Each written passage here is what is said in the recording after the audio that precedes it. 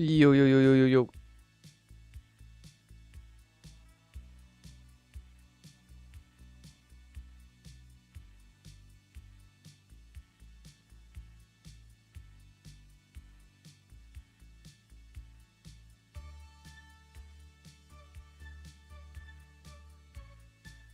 Yo, yo, yo, yo, yo, yo. Pop out. Get it.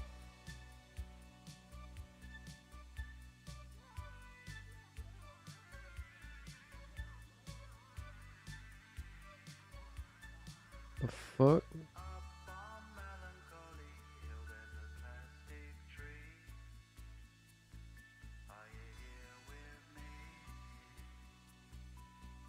Yo, yo, yo, yo, yo. Alright, chat.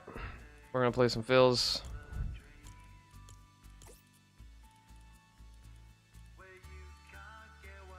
It's bald.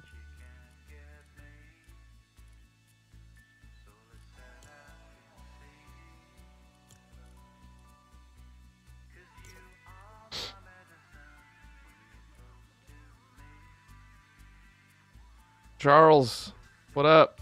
Hope you're having a good day.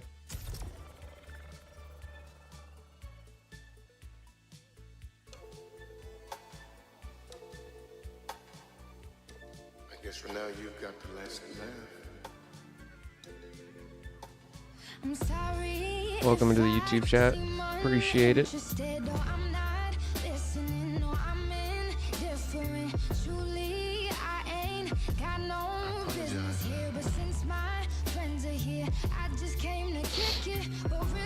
Let's see how this goes.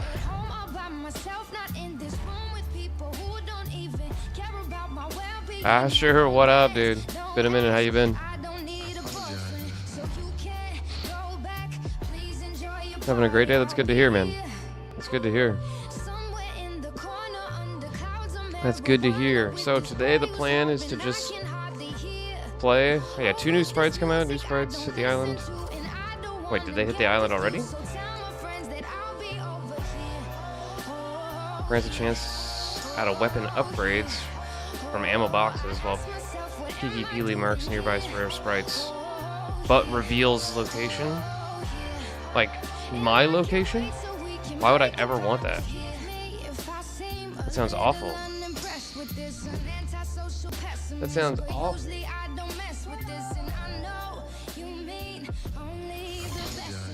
Oh, I gotta open up the game chat apps. We should be chilling. Who do we get? Who do we get? We got Box Flopper by me. We got Sniper Hype. And a name I'm never gonna be able to now read or pronounce, whatever. Music's loud as fuck. Okay. Hold on 1 second.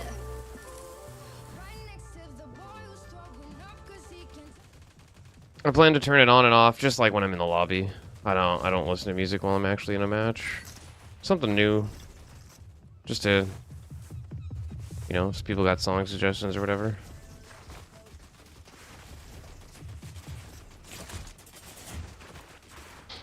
So, but I appreciate you letting me know, because I've been curious. I've been curious if it was a little too loud.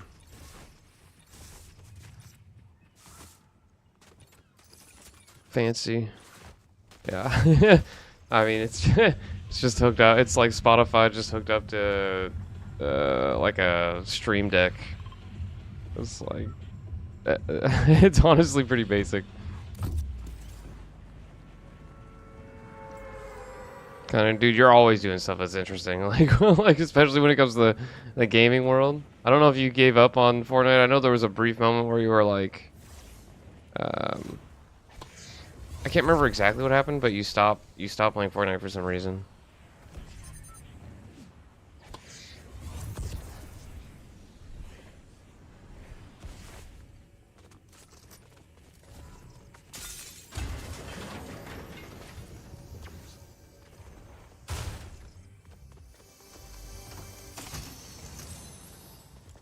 Get that out of here.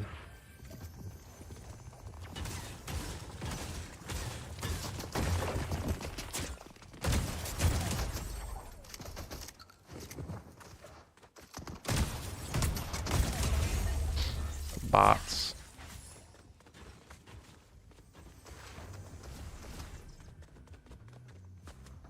Burnout?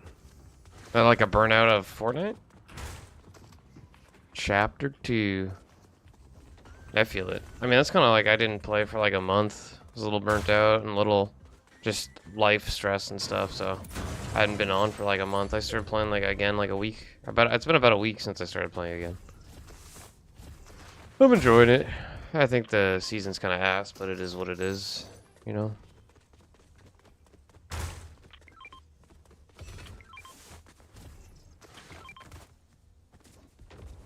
The game feels really shit right now, I'm not gonna lie. Like, I feel like it's hitching. But that could just be me.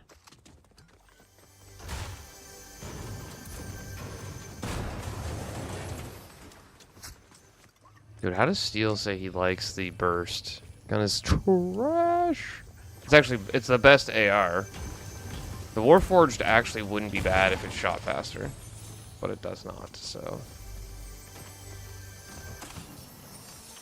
Bro, just let me find some ammo for a shotgun, dude. I swear, I don't know what they did with ammo boxes and guns this season, but like to find small ammo and shotgun ammo when you have none is almost impossible. It's so dumb. I got my Steam Deck, a dock. And its own mouse and keyboard? How does it even work, bro? Like, I wouldn't even know that. Oh, Steam Deck. I thought it was I thought it was a Stream Deck. So that's like, I don't know why I broke those, but, that's the console for Steam, right? Like the Steam handheld or something?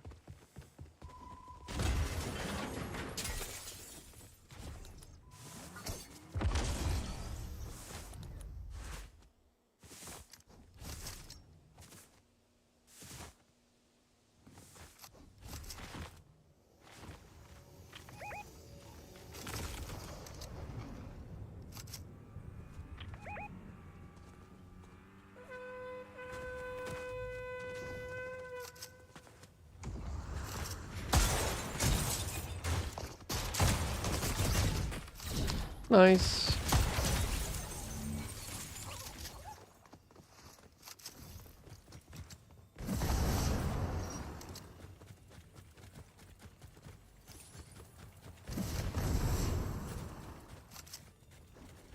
Handheld PC, it's no console. So yeah, it's kind of like, how come I can't open that?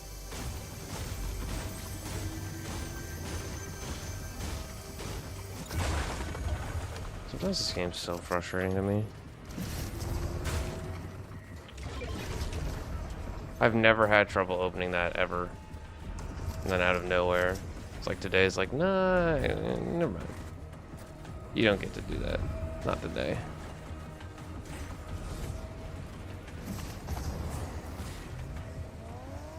$259 levels? Do I? I'm not level 259. 260 levels? Wait, am I level 259? I am 260. What the heck? Yeah, I mean, I'm decent at the game, I can't lie. I feel like I'm decent at the game, that's for sure. I'm no Peter Bot or Togo or... I mean, there's a lot of really good players these days. Lots of really good players these days, but I definitely think I'm a top... Like, I would say I'm probably like a top... Like 1,000 pub player.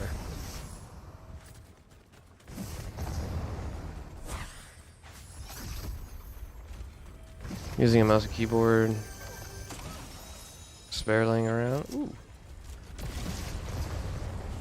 I gotta switch out these minis. Pretty crystals.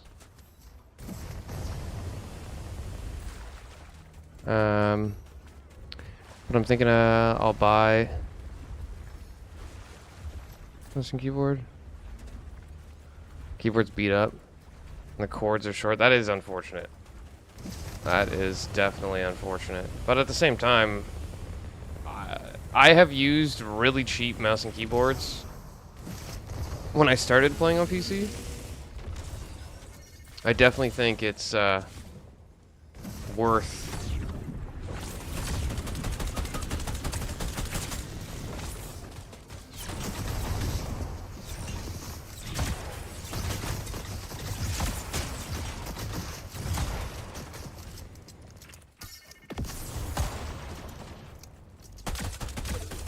I think it's worth having a good one. Is this guy for real right now? Like, I just shit on all three of those guys, but we didn't get a single knock.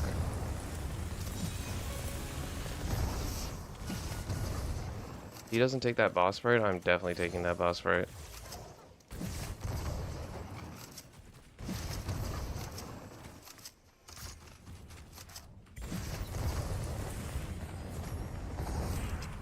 Where's our teammate? Oh. I was so like, where the heck is he?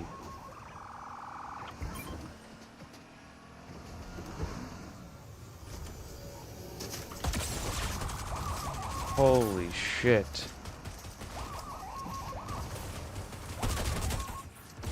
That scared me. I'm kind of smacking these people right now. Alright, Charles, you have a good one. Appreciate you stopping into the stream.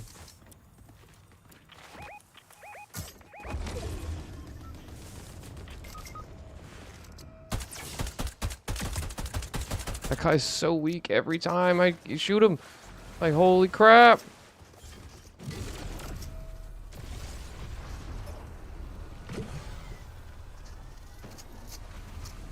I do question. Okay.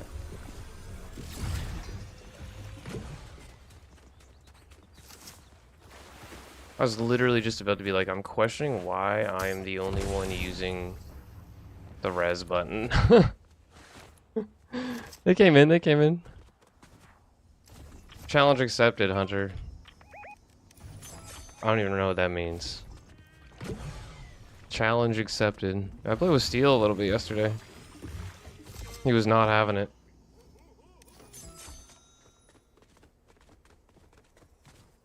Very rare that I play with Steel without Hunter being in the lobby.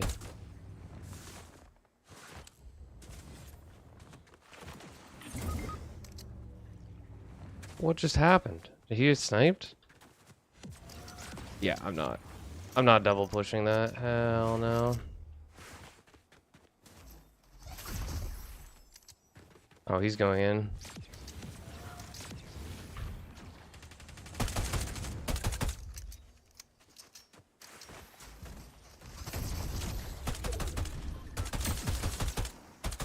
Four seasons so weak.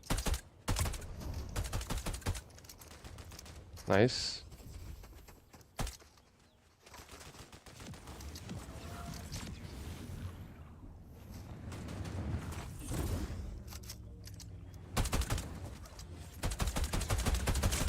Bro. Like, I don't even feel like that was my fault. On WoW? Oh, he actually, yeah, he played, yeah. Nah, I was like, wait, there's no way he's playing WoW.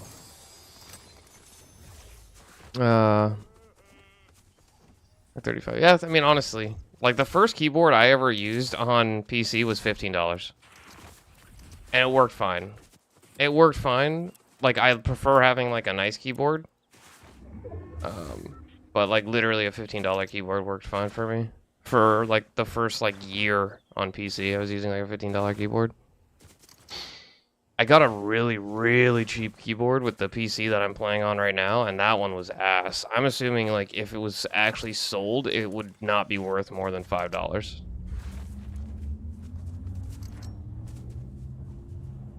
Kind of just... Did he just snipe at me? Where'd that guy just snipe at me from?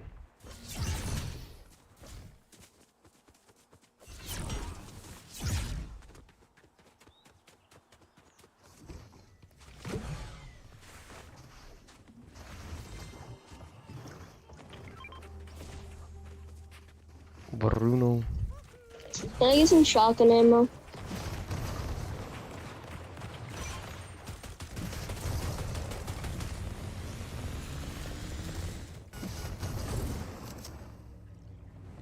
Up there?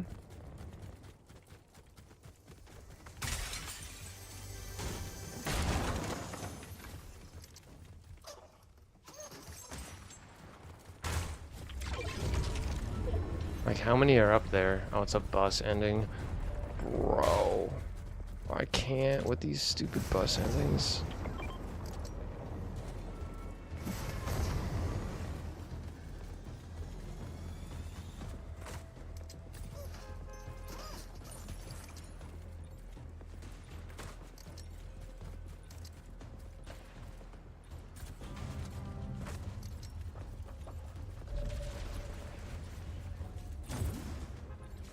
Yeah, that's not happening. And they're beaming like that? Like, come on.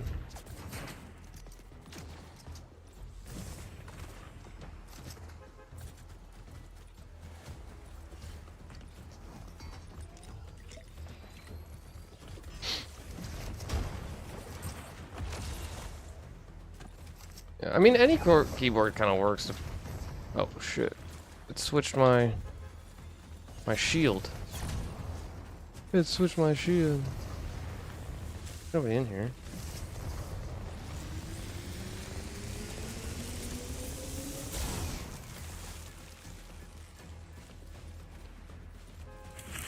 Team's just fucking on the hill, dude. Like, you do realize there's a bus coming in, right? You guys are just gonna sit up there and not do anything? Can I use this?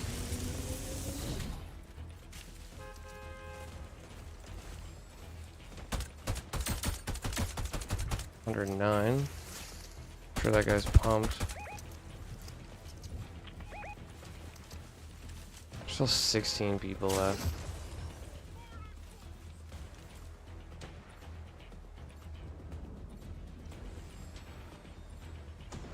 Through the bus, or through the bush. This game fucking hates me.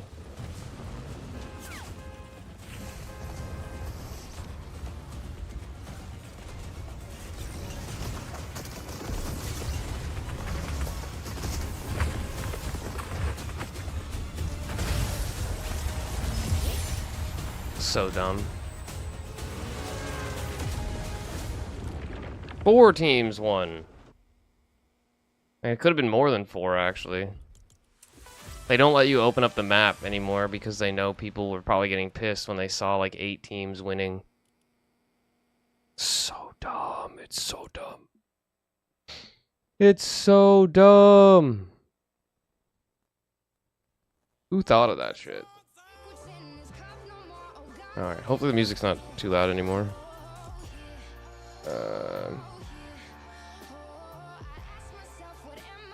Bro, why does that happen every time I'm on this website?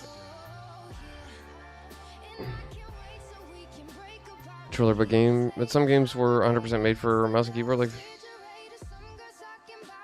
I would agree with that. I think it's it goes both ways, right? Some games are just way better on mouse and keyboard, and some games are way better on controller.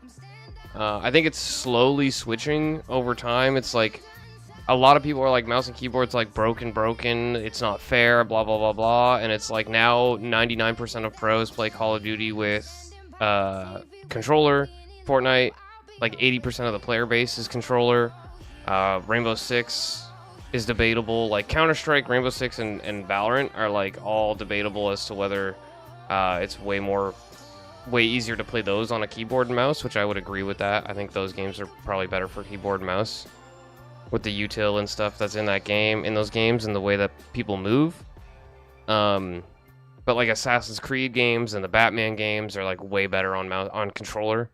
Like, it just makes sense. Like Dark Souls and stuff, I would assume would be more enjoyable on a controller than on a mouse and keyboard. Dude, I am so fucking tired of this website doing that. It's the only website that does this. I don't even know what that means, and I'm not clicking on anything other than going back to where I was to look at shit. Like, I don't trust anything. Eliminations don't matter in this format, but I guess that makes sense. Because you're just looking for the victory royale tonight. That's at 8 o'clock, so we have an hour and a half. Back to school should be exciting. An hour and a half, chat, before we get to see some good shit happen. Visit Hopefully. pearlbank.com to arrange an eye exam and make sure your child sees every lesson, every friend, every big play, every moment clearly. Get 40% off lenses plus complimentary eyewear protection with your child's glasses purchase. Valid prescription required. Some restrictions may apply. See participating store for details.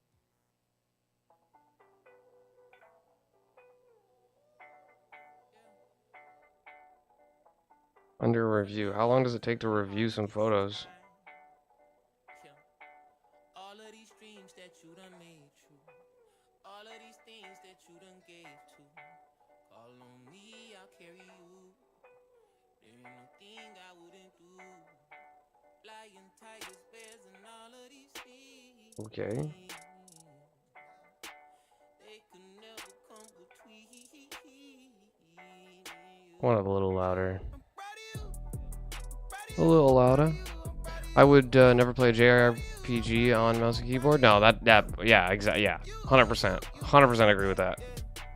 You know, I feel like games like, even like regular, like, you know, you think of Elder Scrolls games, the Fallout games, like, they have advantages to play on mouse and keyboard, but there's also advantages that are nice on controller. So it's like those games could be played either way. But like certain JRPGs, no way. Like I don't think I'd want to play like Grand Theft Auto on a mouse and a keyboard. You know what I mean? Like I think I'd rather play that on a controller. Even though like the Grand Theft Auto role playing is mostly done with mouse and keyboard. Just the base standard like campaign I think would be more fun with a controller. But I don't know. Dude, my game feels like shit today. Is there something open that shouldn't be open? Like, I don't think so.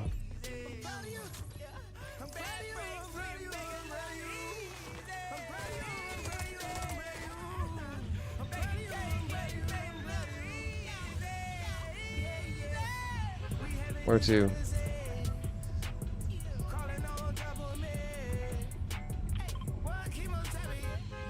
Down.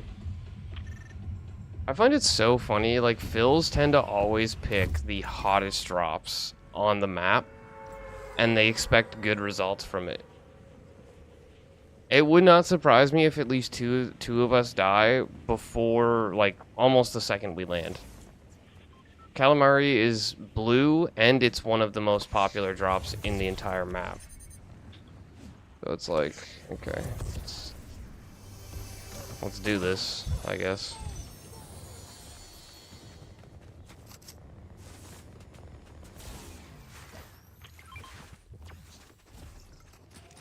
He marked a Maven. Dude, he literally should have just marked a rusty can.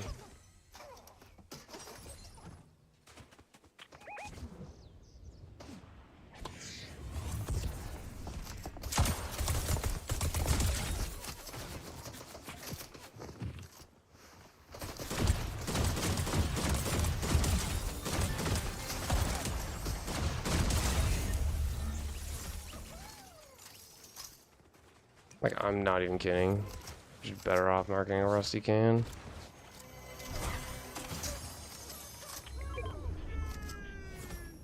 JRPGs ever?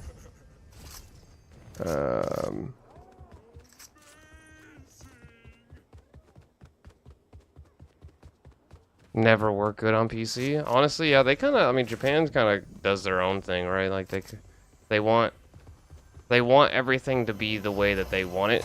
Which I guess makes sense, you know, that's the way most people are. So it's like they'll stick to their guns, kind of. Especially when you think of, like, Nintendo.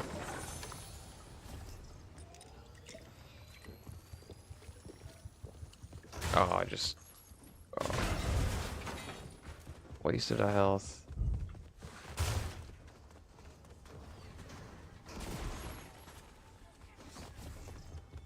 Wasted a health. Okay, never mind. Nobody decided to go to Calamari this time except for a bot team. I thought that was a silence pistol. If I get a Guardian Shield, honestly, the Striker is not bad with the Guardian Shield. It's pretty solid. Somebody just shooting me?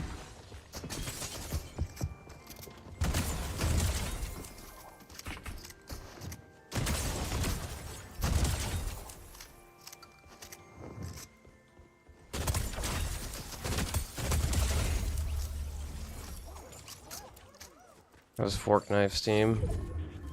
It's a sweaty squad right there. Honestly, I feel like I may take the gold burst over. If I find a blue pistol, I don't know. Steel seems to like the burst. I don't know if he's trolling me, because I don't think anything's really viable other than the pistols. That being said, he also likes the Maven. That gun is awful. That gun is actually complete garbage.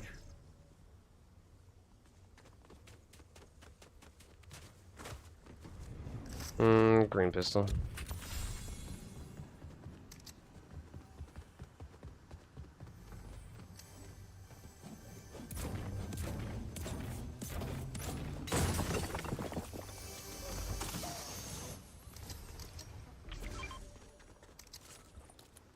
I should have got bounce pads.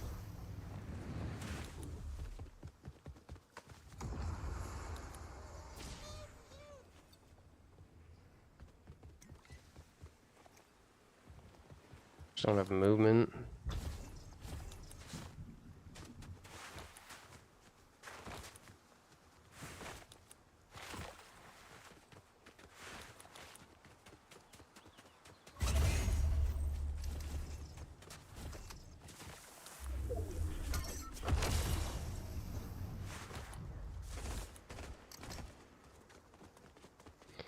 Finding a bot or something.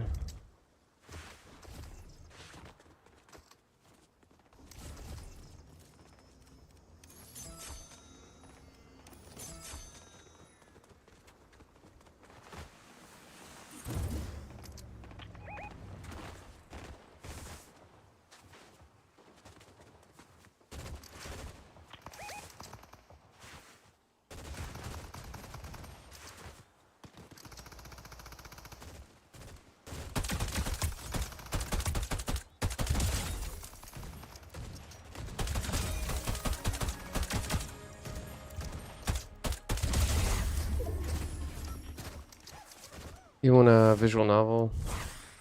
Is on console. They always. I know. Yeah, I kind of agree with that. I used to play a lot of them. What kind of visual novels? More like the point and click adventure stuff. Kind of like The Walking Dead and the Telltale Games franchise. Like.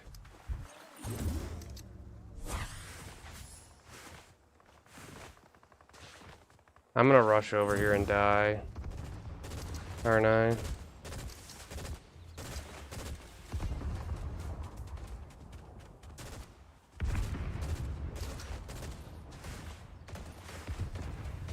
I'm starting this extraction thing, I don't care.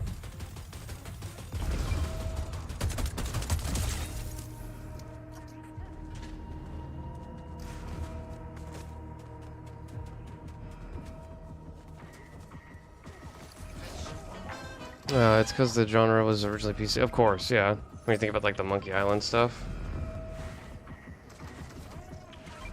Doki Doki Literature Club. I know what that is, but I don't know what that is, if that makes sense.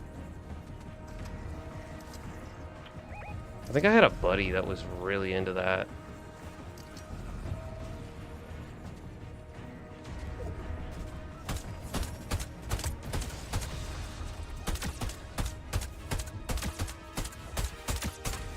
I'm gonna get headshot sniped.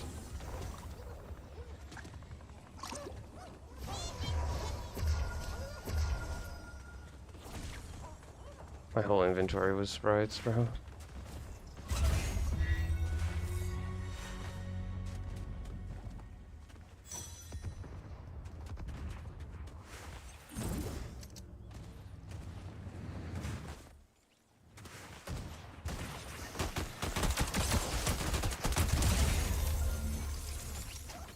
Is this a bot lobby? Like, am I in a bot lobby?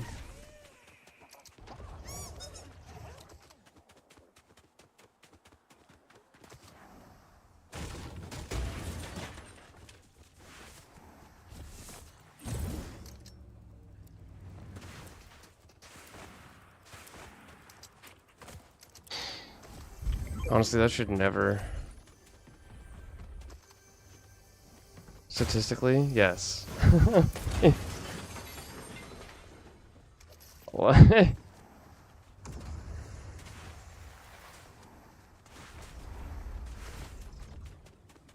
I haven't heard about the Doki Doki thing in a long time, I feel like. Back when I was like in... like right after I graduated, there's a buddy that my friends from high school were going to university with. I think he was really into it, if I remember correctly. So there's a high chance I don't remember correctly, because I'm an idiot. I'm not gonna lie. My memory is just getting worse and worse. I still have not seen a Guardian Shield.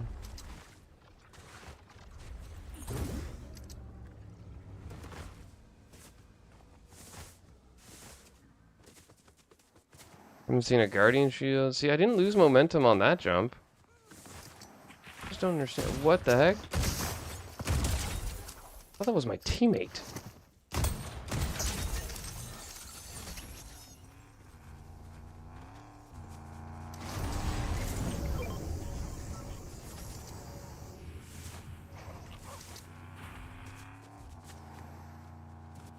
Did they update the sprites so that you don't lose momentum as much? Because if so, the air sprite actually wouldn't be that bad. You don't lose the momentum.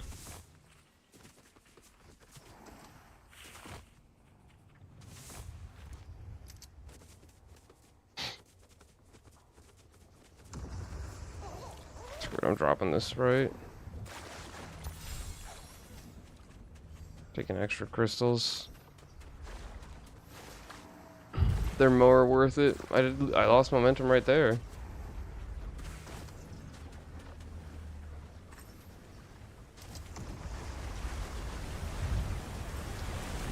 Oh, that's crazy. My dungeon crawler ARPG like Diablo? Yeah, I would agree with that for sure, 100%.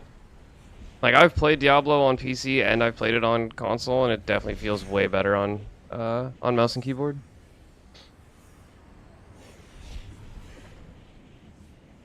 Yeah. Like, I get why it would be enjoyable on controller for some players. Like, I've had a few buddies that were really, really into Diablo 3 on controller, but for me, I'm just like, eh. I'd rather be playing it with a mouse and keyboard. It's one of the few games that I prefer with, like, when it's all said and done, I play FORTNITE on mouse and keyboard, but I definitely prefer controller. Like, I am basically a controller player. Just not for FORTNITE anymore. Which, low-key, I kind of regret. But I'm not switching back at this point. People are like, oh, mouse and keyboards has so many advantages. It's like, controller literally has built-in aimbot. Like, I've seen it. Like, and they're not cheating, right? It's like not people that are using cheats. They're just cracked at the game mechanically, and then they... it's like their crosshair doesn't move, and I've seen people aiming down sights with a sniper rifle, and it literally will hop, like as a player's jumping, it hops with them, right? It's actually insane. That is my perspective on it, but that's also slightly biased because I used to play on controller, and now I play on mouse and keyboard, so it's like I'm biased in the sense like, yeah, this is like a full bot lobby. Did they straight up add full bot lobbies so people could extract sprites? Because I've never had that happen until this season. This is probably my 4th game that I've played in the last week that has been straight bot lobbies, like not another real team. I don't like that at all. Like, I'm here to fight people. I'm not here to fight bots and collect sprites. Like, it's a battle royale, people.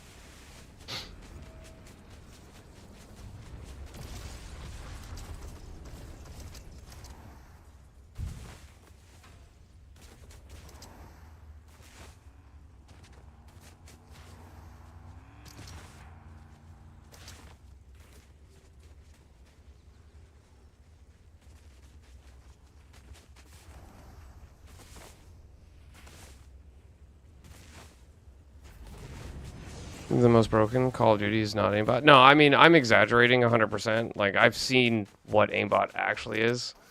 Like, I'm definitely exaggerating, but it does frustrate me when I'm watching a player that's playing on controller and you know they're not moving. They're not moving the sticks with the person in front of them, and it literally, as they jump, it just follows the person, like, up, like, you know, it's just like, whoa.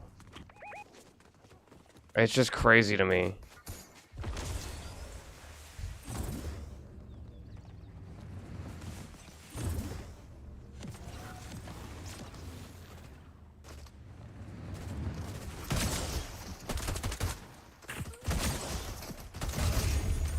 There's one bot, so now we're just stuck in this game for the next 6 months, waiting for the one bot to show up.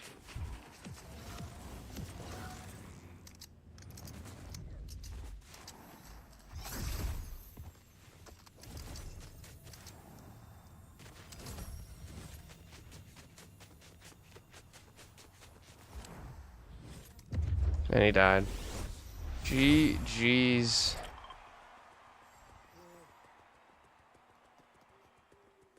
On Amazon alone, yeah, that is kind of crazy when you think about it. So it's like, yeah, there's definitely some people that are straight cheating, but will never get caught. But it is what it is. Like, as I say, it's like, you want to play a competitive shooter this day and age,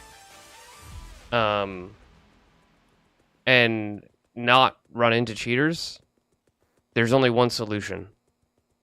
Don't play the game. That's it. There is no other solution. Like, it's just guaranteed. Right.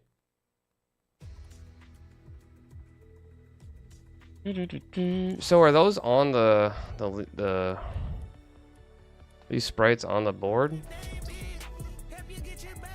Are they on the board? Can you see the silhouettes?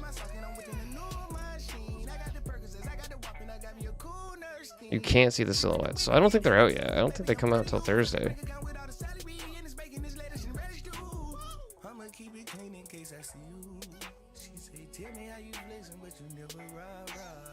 Is that a cube boss sprite? No, it's a galaxy.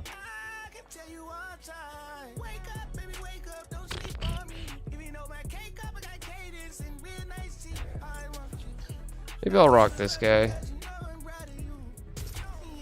Try to level up these sprites a little bit. You can get it with your DoorDash. That's crazy. That's crazy, bro. Like, I'm about to contact DoorDash and be like, dude, you guys gotta stop. You guys gotta stop. Yeah, that's what I mean. It's like, you can't... Basically, if you want to play anything that's even remotely competitive, you're running into cheaters, right? It doesn't matter. The only way to avoid cheaters is to play single-player stuff. And, you know, obviously we're not all going to want to do that. Like, we get dopamine rush. The reason why games like Fortnite are addictive is the dopamine that you get when you're playing and you get the win, or you kill a whole squad, or your teammates are like, dude, you're cracked, like, damn, like, dude, you popped off, like, that. Those feelings, like, we crave those feelings, and that's why we keep coming back to the game. Or just feeling like a god, right? You just wipe out a whole lobby and you feel so good knowing that a bunch of people are pissed off, right? It's like such a good feeling, and that's what we consistently come back to these games for. But even games like Fall Guys are running into cheaters. You know, it doesn't matter what it is. If it's competitive in any shape or form, you're running into cheaters. And it's like, again, the only way to avoid that is to stop playing games. Oh, this is a real lobby. I think I saw some sweaty names in that lobby, in that feed. This is a real lobby, chat. We're dead. Where you guys want to go? I'm down. We dead. This lobby is actually way more stacked. The last lobby was 100% a bot lobby, and I think they've fully started implementing that because of a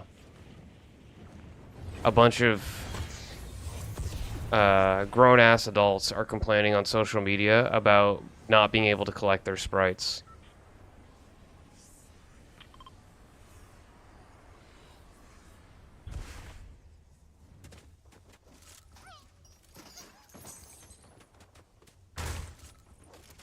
I have very strong opinions about the sprites kind of ruining the game, and I've never had bot lobby, and look, 2 of my teammates already dead.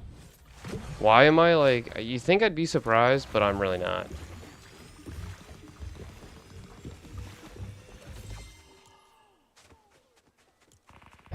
Dude, I feel like I have to take this blue Maven.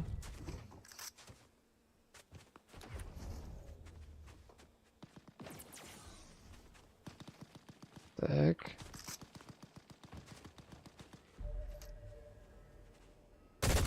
Missed. 108.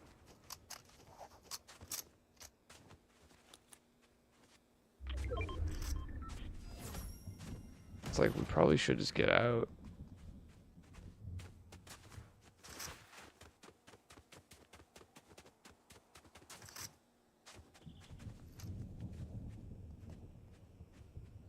Spider-Man's getting out.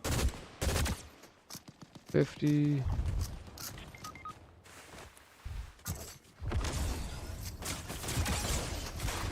Oh, I'm dead.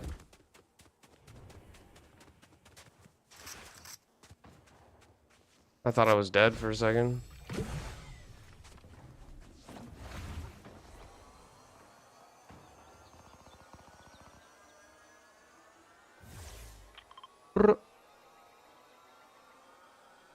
My teammates died so quickly.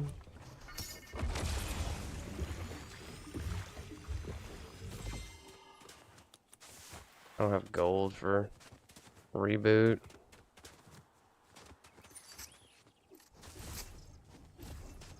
Fundamentally different. That's kind of weird, but it makes sense.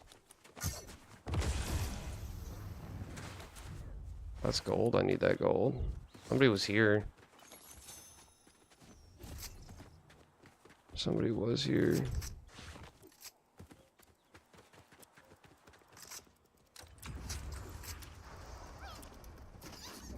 Should take that burst just in case. I hate it, but it's whatever.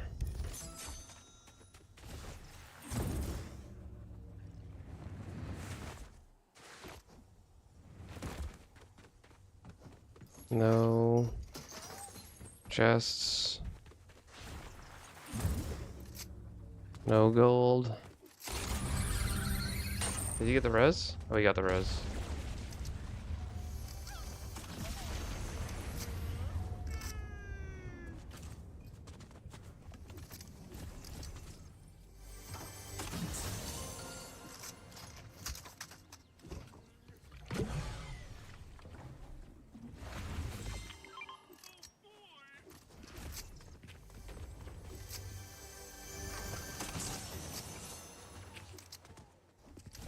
Yeah, I can't see this game going that well. My teammates died so quickly.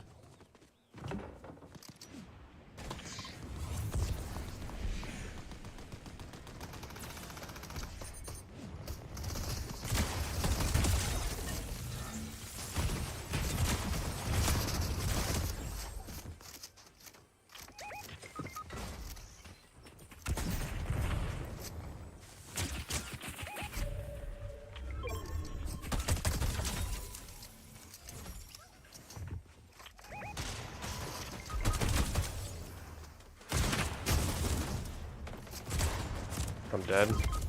Behind the van. Wonderful.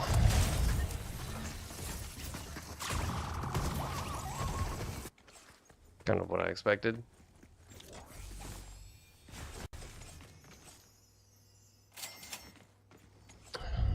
Yeah.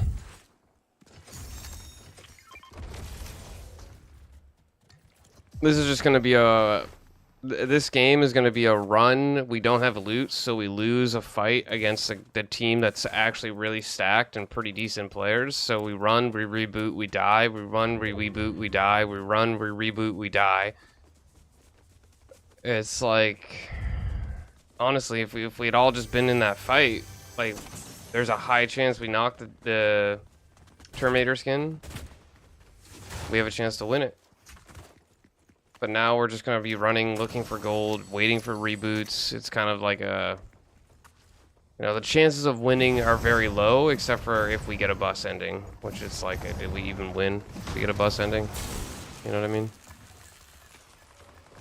It's like in COD Warzone, the controls are heavier, stiffer.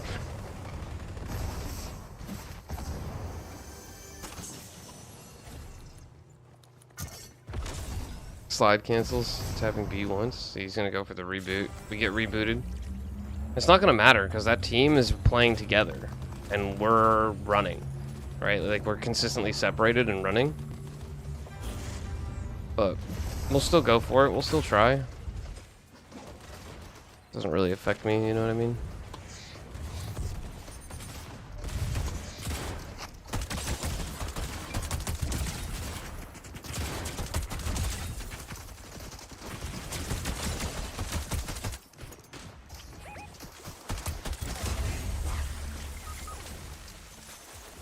Yeah, there's one of us dead.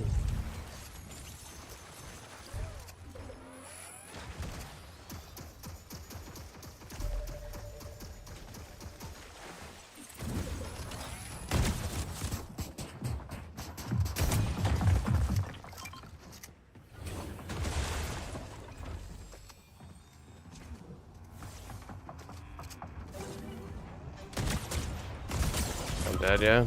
250s on him. I think it's not gonna be nearly enough. I'm not gonna lie, that guy thinks he's way better than he is. It's like with a solid squad, I think this team's easily destroyed. Like, we easily destroy this team. Not even a question.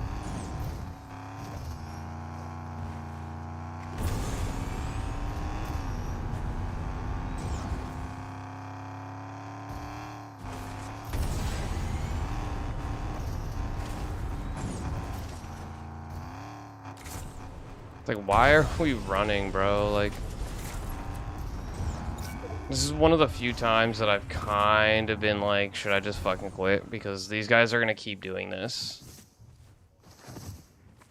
I will never quit. It's like, what is it? Like, he could have rebooted one of them by now. Like, what am I watching?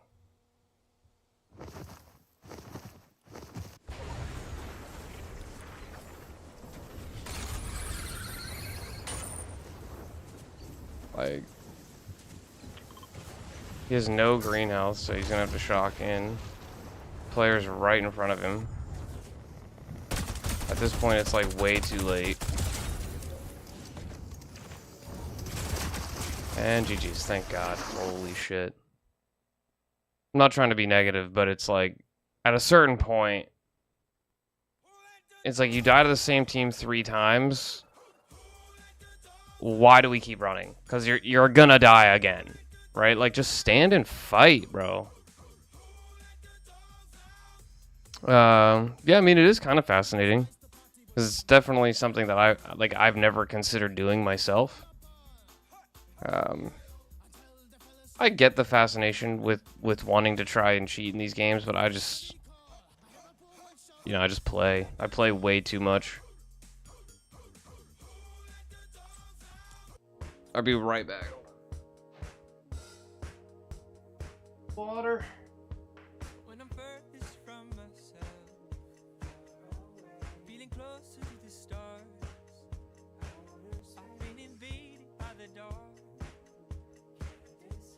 trying to recognize myself when I feel I've been replaced. When I'm furthest from myself, feeling closer to the stars, I've been invaded by the dark, trying to recognize myself when I feel I've been replaced. But I can feel it kick down in my soul, and it's pulling me back to earth. Let me know I am not a slave, can't be contained. So pick me from the dark and pull me from the grave, 'cause I still feel alive. It is hopeless. Hey, yeah. I start to Hey, know yeah. this, Alright. and I still feel alive. Basically, to sum it up, it's like anytime I die, it's basically somebody cheating. You know what I mean? When I lose my gravity, It's basically guaranteed that it's somebody cheating. drifting as I dream, wake up soon, realize I think 2 of these guys are the same players.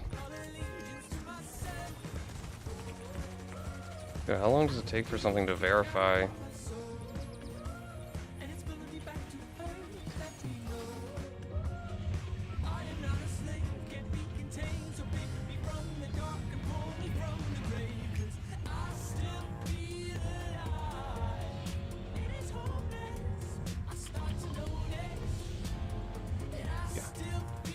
Right. Completely fair, yeah. Yeah. Yeah. I find it funny because, like, there's a lot of people out there that are like, man, that guy's cheating, that guy's... And they're dead serious. Like, they're dead serious. Every time. There was one guy I was playing with for a bit, and almost any time he got, like, beamed or he was shot to, like, low health, he's like, man, this guy's full cheating. He's got walls. He's got walls. He's got walls. Like, and he was dead serious. And I'm like, dude, he's just good. And it's funny because he'd be saying that against, like, people that I know and have played with. They're just on a different team. And it's like, bro, like, not everybody's fucking cheating. What the fuck?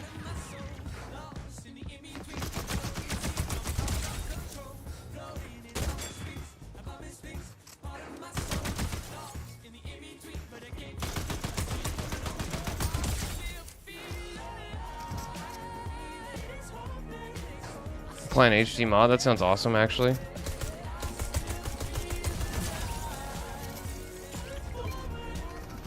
There's a few games like on N64 that I would love to see like re-released or remastered or of any of that kind. Like I've mentioned it before. I think it's called Ogre Battle. I would love to see a re-release of that title. The last time we saw them put it out, even digitally, was on the Wii. I'm pretty sure. Actually, maybe in the Wii U, but I'm pretty sure it was the Wii.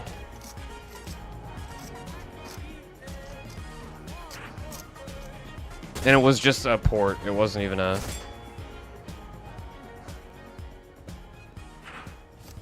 Sacred Gold. I'm not sure if you've mentioned this before, this game, or not, to be honest with you.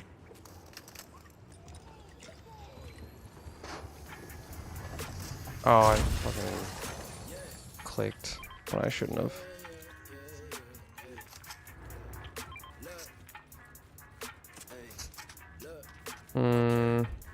Probably this.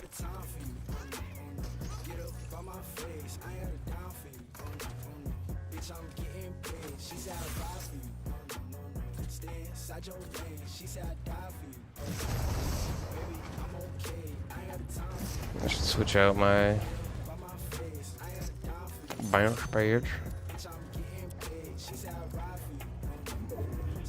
Buy one of those. Buy one of these.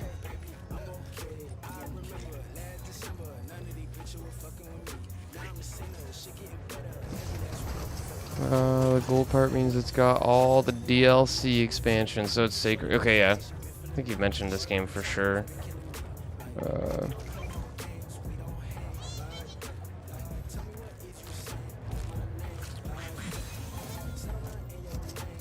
I'll take it, but the Aura Sprite. Oh, we lost a teammate. Yay, yay. Bro, I hate people so much. I can't lie, like, why? I mean, maybe he lagged out. Maybe he lagged out. I got an invite or something. Be like that one dude that quit, he's like, yeah, I'm not staying for that. He's like, yeah, good luck, guys. I'm not staying for that. It's like, what? What do you mean you're not staying for that? You're the one that pushed and died by yourself. What do you mean you're not staying for that? Image, PC only. So you're just gonna get a HD mod for it?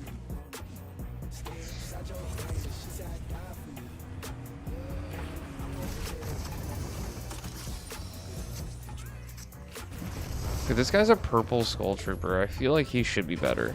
Like in all, I'm not trying to be mean, but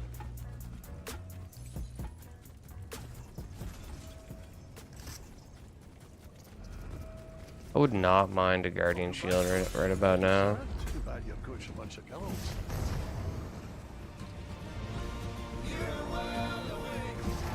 It's an advertisement. When these ads are done, I'm gonna hit pause so I have just game audio. The ETA is ASAP. PP. As soon as possible.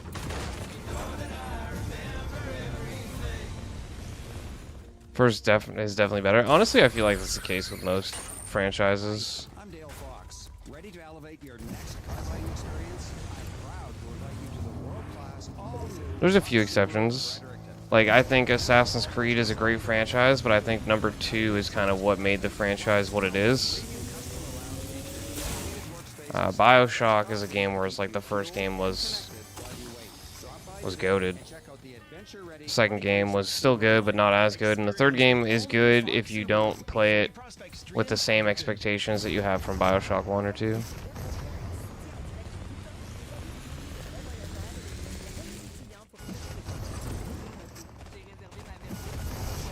Is he seriously just shooting a bot? Oh my god, bro.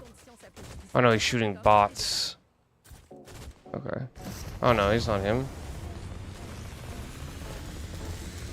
The Moz. I had a couple of people I play with talking about, guy's real, 100%. Oh wait, no, he's not. I take it back, he's not real. Dude, the gold burst is not that bad.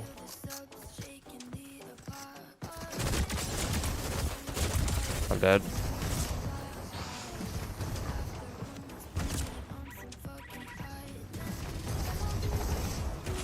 Yeah, I'm dead.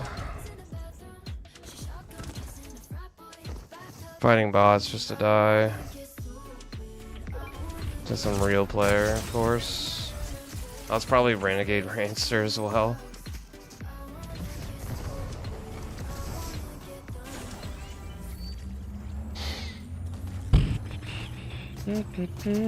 Dude, how long does it take to verify a profile? Like, Jesus.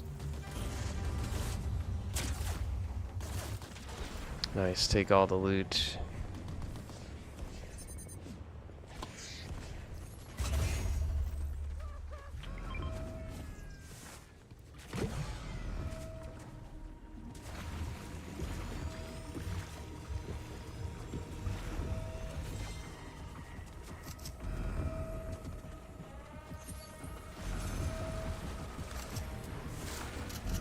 Guardian shield would have been nice, but I mean, oh, there it is. There's a guardian shield. Let's see if I can survive with this thing.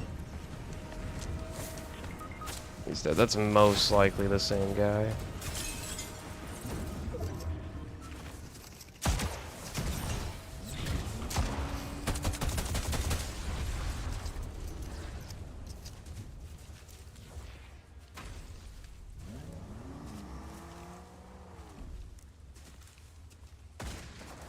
Yeah, he's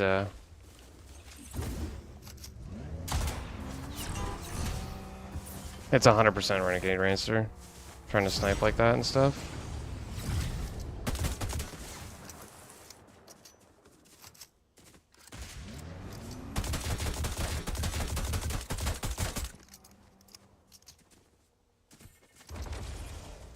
Our teammate left, of course. Bro, why do people play this game? Why do people play the game?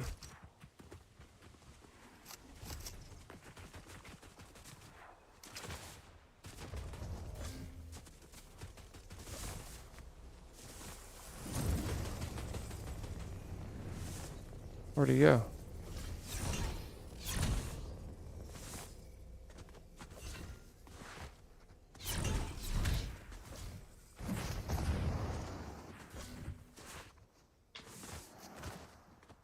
Hold on one second, Asher. This guy's like arguably like a pro, a FORTNITE pro that I'm now fighting. Of course.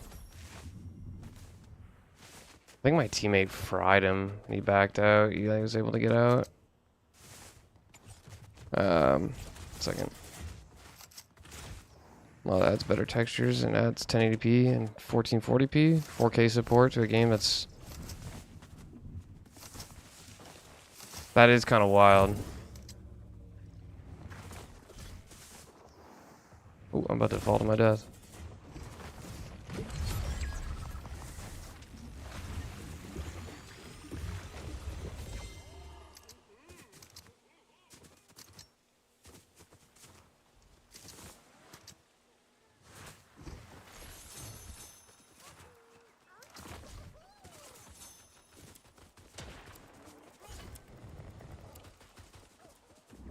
Where is he even shooting at, bro?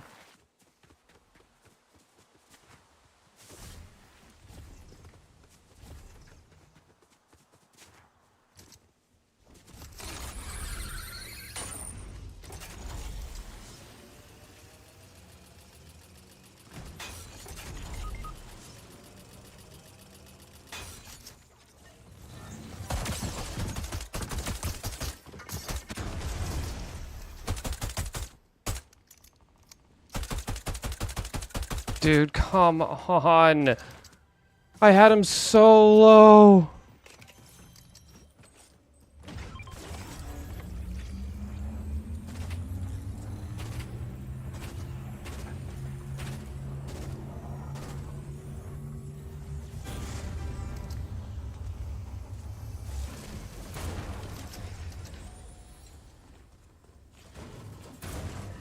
One shot, bro. Literally one health, most likely. It's like, and then he gets...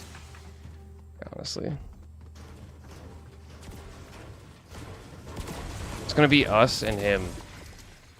He's probably... I mean, if he is playing with a squad, we're dead. I don't think he is, though.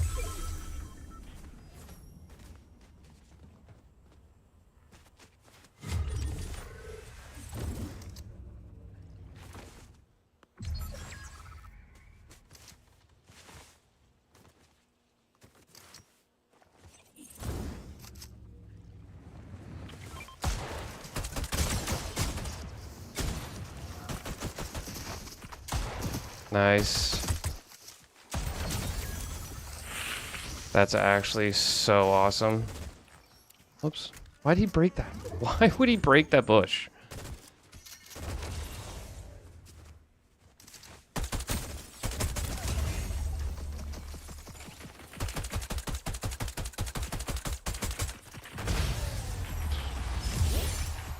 That had to be Rancer. Like, there's almost no doubt in my mind.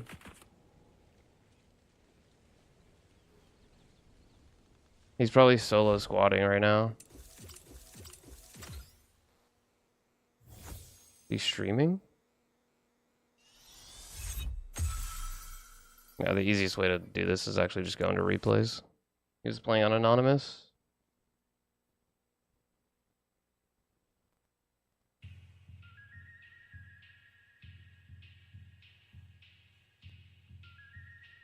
Yeah, he is live.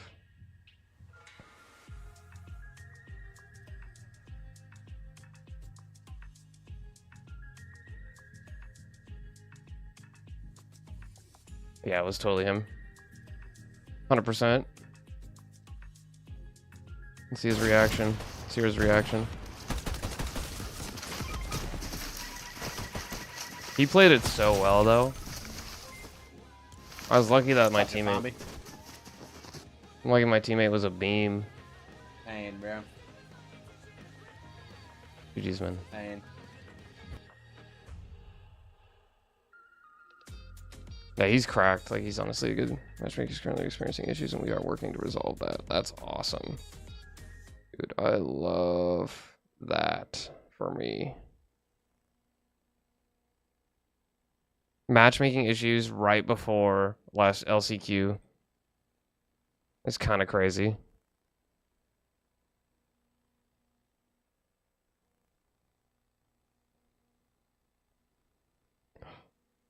Yeah, just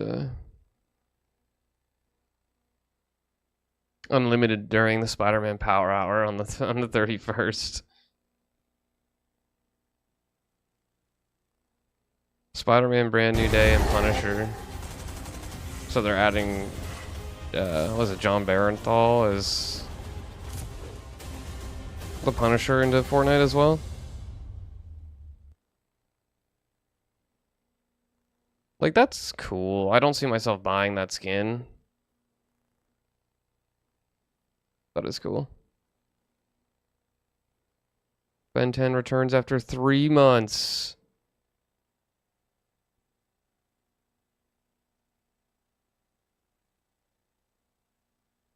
That wasn't the bank shot pistol's spawn rate is increased. That's awesome. That's yay!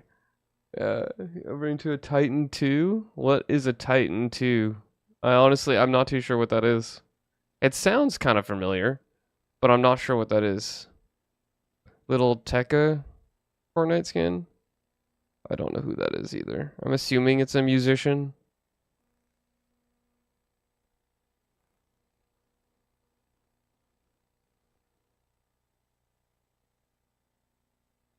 August 26th. Crew skin. Could be cool.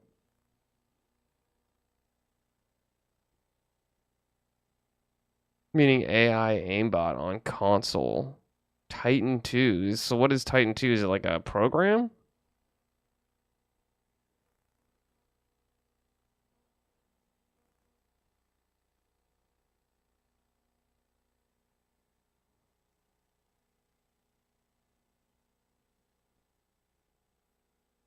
Nine years old today, but they didn't do a birthday event?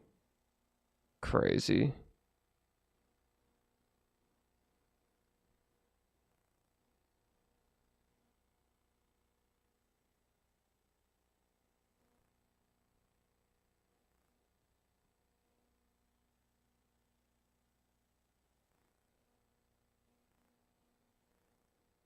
Looking at the leaks right now.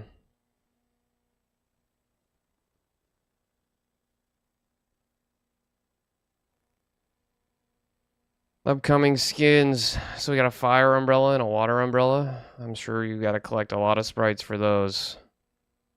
That's hardware. Okay, I would never have guessed that. I would have never known that, to be honest. But, yeah, aimbot. I wonder how many people are using that kind of stuff. PC watches through a capture card and controls via Titan 2. That sounds crazy. Sounds like some AI shit, like... that is, well, it is AI shit, but it sounds like, you know, like, so you don't even need to play? You just let it run?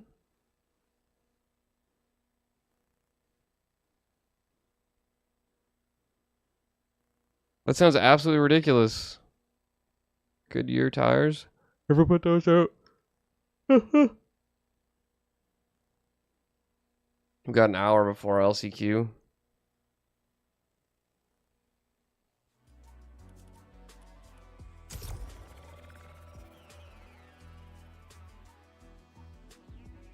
I play with real aimbot.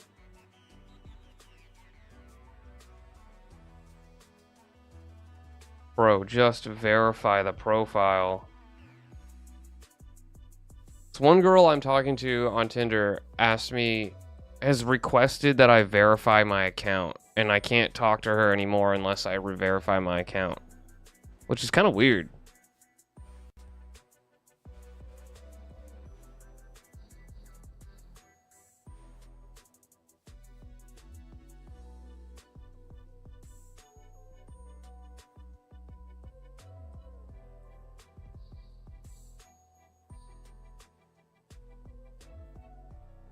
No.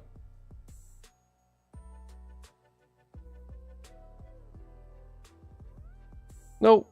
Alright. I played, but really, in COD Black Ops 6, it was... Yeah, that is absurd. That is absurd. Top 250s, like, they should... Something needs to be done, bro. Something needs to be done. We can't be having that. Gansito, he's doing 2v2v2s. I wonder, is he live? Is he chilling? Bald's live. Baiting's on. Explosion's on. He's probably playing. Bailey was on earlier, but I haven't seen them play. I haven't seen Bailey on at the same time as Explosion for a minute. Oh, no, Bailey's on. She's in the lobby.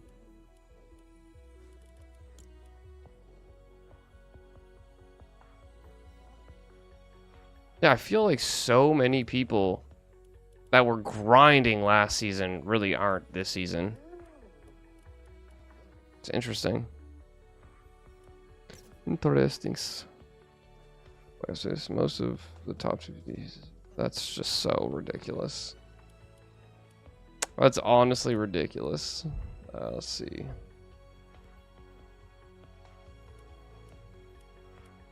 Like, should we just start from the top? I do not like these Batman sprites. Honestly, they suck.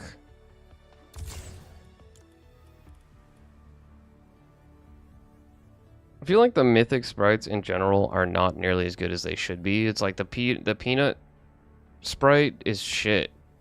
Like, I've killed so many people using the peanut sprite. I've never gotten a mythic one time.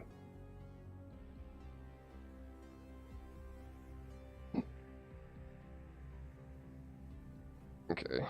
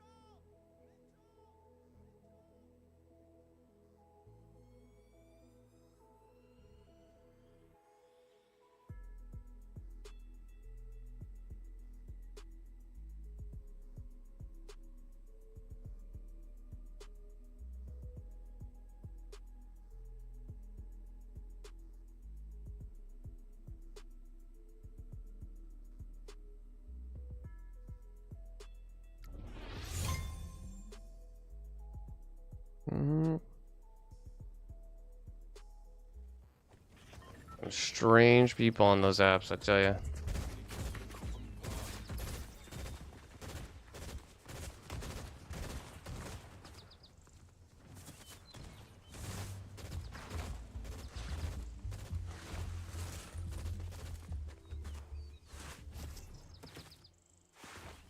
I'm assuming LCQ tonight has a broadcast, but I guess we'll find out in a little bit here.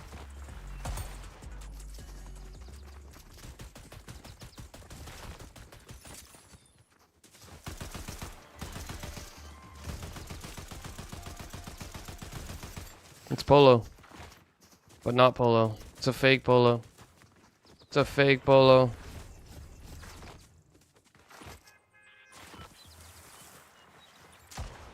Terrible. I'm terrible.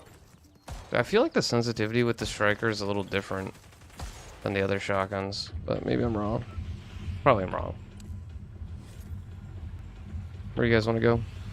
Where to? Wherever. I'm down for wherever. We're down for wherever.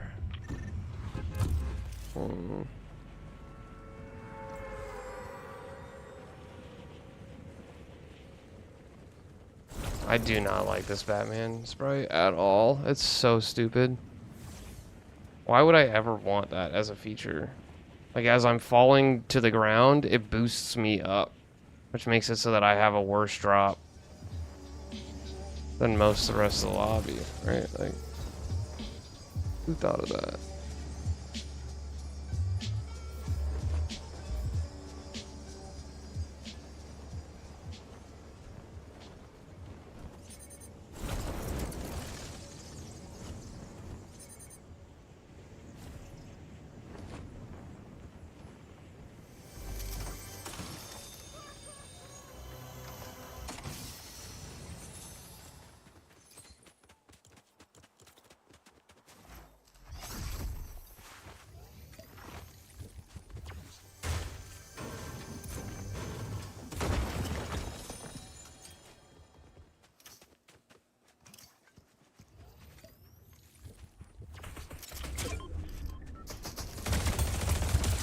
It's a bot.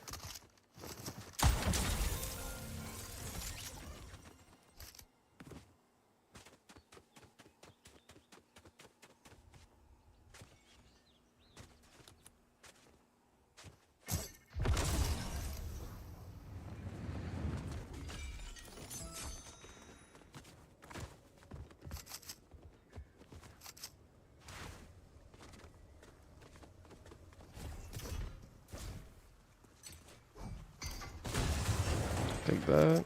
Switch that. Are people starting to not land here because it is such a sweaty spot? I don't know.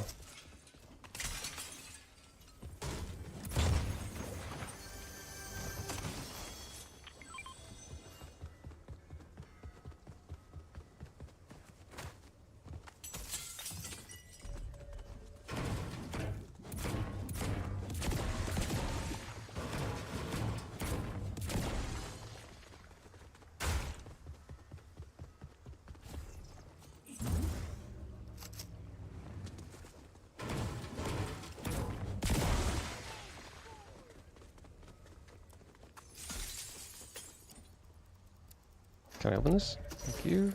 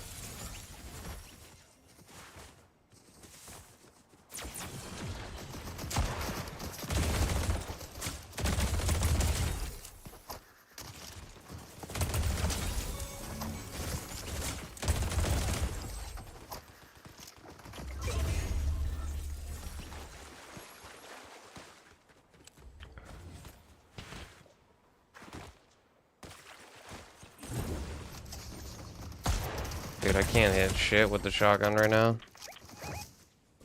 Dude.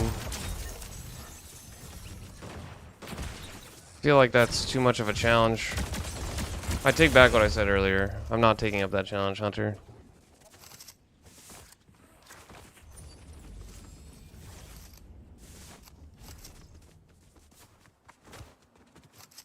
Too much of a challenge. There's no way I'd be able to do that.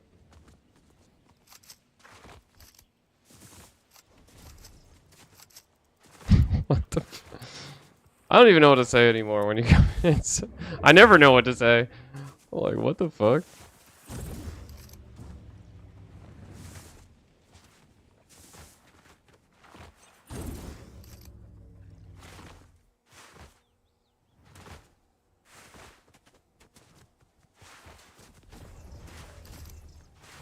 The heck?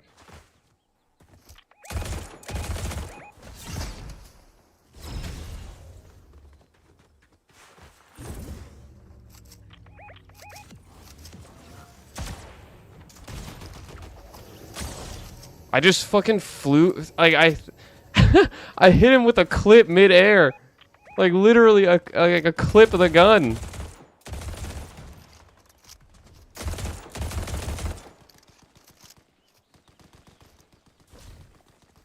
Screw it.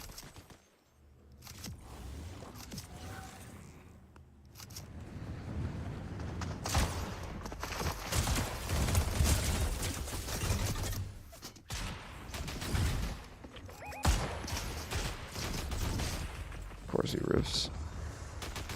Where's the guy I knocked? Okay. Sick.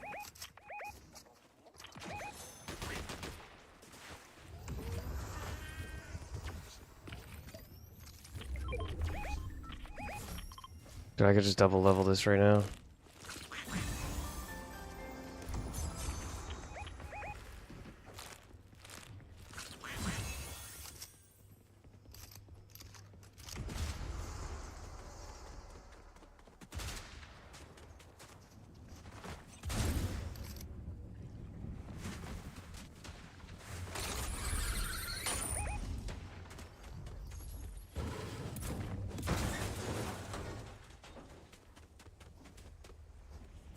Yeah, that's...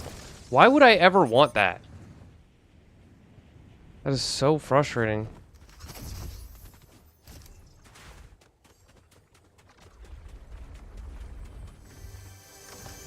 Yes, there's a team out there, I think, that has, like, all of them. The crystals.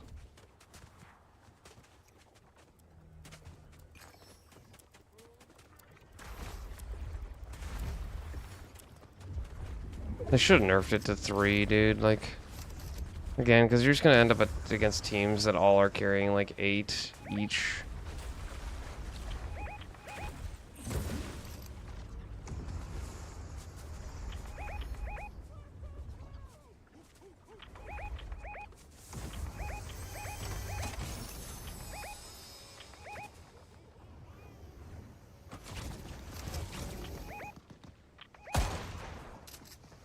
I just choked that so bad.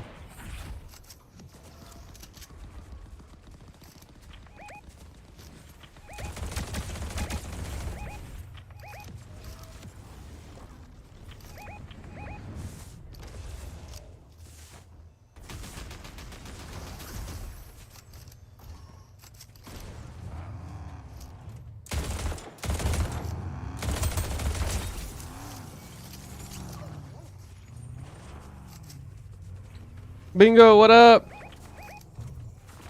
Yeah, this season's awful, bro. Like, are you being serious? Because I actually think this season's awful.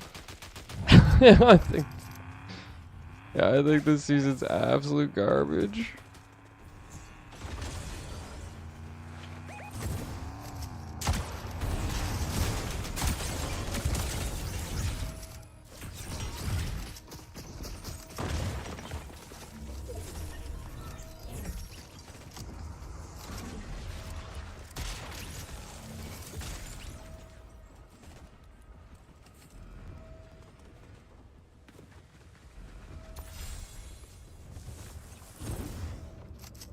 These guys are not real, right?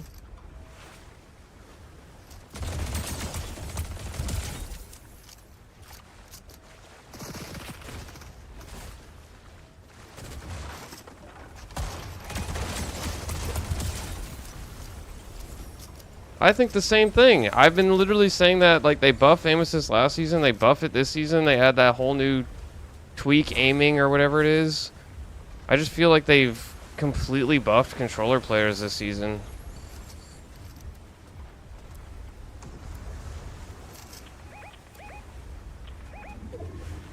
Oh shit.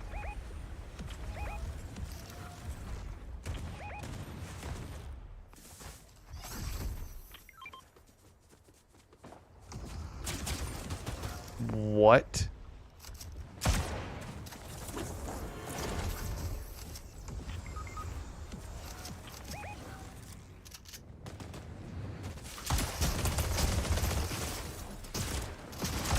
I'm dead.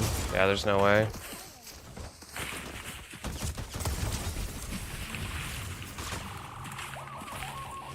Like, I could just spam, dude. Like, what happened to my... Dude, we were fighting. Why are we leaving? Like, why are we leaving? Oh, bro, dude, I'm telling you. Like, the amount of times, like, fights could be won if teammate... Like, and I'm not sure... Like, look, our teammate just backs out, so now we're at a deficit. It's guaranteed that we're in a shitty situation now. It's... Yay, bro. Love it. Love it.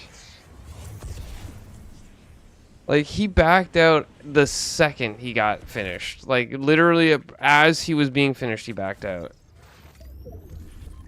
Oh, bro. Like, bro.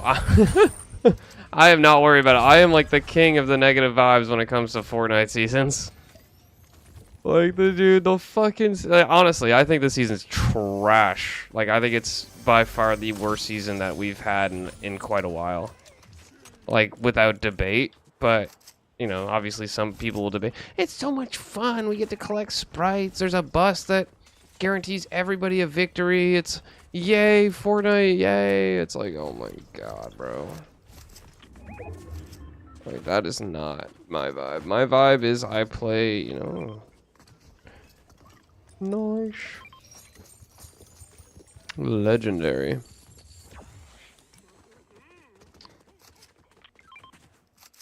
I almost need that now.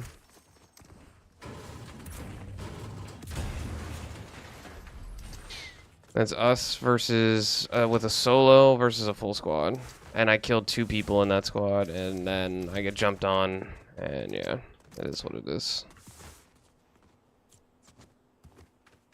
We basically have to pray at this point because there's no way.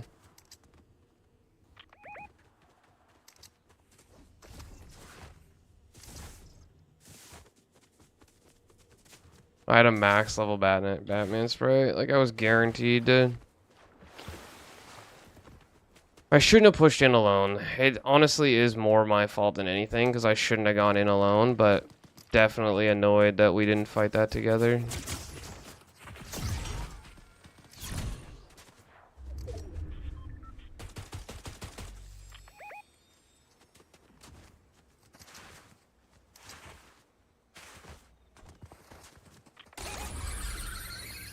Yeah, I didn't think.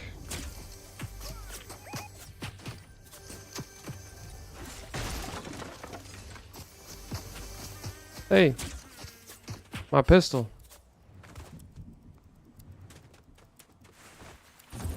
Yeah, they're basically guaranteed to win.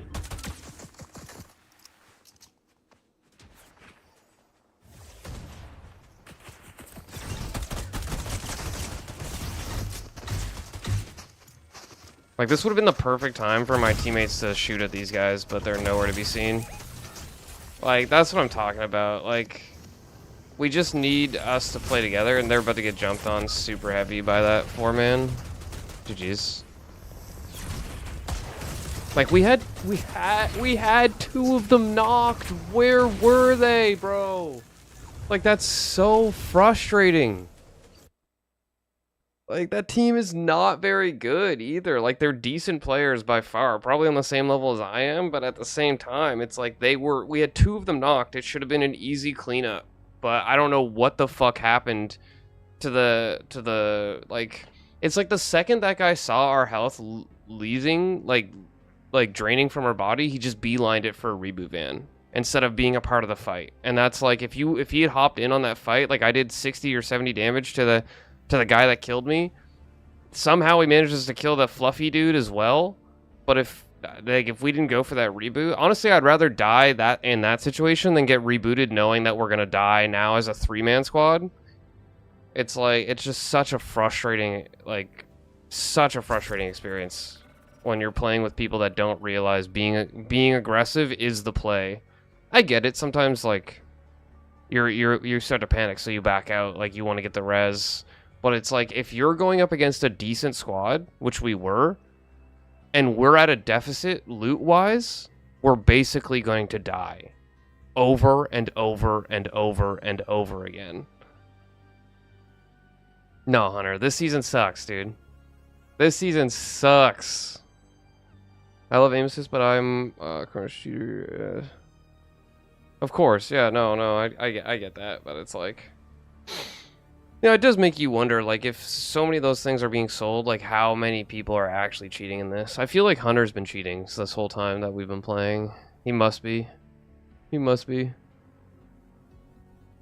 He uses what is it, like a PS4 controller and forces himself to play at 60 frames? He's got to be cheating.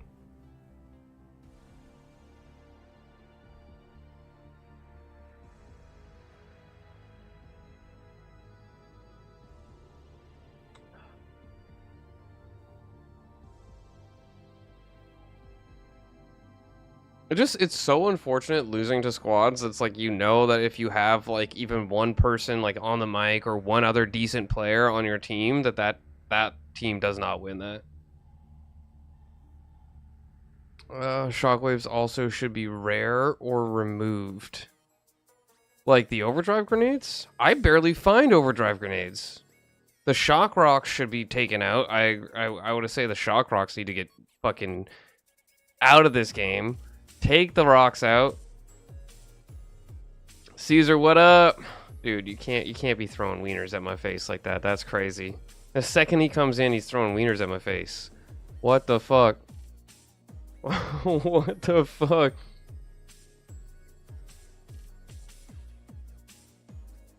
Presumo. I have no idea how to say your name, but that's what we're gonna go. We'll go Sumo. I'm just gonna call you a Sumo. Hope you're cool with that. GG's, man. I think you were on that team. The other team. Yeah, one of our dudes fucking backed out the second you killed him. I can't hold busy. That's crazy. GLG or Sock, whatever you want to be called. What up? Dude. He's throwing wieners at my face and now he's trying to lick my face? That's crazy. Caesar's wild out here in the chat. Caesar's crazy right now. Yeah, GG Sumo, man. GG. I'm just out here ranting about how we shouldn't have lost. You come in, you say GG. I respect that, though. I respect that. I prefer a GG. You have to have some passion, though. Like, I'm not hating on necessarily anything except for the guy that fucking quit. Like, why would he quit? I don't think we win that regardless. Even after the reboot, like, I don't think we win that. Like, there's no way. Math breakdown. 100 cheaters only need to play 100 games each to ruin 10,000 matches. Yeah, that sounds about right. That sounds about right. That's why all of my games are ruined. I'm telling you, everybody's cheating out here.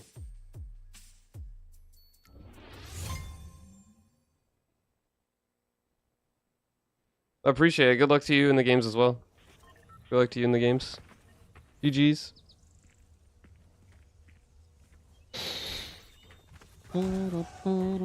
So make it one more good game in before FNCS starts, but there's probably gonna be a delay before the start. Like if they start the broadcast, I'm not sure when they plan to start the broadcast, but we'll check it out. Oh, Explosion is actually live right now. No way. I haven't seen him streaming in a minute, but I haven't been on that much in a minute.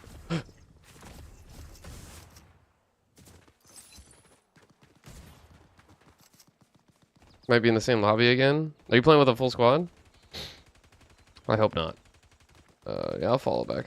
I don't know. My stream elements may not be picking it up. The follow. Normally I get the follow notification. I don't know why it's not. It could be the PC. My PC's kind of shit in the bed recently. The one that I'm streaming off of.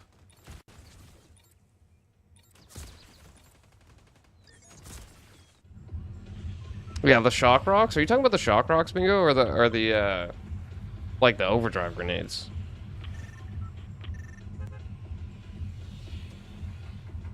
Yeah, we probably dead then.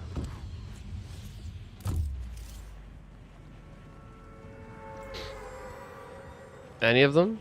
Just shocks and any of them? Any of them shocks? I don't mind the overdrive grenades personally. The shock rocks I think are very unfair because there's no visual audio. There's no way to know.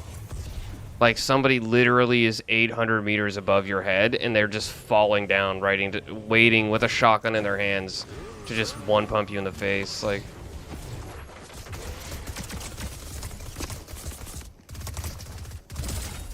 Jesus.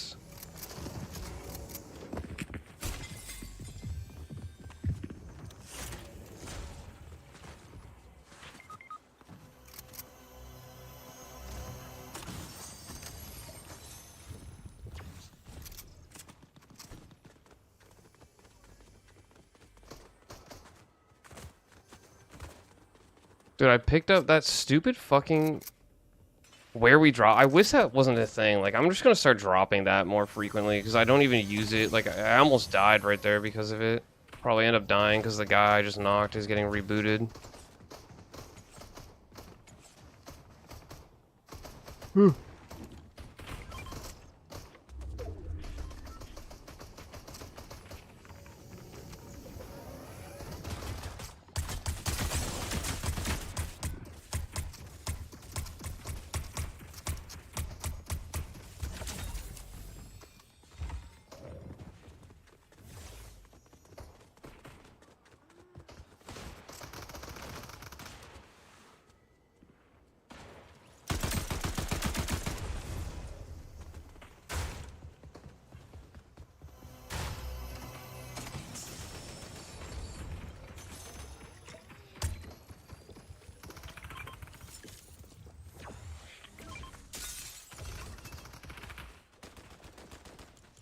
Should pop one of these before I die out of stubbornness.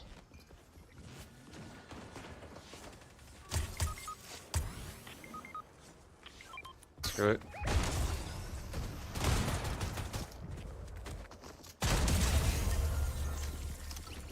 I don't know what that guy was doing.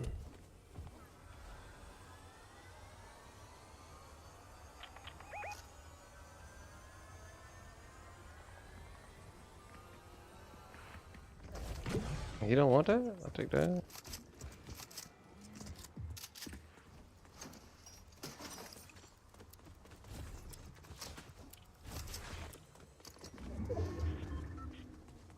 What's he doing? He was sitting next to these like he wanted them? And he left?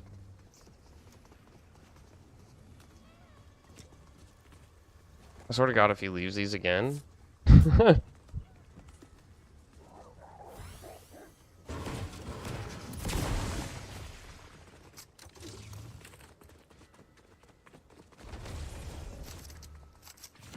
Aw, I accidentally used the rock.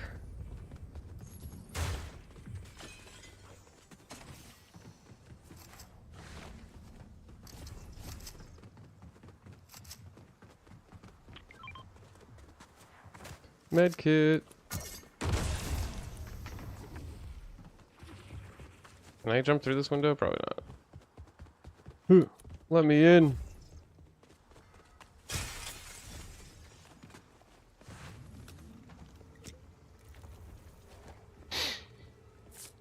Bro.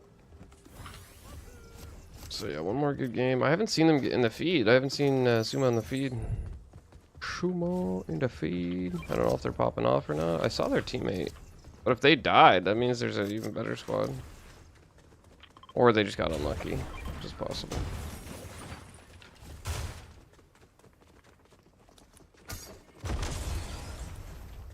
I'll probably shockwave that guy back.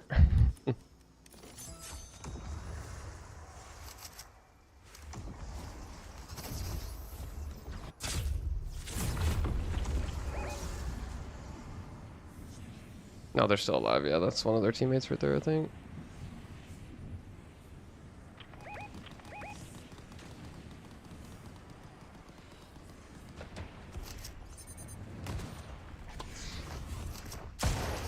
Yeah, there's no way.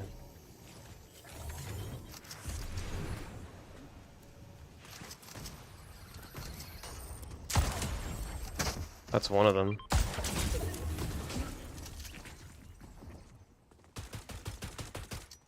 Let's say one of them has crystals. We're getting sniped at now.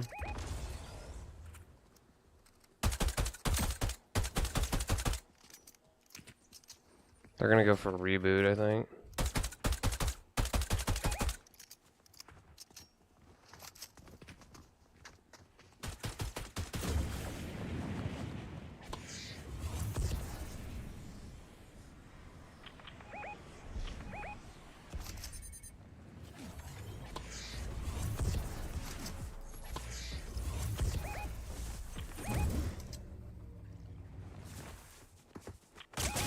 Holy shit, bro.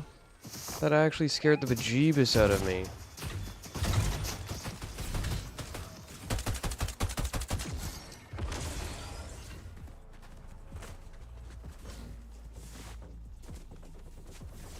Is that guy a different team?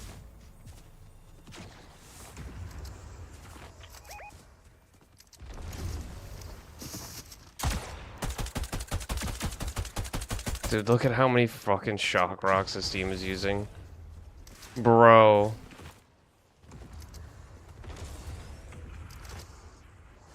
People rely on that shit so heavily. Honestly, I can't wait for them to be taken out. But I mean, we all know. Once they take them out, they're gonna add something just as dumb. Like, that team has taken basically every shock rock in this area. Can you guys, like, just relax a little bit?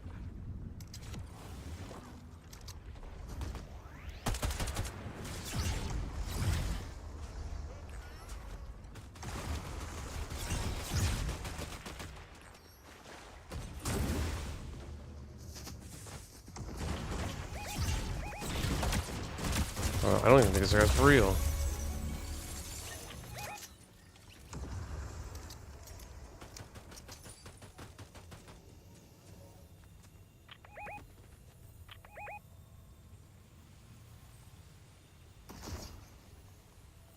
And they hop rocked again. Bro.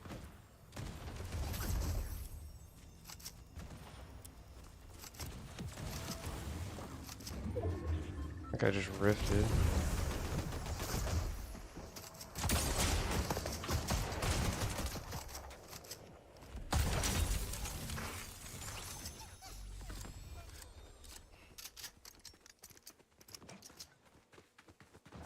GG's. Man, that guy's probably frustrated because he's died twice.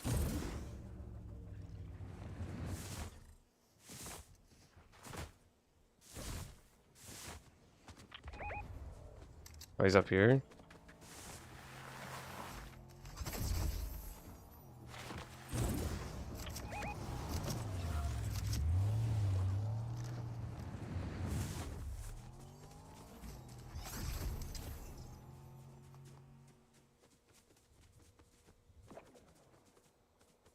Oh, he killed one.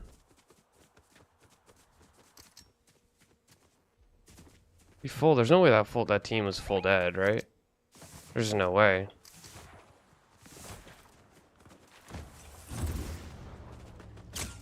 I just got beamed. Okay.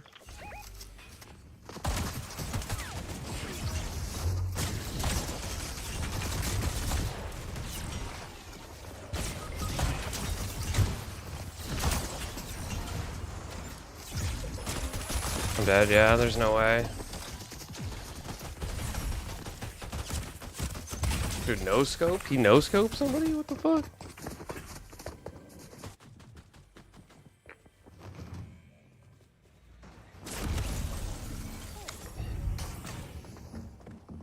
Oh, we died. GG's.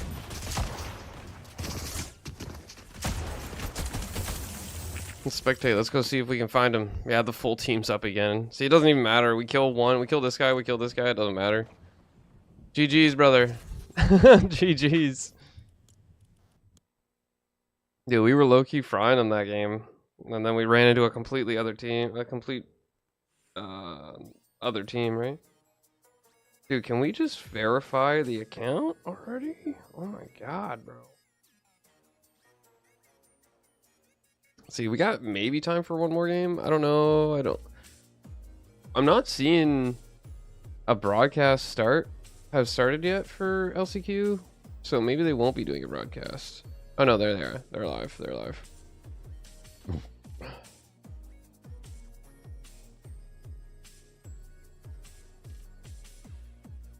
6:40. Started at 6:40. Yeah, so the broadcast started at 6:40, so they'll probably run the games here in a second, so maybe I won't. I'll be right back though. I'm gonna run to the washroom and figure out whether I'm gonna start another game or not.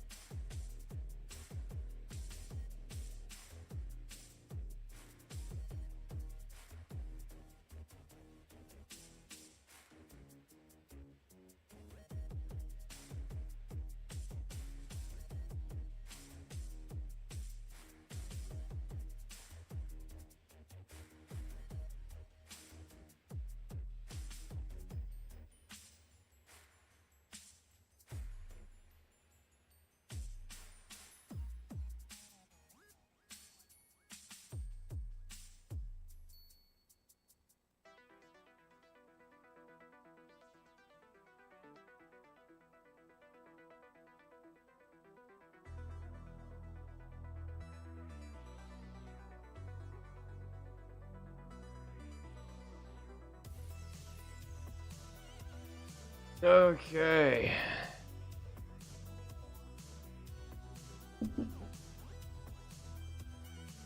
So there's still 7 minutes in the pre-game show, whatever it is. Actually, 1 second, guys. I gotta check something. Checking 1 second. I'm still here. I'm just checking an order that I have made. No, okay. So we still have not here today. Maybe it'll be here tomorrow. Alright. Alright. Gameplay.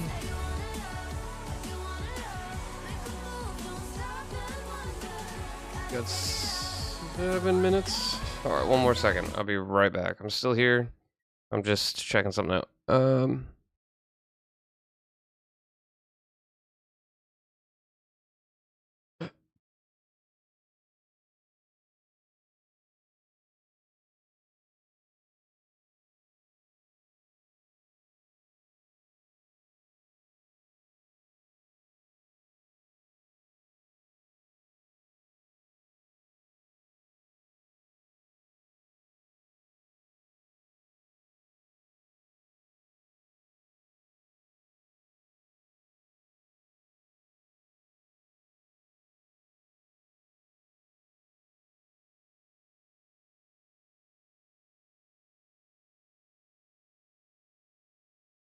Hmm.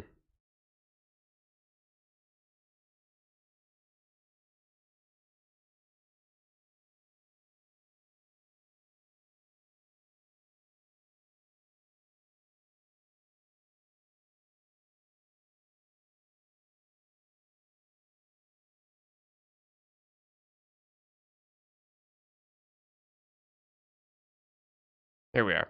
Okay. Jesus, that's noxious. Alright. So, let's look at the drop map. Scare and G-Money got Calamari to themselves, which is kind of crazy. She got Mad and Chance up here on that close to where the Poison Ivy is, so they're basically claiming Poison Ivy's pistol. We'll see if that maintains or switches up throughout the game. You got Miro and Osid. Damn. They have all of Sunken. Heatwave is Shadow Virgo, contested by Jackson and Tumub? Or Tumo? Tumu? I'm not sure who that is. Spooky Fire, we have Void and Magma. Coal and Ruins. Honestly, there's not as many big names that I would have assumed. Kanata and Sphinx are in this, but it doesn't seem to ever go that well for them. They've claimed all of Frosted, essentially, and then you got Moneymaker and Finane on the left side, over by the Rift / pool area. Bucky and Cam are contesting the Strip. Wonky's contested, Latte's contested, the Mountain's contested.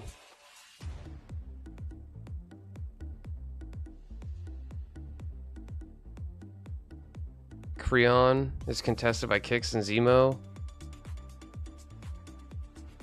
We'll see. Should be interesting. Some contestation happening, but nothing too crazy. We'll see what happens. It's a 5-game format, so whoever wins each game opens up the opportunities for other teams. So it's like if Kanata and Sphinx win, then maybe some of these other contested locations they'll rotate in. But we'll see. We are gonna see. Should be interesting. Get rid of that. Get rid of that. Open this up. We got 3 minutes before the pre-show. So I probably could have played one more game, in all honesty.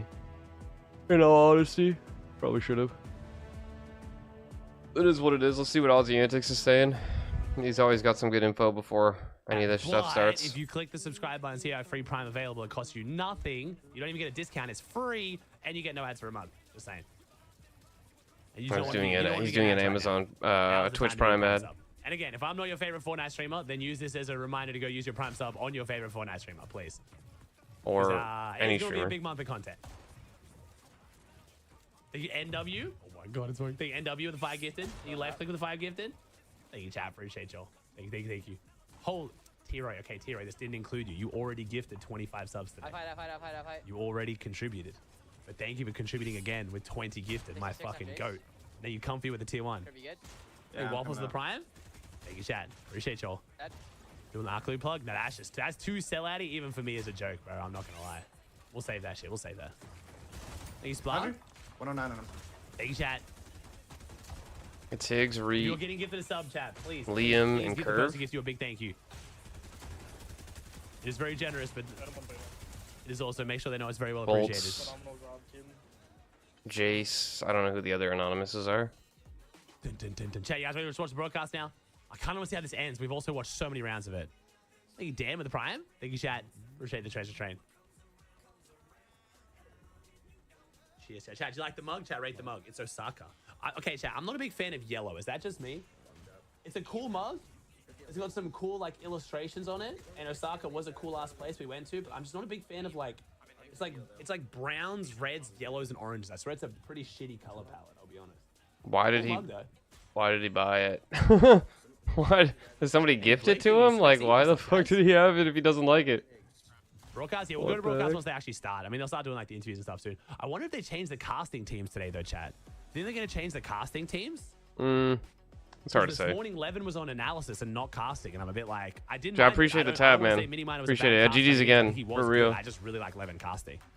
Yo, Dude, I'm not welcome gonna to lie. I chat. felt like Henry, we had you guys at one There moment, goes, chat. I appreciate you. and then you guys left and got the Like I said, so watch the reboots, clicks and and then just see we whatever jumped on they're that playing. other I don't know team. if I it's hope you playing guys got the dub at the And very when least. they I didn't are. stay and spectate, but I hope you guys got the dub at the end. I'm literally still in the call.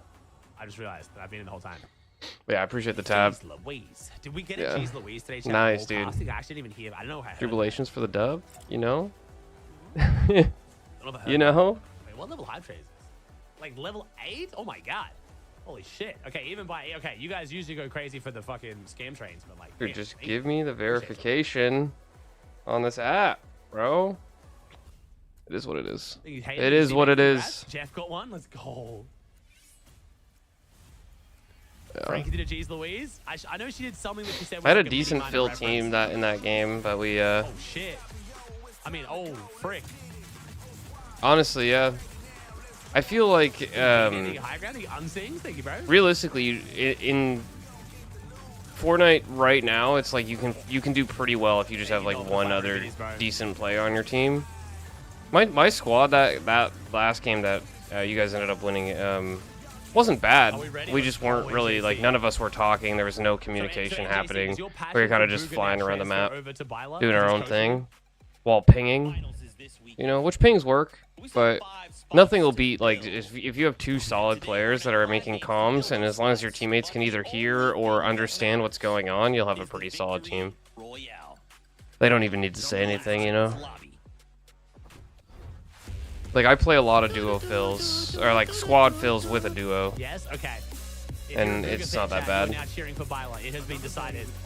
Rafiki has spoken. Right now, I play a lot of fills right now, just in general actually, but every so often some people invite me, I'll join up. I don't Okay, mind. casting team's the same. Never mind. I like playing with a full squad, but a lot of people I know already kind of have like squads that they play with more regularly. I'm just more of like a fill in a fill capacity. Chat, holy shit! I only looked when I looked over and moved my face cam. Thank you. It seems like everybody invites me the one time that I already have a squad. So it's kind of random, but I do play with Rodrigo and Allison Notice how cool you are. and Rod's little brother a little bit recently, but yeah, comms definitely can make or break a game for sure. She's talking about Mr. Savage, chat.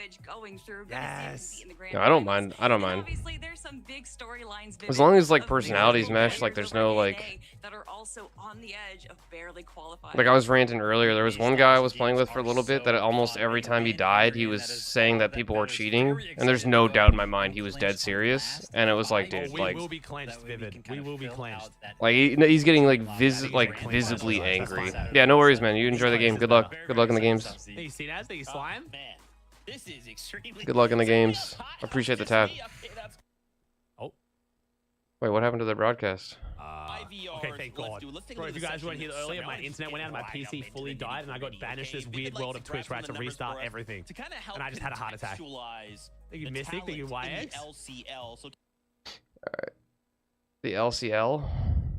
Already qualified to the grand finals that cannot play in this, which is why we see those FNCS finals appearances amongst all of our players, 230. If you were kind of tuning into the heats, this number in heat number 1 and 2 was around 300, and then in heat number 3 it was actually 400 plus. So this lobby is of course going to have a little bit less experience in it. That being said, we still do have some winners in the lobby here, right? 9 total FNCS wins, so kind of surprising to see some players that have won FNCSs before kind of fighting in this last chance to actually make it into a grand final, and then 38 new duos kind of forming right before this last chance qualifier even kicked off. So some last minute adjustments. Hopefully it kind of works out for them teams, Kelly.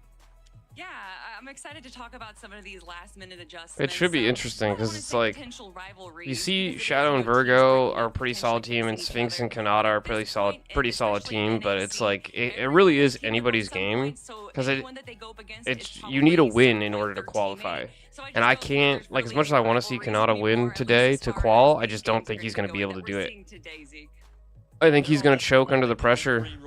It's like as he's getting older, I feel like the pressure's getting to him because he's starting to realize he only has like a few more real years to be able to compete if he wants to, before he has to like start thinking about other things. Wave Harbor. Obviously, you kind of hinted at some big names. This haven't quite qualified. Man, Shadow and Virgo, a duo I just would not have anticipated having to be put in this situation, fighting their way through the LCL. Yeah, when you say duo, you have to say global qualified duo, because that is obviously what is part of their name. They have already made their way to the global. And they land heat waves, so I don't know if they're going to opt to go for the mythic pump. Like, there is a chance to get the mythic pump, but they may not even. It depends. I think they're contested as well. I think they're contested. Yeah, they're contested by Jackson and Tomu. They're going to be going up against a smaller team, so I think it's going to be a little bit of an easier situation for Shadow and Virgo. However, if they do qualify through, that does open up the question, Vivid, of are they going to be going up against Zeno and Age? Waiting for my verification to come through. Kind of force themselves into kind of being in this last chance lobby here. Not only are they going to be contested today, yeah, Kelly, if they do qualify today, if they do win one of those games, then, you know, because they've kind of dropped down into this last chance, they will then probably be contested in grand finals as well. That being said, for Shadow and Virgo, their chances today, I feel very, very good about this duo. I mean, I felt good about them in the heats. Unfortunately, it didn't happen, but even just yesterday in that last chance qualifier, they won 4 out of their 10 games. I mean, even when we look back towards the play-ins, they got 3 wins there as well. So this team knows how to win games, especially in these lobbies that aren't necessarily as stacked. So, yeah, I feel like Shadow and Virgo are definitely favorites to go ahead and win one of these 5 games today. Okay, let's talk about another duo, the Heatwave Harbor, right? Bucky and Cam, again, kind of put in a situation. They've got to fight their way through the LCL. Talk to me about what changes we've seen them make. So Bucky and Cam throughout the season were landing Sinister Strip. However, there was a bit of a fight for it, so they did eventually move up to Harbor for Heat 3. And then obviously they were doing that to not go up against a big team, but then had Venno and Agers move to Heatwave Harbor in the last second and lost to that off spawn. But we are not losing. We are all winning when we are blessed with this picture of Bucky. Thank you, production, as always. But now they're back at Sinister. They're much more confident in this drop spot. And I think going up against the team that they are, we're going to have a better performance than what we saw out of Heats. Now, that being said, of course, Sinister Strip is expected to be a little bit better than Heatwave Harbor. So Bucky and Cam, if they can make it off spawn there out of that contested scenario, then yeah, they'll have really good loot for it. But you know, I like to take a look at some of the socials here. Bucky himself went ahead and mentioned he is going for height 5 out of 5 games. If you make it to the end game, all 5 games, I'm going to be looking for Bucky up on the high ground. Okay, I like it. That's where we got to be, right? We got to be thinking about winning games, and height wins games. Now, for right now, I think about another height. Oh, you can only have 3 photos. Jacob PR and MDF. Say what's up, guys. Maybe I should be sitting up there so I can make Zeke right there, but this is where we go into this type of format. This is the biggest change from heat stages into the last chance lobby, is there's no more consistency qualification. So as Vivid was alluding to, we're going to see a lot of these teams attempt to go for the high ground. That's right. And you know what? Bucky's laying the foundation down perfectly because that is the story of the day. Jacob, when we start looking at the gameplay, when we start setting up expectations, I mean, you and I both know that this type of setting is going to call for chaos on the high ground, and that makes every game usually very exciting. Yeah, whether you take it early in the 8th zone or try to take it later on in the game, we have so many examples throughout the weekend. Booga and Braids, Noxie and Dash, they're the ones that are pinpointing the perfect moment to try to take it. You can all right, we're just trying to a lot of materials. Sometimes that little bit get dating app set up. Not that I actually am looking to date. Pressure them to burn materials, even just kind of looking to see what's out here, you know what I mean? Getting them out of your way is just as important. Yeah, usually it's easier said than done, at least from what we've seen, of course, here on the big stage. So, Jacob, with that, I mean, we got 5 games ahead of us. It's going to be really interesting. Zeke, what do you think about that? I'm thinking we're in for some good Fortnite. I'm going to steal the classic Vivid answer. I'm looking for some good Fortnite. But, of course, we got... I am looking for some good Fortnite. List, right? We got to look at some of these names and maybe break down some of the duos we're excited to see or think we give me some good Fortnite. Let's start with G, Money, and Scare. So I think I'm going to frame most of these questions kind of in the same way, friends. Can they walk away with a victory royale right here when it matters most? So we did talk about how many newly formed duos there were for the Last Chance lobby, and this is one of those duos, so that does always raise a little bit of a concern. Scare originally was playing with Chance in Major 2 for the opens. That's what I was wondering. With OSID, and we have seen Scare go through the Last Chance qualifier. He did get a win previously, and he actually I knew it was different teams. Second chance, so he is used to these high pressure situations. Great to see. I mean, listen, Z kind of framed the question. Can this duo win a game? Well, they proved that they could win games. Maybe not necessarily in this specific lobby. We are, of course, hoping that they do. But yesterday, in that last... Like, I would love to see Sphinx, Kanata, G-Money, and OSID all make it through. In an ideal world, we'll see those good squads go through because it makes it more interesting for finals when you know top, like, tier 1 teams are actually in the finals. It makes it so much more interesting if the lobby is more and more and more stacked, because it's like, instead of watching like Peterbot just roll through anybody and everybody. You mentioned Kelly OSID, but we'll see what happens. Is actually paired up with global champion Miro. So same question, right? Can we get a victory royale with only 5 games to do that? So not only did OSID actually play with G-Money, but he also played with Scare. So it's funny that he played in just this year alone, played with both of those players. Now to team up with someone like Miro, who, although they might not be currently in like the best, I mean, you know, the best state of their Fortnite was the best in the world. They're considered the GOAT.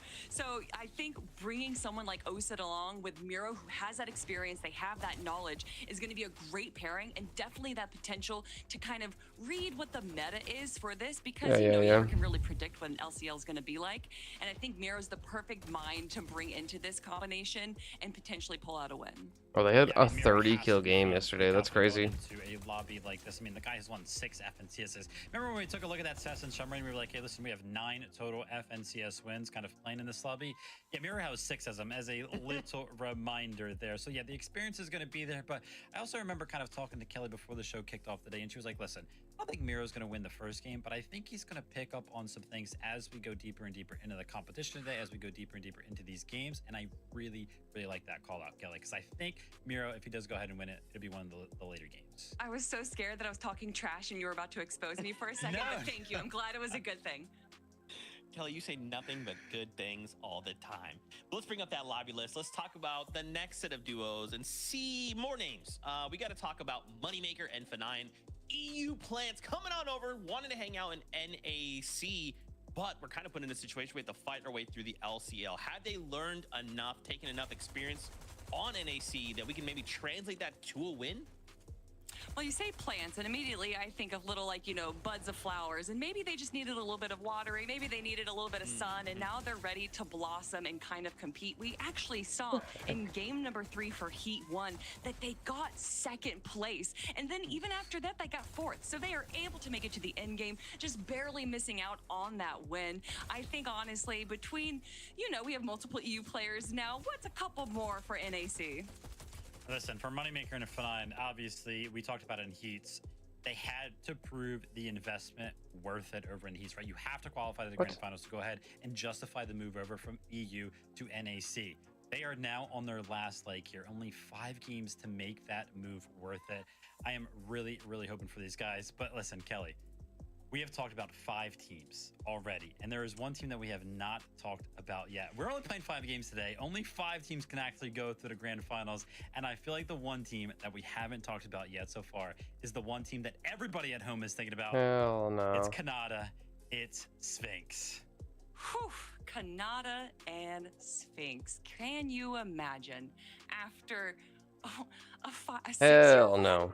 for Canada to make every single FNCS Grand Finals and to be the only player in the world to do that, and then to get an NA West Grand Finals championship, come back to This his goes for the home next region, 2.5 hours, which is not kind of make crazy it to me. To the following Grand Finals, I can't imagine it. Zeke, your script writing is terrible. I'm disappointed in you because Vivid, if anyone has to make it today, it's this duo right here. And here's the thing, man. We all know that Canada kind of thrives under the pressure. He loves the spotlight. He loves to kind of have these outbursts of moments where he's very, very energetic. So I went ahead, again, I took a look at his socials there. I was wondering, what he's kind of been saying, and he knows it, right? Because he went ahead, he put on socials, quote unquote, "Today I either lose the longest grand streak in Fortnite or continue it." So the pressure is on. He himself kind of feels it. He knows exactly what is on the line today. That being said, I feel no more confident, I feel like, in any other player than Canada himself. I already mentioned it. He lives in the highlight. He lives in the spotlight. I feel like these guys can for sure win a game today. I hope so. It's fine. It's fine. Everything's fine. This is Canada we're talking about, okay? This is Canada. This is all part of his grand plan. Clearly. God, I wish I had some snacks. He's going to go ahead and win, right? It's going to be him. He's going to be there.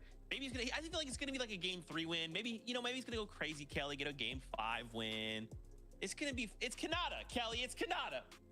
I'm rooting for him, but then I look at all these names, and there's just so Give me many a people I'm rooting for. snack. The Sky Give me some Basers are here, Brennan and snacks. Jordan, and I don't want to be biased, but I'm totally biased for them. I just hope to watch them in one in-game Vivid. Listen, it was crazy looking at their stats coming out of yesterday. They had 0.64 average elims in their game. We know exactly what they have kind of been doing, and listen, hopefully none of our players that are kind of playing have realized that these guys are in, so they just don't look up, and it kind of plays out perfectly. Well, it's time. Wait, I am getting word the LCL is prepared for us. 5 games, and the only thing that matters is the victory royale. Casters, let's get ready to kick off the competition. Thank you. Yeah, I'm looking it's the forward same to the last group. chance lobby here, Jacob. These are the final moments, and Zeke gave us a lot to think about. Canada here has a lot on the line. Yeah, it definitely does. Whether you're one of those teams, though, that is qualifying for your first Grand Finals, you're just trying to keep your career in Fortnite alive, or Canada, there is something on the line for everybody. You could build a legacy, or you can continue that legacy. Over 30 FNCS Finals appearances for Canada. This one is just another one in the books, but it's not going to be easy at all. You look all around, there's contested spots, there's uncontested spots, there's underdog players. This one's definitely going to be interesting. Yeah, we do have a relatively quality lobby. I'm looking at the names here, and this is going to be super interesting. But, I want to get to the contested jobs. Let's jump in for game number 1.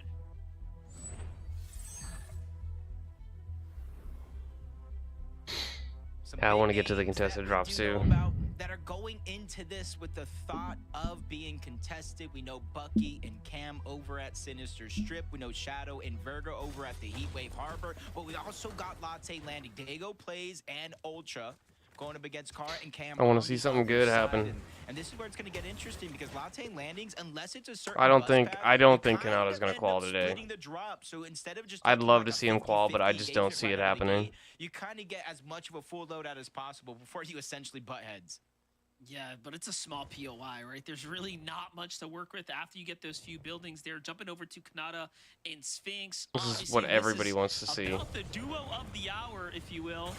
Everyone's going to be looking to the Frosted Flats here. You can see there's, of course, those opponents just nearby. I mean, what do you think coming out of this for Canada, for Sphinx? You think the pressure, you think they're kind of living in the pressure, or are they just here to play their game? I think right now they're here to play their game. They've dealt with contested fights before. In the beginning of the season, they were even battling against Shadow and Virgo at Heatwave Harbor. So they're not necessarily scared of a fight, especially since now They're showing us two different POVs, like the latte fight and then potentially the Diego plays and Ultra. You can see they already got one of those eliminations. They got a huge nice pickup. in this fight. Kanata gets one as well, gets the first down onto one, and now both sides have a little bit of a lead here.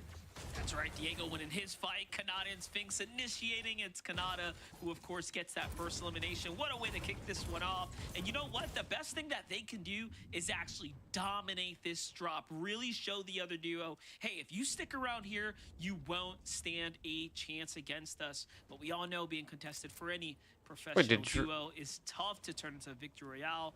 The stats did usually Drew say change his teammate? it's harder, I thought it was right? Drew and Chris. Rightfully so.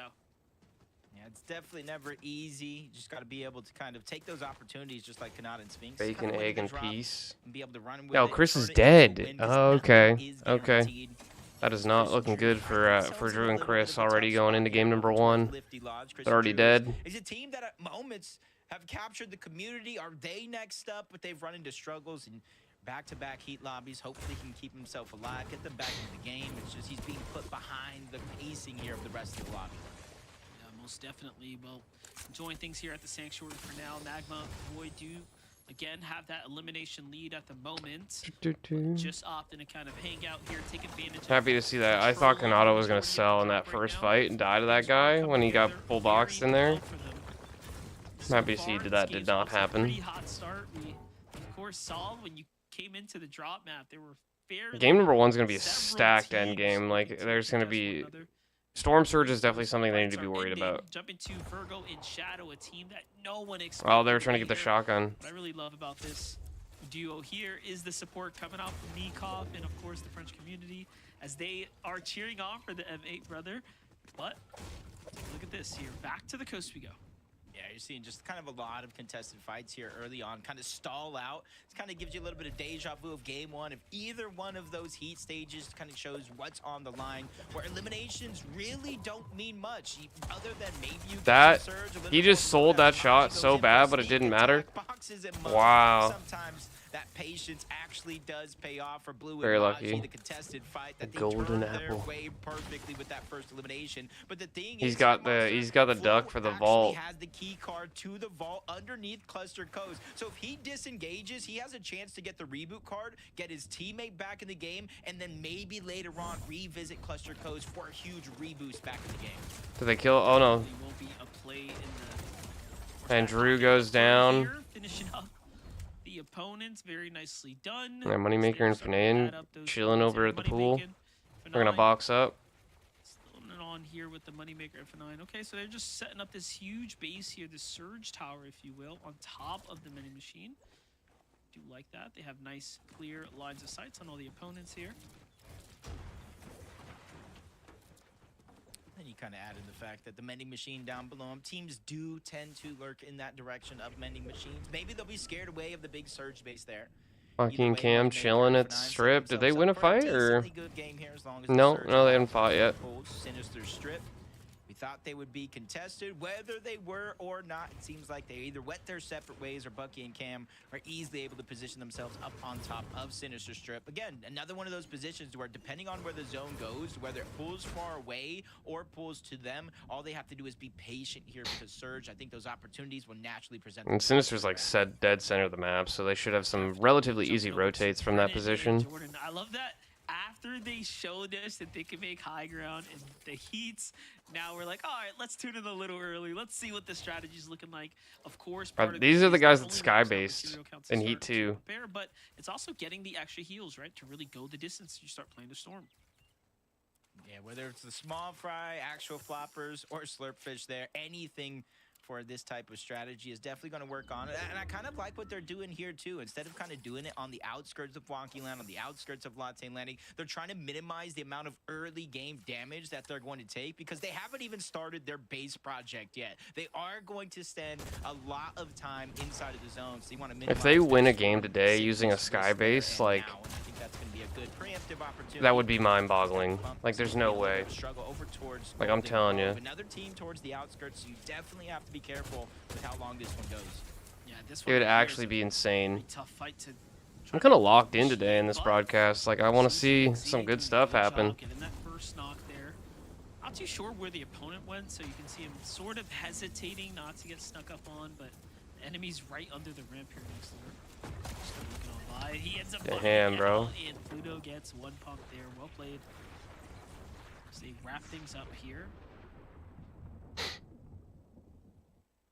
G-Money Scare's still alive.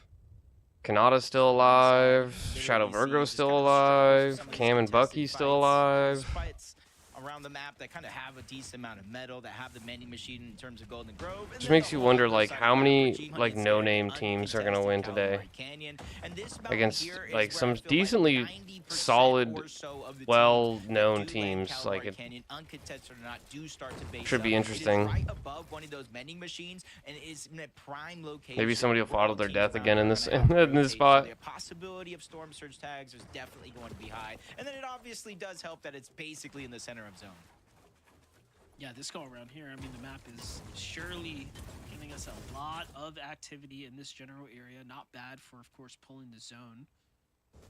Scare G-Money, a team that we're, of course, looking highly towards as far as their performance here today. Again, all that matters is winning the game here. Consistency won't get you anywhere. Jasper is on the other side. Forced to disengage here. None of these fights are worth really anything, right? If you think about it, as long as you get your surge damage. Exactly. There's no, like, the only time to take a fight would be if you're almost guaranteed to get the surge, like surge damage, so you don't have to take the storm surge. Like, that's the only thing that really makes sense. There's still 2 duos here. Actually, Rokat's probably dead, or like a solo. Which in turn cost qualification. He's like lurking around, and these guys are just chilling at the vendings. Remember, the initial elimination that they were able to get, Flo had went down. That is the guy with the actual key card for Cluster Coast. I think Blue and Maji are just saying, hey, they have to return eventually, right? And then he's not returning. He's gone. I don't know what happened to him. Sonetto. It is what it is. Sonetto's in this lobby too. Madden's in the lobby. There's like decent teams, but after a pretty strong early game showings, and Sphinx and Kanata are over the gas station, boxed up around the vendings. Solid play. 79 players, 41 teams still alive. Chase. Chase v Crazy right now. You have Car, Crazy on the low ground right now. Wallahi, Chase up top. They're in full control here. Doesn't seem like they want to do anything rash, trying to wait out the opponents down low. The opponents down low actually starting to run out of meds here, so the clock is ticking. Yeah, this is not an opportunity for Crazy and XL you want to let go to waste. Oh, the fight at Cluster broke out. Opportunity kind of flying by as Maji and Blue, they do drop down. That's good for them in terms of Storm Surge. Nice little refresh. Flo's still chilling. It's a matter of what meds he does have on him, what gold he has on him, if he does not have that reboot card yet. But he's definitely putting himself in a weird predicament here, because if he goes down to Blue and Maji, they get what they came for. Oh, he doesn't even have the... Oh, no, he does have a key card. They're just kind of waiting this one out, trying to heal. Again, luckily, the visuals of those heals didn't go through, but Maji and team haven't even fully looted the rest of this drop either. They really were adamant on sitting by, trying to wait out the opponent there, but either way, Flo's still in the game. There goes the tossing of the med kit, so we're going to be looking to disengage here shortly, I believe. On the other side, Ultra, Diego, kind of hiding out here, pinched in between the 2 players, but they're way ahead as far as damage is concerned. They surely have won the early fight here. Now finding Ghoul on the outside, though. Well, actually, that could work. He's going to send Ultra by himself. He's got the side angle. In the end, it might work out as Diego flushes him out. Nice little fight. Again, eliminations don't really matter. The damage does for Storm Surge. Welcome all the material count. We're only at 78, 40 teams left. 78 players, 40 teams, so... Depending on where you drop, you're just kind of stuck on the outskirts. Oh, no! Especially if there's early damage there, as City and Daze just get the elimination. That's going to be 2. And that's going to be the end of Skybase game number 1. Shield missing from City, so maybe not taking too much damage there in that fight. Got to be helping that Storm Surge as well. And I think that's going to be a real key to unlock kind of a lot of freedom. Miro no Sid. close by. You don't have to take that risk, go box to box, especially as this game. Kanata's in a really good spot, actually. I think he's like dead center zone in the gas station. Some of those fights, but once we get in the 5th zone, 6th zone, that's where it becomes a lot more risky. Yeah, am I crazy to think that with how fast teams are getting eliminated right now, like this is just gonna work for Brennan and Jordan? Like, am I bugging out by thinking that? Because they're dead. Less people in the storm, more teams looking away. I don't think he realizes they're already dead. There's more chance for them to actually get situated and have a little RNG land on their side, but only time will tell. They're dead. Here.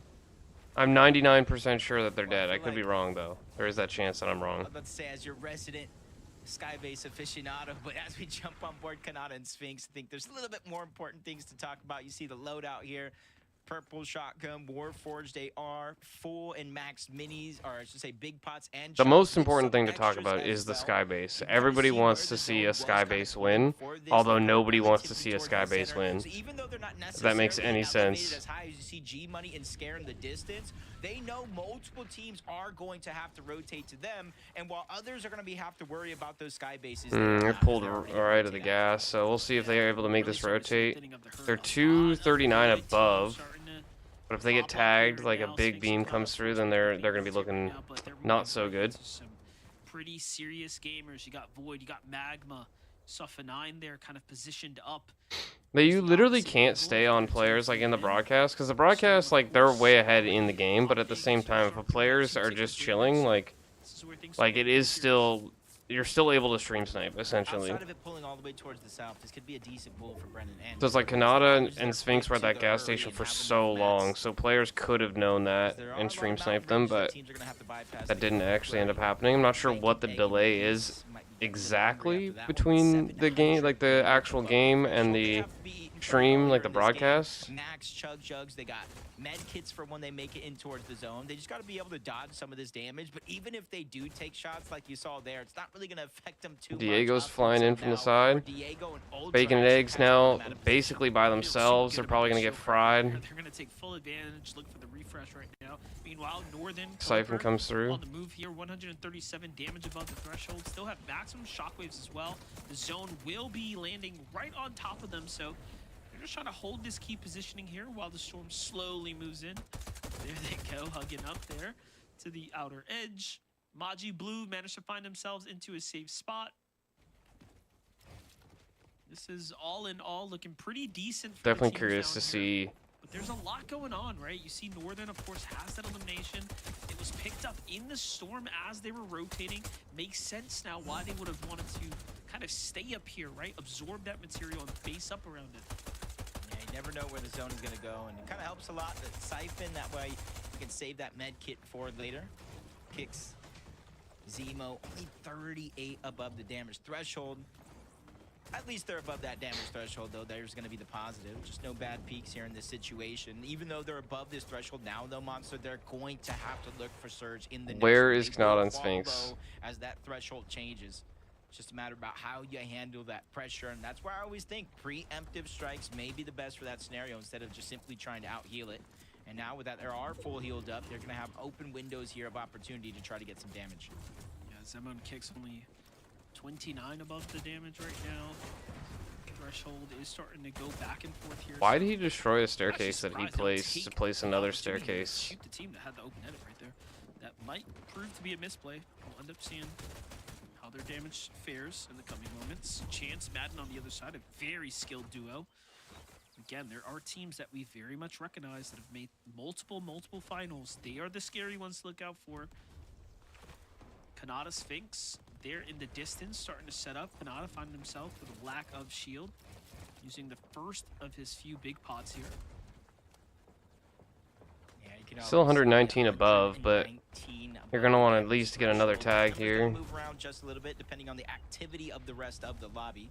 But he knows that's not a super comfortable feeling. That's why he's looking. Nice beams. Yeah, 239 again, 304 above now. 300 above. They are on the high ground essentially. So we'll see where this rotates. It's probably going to pull upright. I think it's going to be a max pull for most of this lobby. Oh, it pulled back, bro. That's actually so good for Kanata right now. Dude, this is like. Save resources. They already have the come on. on the lobby. This is looking You really have good high for ground. Sphinx You and have Kanata you're fans right 106 now. They're after above, eliminations as well, so 98 above. So teams are getting some damage out. again, they will need a little bit more damage. They just need a if little wanna bit of get damage. Absolutely comfortable. Getting hit by Surge would be devastating to the strategy here. We already know Miro just gets fried. There's 73 below. Miro and No-Sit are basically dead here. Once you're in this deficit below, it's so hard for these teams to make some kind of comeback. They need some ultra play to happen, some sort of aggressive maneuver in order to come back from that deficit. They're 47 above now, so they may be able to maintain it. They almost got beamed. It's like up and down, up and down. They're like just outputting enough damage to maintain it. Sphinx and Kanata still up on the high ground. Lots of rotations coming through, so they should be able to get the damage that they need in order to stay in it and not be worried about losing the high ground. The shock wasn't that bad. Miro's kind of moving. They're on the right side, 17 below still. Cam and Bucky, though, playing for a pickup here. Cam somehow is going to find a miracle save here, so... Oh, it's not going to happen. Bucky's dead. Might still be in. Oh, no, they ended up being targeted there. Mero just putting in big work on the other side, though, keeping himself in the game now. Bucky is down, though. Cam left to play this one out. As a solo, someone jumps in Cam's bots. He somehow manages to get out with 2 chugs. He does have the mythic pistol, 6 shockwaves, so or 6 overdrives. So he's looking all right, but I don't think to be able to solo clutch in this format is gonna be really, really tough. Like he can clutch, but again, the only thing that matters today is wins. You don't need kills. You drop a 50 kill game without winning, it means nothing. 82 builds. Remember, the win is the only thing that matters. It's Virgo and Shadow. We saw them deal damage to Miro early on, but they're now in a bad spot. Dude, he didn't get him in. That one key elimination that might bring him back in the game. Huge elimination right there. Extra material counts. I mean, that ends up capping them out there. So Virgo and Shadow finding themselves somewhat in a tough spot, but at least they bounce back with an insane elimination there. Looking at things from the high ground, though, Kanata and Sphinx still maintaining their dominance here. They're playing it like professionals as well. They do seem to be moving right now. They're looking good. Storm Surge doesn't even matter anymore. Sphinx is hurting a little bit, but he's got the double chug for the top off on the heels. Shadow Virgo is probably one of their bigger threats underneath. Aloe and Listen I've seen a few times, but yeah, they want to take high ground. Everybody wants to take high ground. You had Ultra, Diego tried. Ultra's down to 1 shot. See if he starts getting the heals off. Sphinx and Kanata still holding the high ground relatively easily. Ultra is lucky to be alive at this point. Diego's getting fried right now. The edit comes through, but not enough. You have Aloe and Listen trying to take the high ground. It was a bad shockwave. That's the panic of making a fast play without your teammate. But he still goes up for the height, shooting down. Aloe is by himself up there. He's putting up a fight. I'm assuming Listen's got his own shocks, but this is a tough spot to be in either way. Sphinx is back up on the high ground. Listen comes up. Commits to it. Listen comes from outside the storm. Kanata is a little bit lower. It looks like the battle is in hands of Sphinx right now. Yeah, you got one up above, one down below. Sphinx and Kanata taking 2 different angles, leave him open to a 1v2 for a short moment. Sphinx knows it. He gives up the high ground to I can't believe they gave it. Duo here. This could be a good moment for him and Aloe to try to take control of this game. It all depends on how much Sphinx and Kanata right there though. Listen's jumping down. Kanata's down to 1 shot. He needs to get that siphon. Just in time, Kanata and Sphinx, they're getting sprayed through the box. Damage is bleeding through. They have to figure out a way to get back up. Listen jumps down a little bit. Still goes for the edit up. Save his teammate there. Listen is so healthy at the moment. He's eyeing them up. He sees exactly where they're at, but he gives them a brief moment to get through. Gets the kill. That's huge for Kanata. Another clutch engagement, and he's just going back to back with it. Scare on the. Oh, I thought Scare was going for the height. The situation here, they are back in business, but as one falls, another comes up. Bizzo now cranks to the high ground. He's only got a few mats to work with. It's not enough to maintain, so Kanata's just looking to flex up here. Yeah, they put themselves in an all-or-nothing situation here because of how long they were fighting, though, on the other side. Kanata and Sphinx have no choice but to give it up. Dude, that's so upsetting. Joining the party, Madden Chance go for the high ground, and they're pretty stacked. He's got 2. them playing together in heat. 25 builds. Little moments matter, just like Kanata and Sphinx. Force down below. No extra build. Zone is on their back. There's no way, bro. No, Sphinx and Kanata go down, bro. They were doing so well. That was literally the, like, they couldn't have done better, honestly. Ultimate low. You see Shadow, Virgo, FORTNITE, Moneymaker now trying to find their footing here. It's quiet for some teams, for others. The only plus to this now is there is a chance that some of the other big teams, Shadow, Virgo, Chance, Madden, Moneymaker, like they have a pretty good opportunity to win, which takes them out of the running for the rest of the games. Opens up the door for the rest of the decent teams. Scare gets sent 1,000 miles into Storm. Madden goes down to Storm. Chance is right there, though. He's probably going to try and get the res, but I don't think it's worth the risk. He is going for it. They're inching in. Yeah, he may be able to stick it.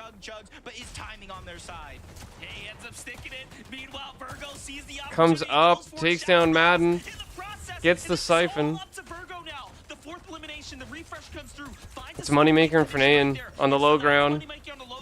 Virgo up top. It's a 2v1 situation. Meanwhile, FORTNITE, no material counts. Goes to the shockwave. His teammate tries to break him up. Up he goes. They're both on top of him, but Virgo putting up an excellent defense right now. And then the follow-up. He tries to go around. The Storm's gonna do so No way, bro. Shadow Virgo, game number 1.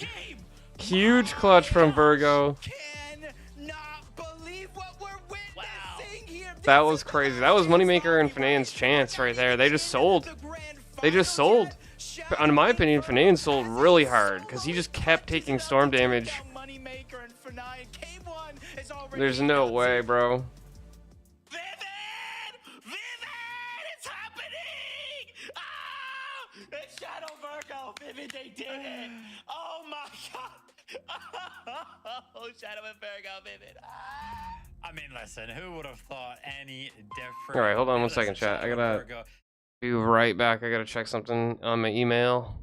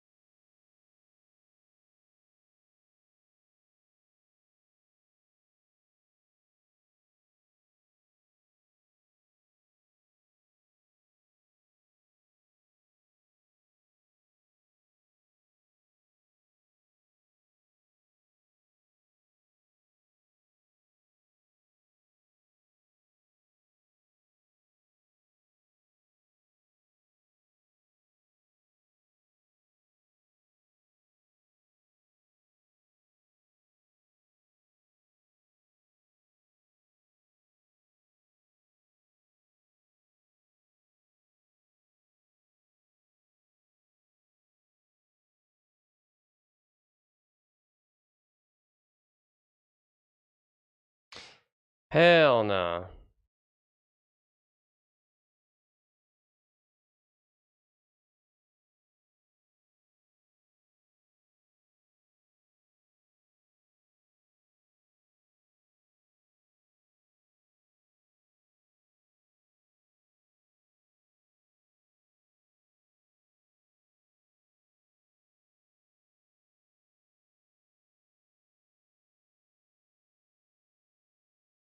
What was that?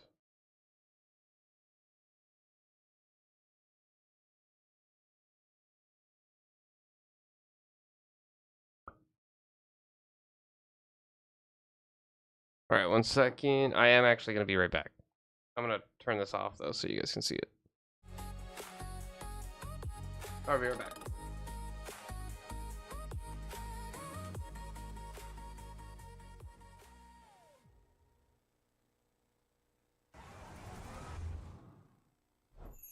Milk can help you grow. Milk can't prevent your ride from blasting into space.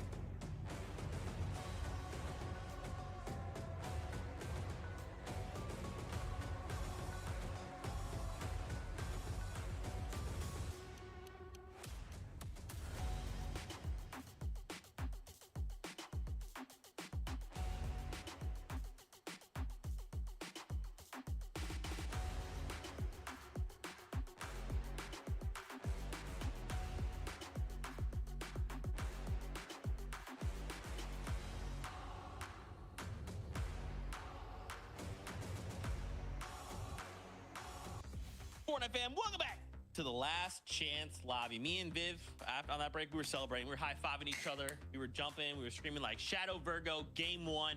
They're going to finals. But we still have 4 games left to go, which Kelly's got, you know, that pressure's starting to mount. My nervousness is starting to mount as well. Only 4 games left to go, and only the victory royale matters. There's still some big names out here that they need these VRs, Kelly. They need these VRs. Yeah, 100%. And I think at the start of the end of that game, we kind of thought that maybe it was Kanata and Sphinx that were going to be kind of walking away with it. As far as high ground, they took it around zone 9 and held on to it for quite a while. But we do know that if you pull height that early, I say zone 9, this is zone 7, and it already looks like they have an early height. When you hold it this high, and especially when it looks like they already have minimal mats just by zone 8, and it looks like so many people are already pushing to steal height, it was an inevitability that they were going to have to drop it, and they relatively successfully defended it and even dropped it again. But once you just take so much damage, Vivid, you lose so much material and so many heals, it's hard to recover. So here's the thing that worries me a little bit about Kanata and Sphinx. I feel like a lot of people at home would look at this and be like, oh, wow, like Kanata and Sphinx are doing great. They're kind of claiming the early high ground. I don't like it at all because we know exactly how these games are kind of going to play out. And we got a little bit of a sneak peek at it in this specific game where, yeah, we saw Kanata and Sphinx are up on the high ground. But how many teams do they have to keep fighting that are just going to keep overdrive grenading up? Because teams are just going to keep coming because the only thing that they want to play for is the win, which is why we saw towards the later half of that game, right, when we got all the way to zone 12, our 2 healthiest teams were actually on the low ground, right? We saw Moneymaker and F9, who were in a great position to actually win the game, and then also Shadow and Virgo, a team that was also very, very healthy. 2 teams that didn't go for that win con that Fortnite is kind of known for because so many teams are going for it. I don't know if it's going to be sustainable. So it's great that Kanata and Sphinx can kind of get that high ground, but perhaps just a little bit too early. So I hope they kind of look to maybe play a little bit differently going into some of these following games because I feel like that might be the best bet. It's fine, right? They've got 4. They've got 4 chances. That's like, it's fine. 3 more chances than they need. You know what I'm saying? It's everything's fine. You did mention Moneymaker and Fanayan there as well. You know, another duo that they were looking pretty good, right? Taking it all the way to that 1v2 situation. Unfortunately, didn't quite work out in that favor, or in their favor rather, but they are currently looking like they're firing on all cylinders, making it up all the way there, Kelly. At that point, you're kind of, you know, leaning into like, hey, do you have what it takes to win? Getting there, they've proven they can do after 1 game. if they get there again, I gotta feel like they've got to be able to push that, right? Well, somewhat of a reflection of Virgo as well earlier. You say they're firing on all cylinders, but all the way to zone 12, they had 0 eliminations. So unless they're like a 2-cylinder car, I don't know how many cylinders they're running. But again, that is the meta that is within the LCL. You have to be passive. You can't take these crazy engagements and have these, double-digit elimination games. So to see Moneymaker and F9 just play this passive on the low ground game, and to be able to do that without having to worry about Storm Vivid is definitely what a lot of other players are going to be looking to do in these next 4 games as well.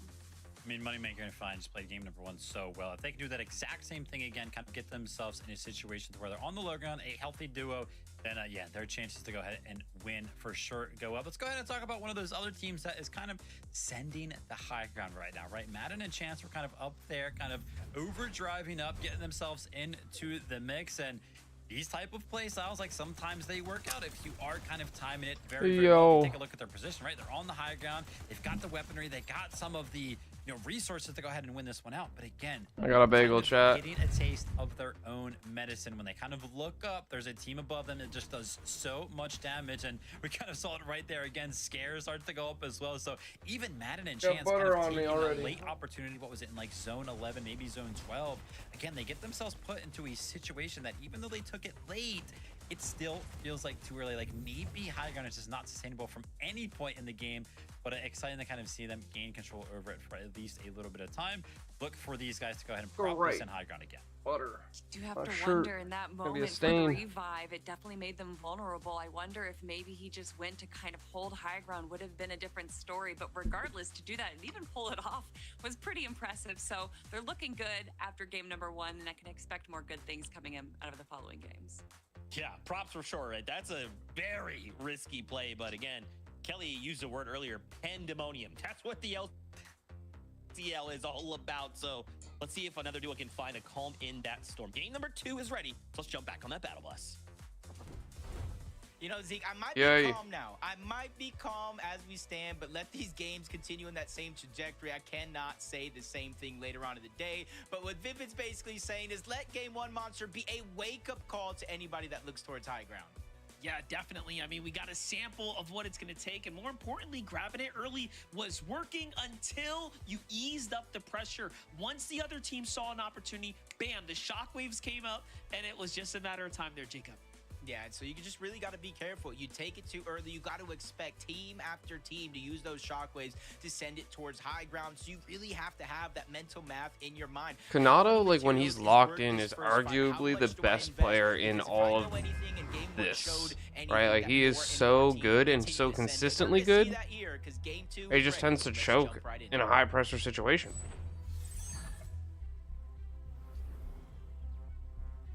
Judging by those last few performances there, I mean, a few teams were popping off and definitely had my attention. I was looking at Scare G Money's performance. You saw Cam and Bucky nearly go the distance there. And then, of course, the biggest upsets are going to land for Kanata and Sphinx.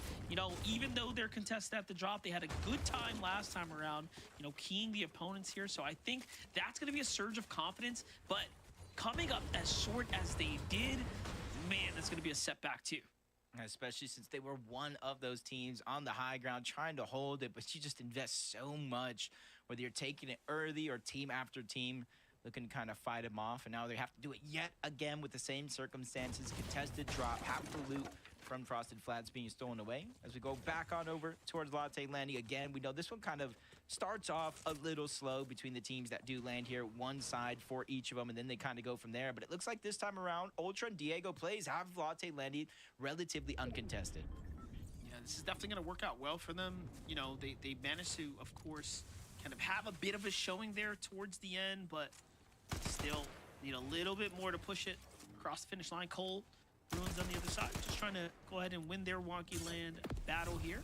So far, so good for them. Comes the Shockwave pushing across. Was really going for it here. He didn't even take the time to farm up extra material at all. Just really trying to take the fight here while this player's so low. And gets crushed with a monster shot. There goes the upgrade to the striker now. And Light's feeling it here. Yeah, I was gonna say this is possibly a winnable situation, but another team rotates on over. Just a quick beam from No way. Another shot before eventually going down to Ruins. Again, we talked about Madden and Chance. This is the other half. This is Cole, who played with Madden for so long. They went to the summit and they just didn't kind of get what they wanted to get out of that land. And now they're here, new team with Ruins, and have an opportunity winning off spawn. Have it again from Kanata's perspective. They end up winning their first fight at the flats. That's the initial hurdle for them. From there, it's a slow walk to the end game. Bucky, Cam already rotating, but let's get back to just wrap up this fight here. Kanata, once again, wins the shots, hits what he needed. This was the Kanata we were missing in the heats, but right now he seems to be fired up. Just a quick win there as Bucky Cam left Sinister Strip to go ahead and grab that Warforged Mythic AR.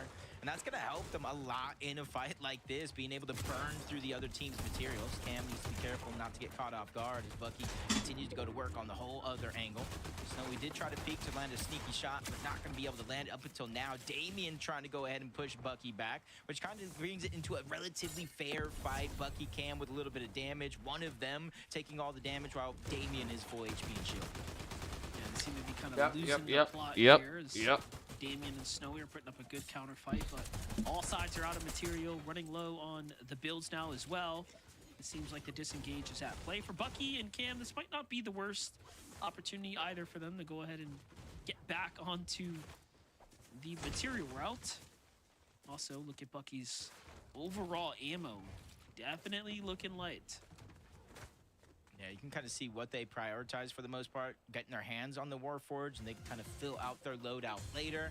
It's going to be a good situation for them because Sinister is so big to split. Diego, Ultra, even though they're uncontested, they're not straying away from this fight. They know this team is kind of lurking at the top of the mountain. Instead of letting them get free tags, let them kind of build up their surge while taking away from you, they try to go ahead and turn the tables. But unfortunately, it doesn't look like they found what they wanted. They shockwave back in the direction of Latte landing, which isn't necessarily a bad thing either. They got all the time in the world. The zone very, very early on is telling them it's going to pull towards the north. Eating some popcorn now. For some. Let's take a look. On over to F9 and Moneymaker. You know, another team that just surprised me. They showed up in the end game and they pulled a very much Shadow and Virgo-like strategy. They were pretty quiet, just trying to avoid any fights there in the end game, but after their hand was forced, you know, everything broke loose there. Jumping to the other side though, Magma, Void already picking up another elimination, so things are moving very fast from here. We're on pace, sort of like the last game, with how many teams are already eliminated here. Things are flying by. It's interesting that Kanata and Sphinx ended up at that gas station all the way from Frosted. I wonder what caused them to go out that way. You could farm there, different kinds. Mainly, you're going to be a hard match to scare G Money. Not too far away from Calamari, not too far away from the mountain. We know they box up on. They get that back-to-back eliminations here. Probably dropping that whole team back onto the lobby. At least they have 3 more games left and 3 more golden opportunities. But for Scare and G Money, just a shockwave really cost them a lot. We saw Scare essentially ruin the whole team's journey on high ground in that last game, which made it a little bit easier for Virgo to make that clutch happen. Yeah, I think they would have had it otherwise. You know, having a strong duo up on height, there's no way that anyone else should have been able to dethrone them. Scare, G Money, of course, are going to be a team to keep an eye on, as we are with Brennan and Jordan, seeing how things are going for them.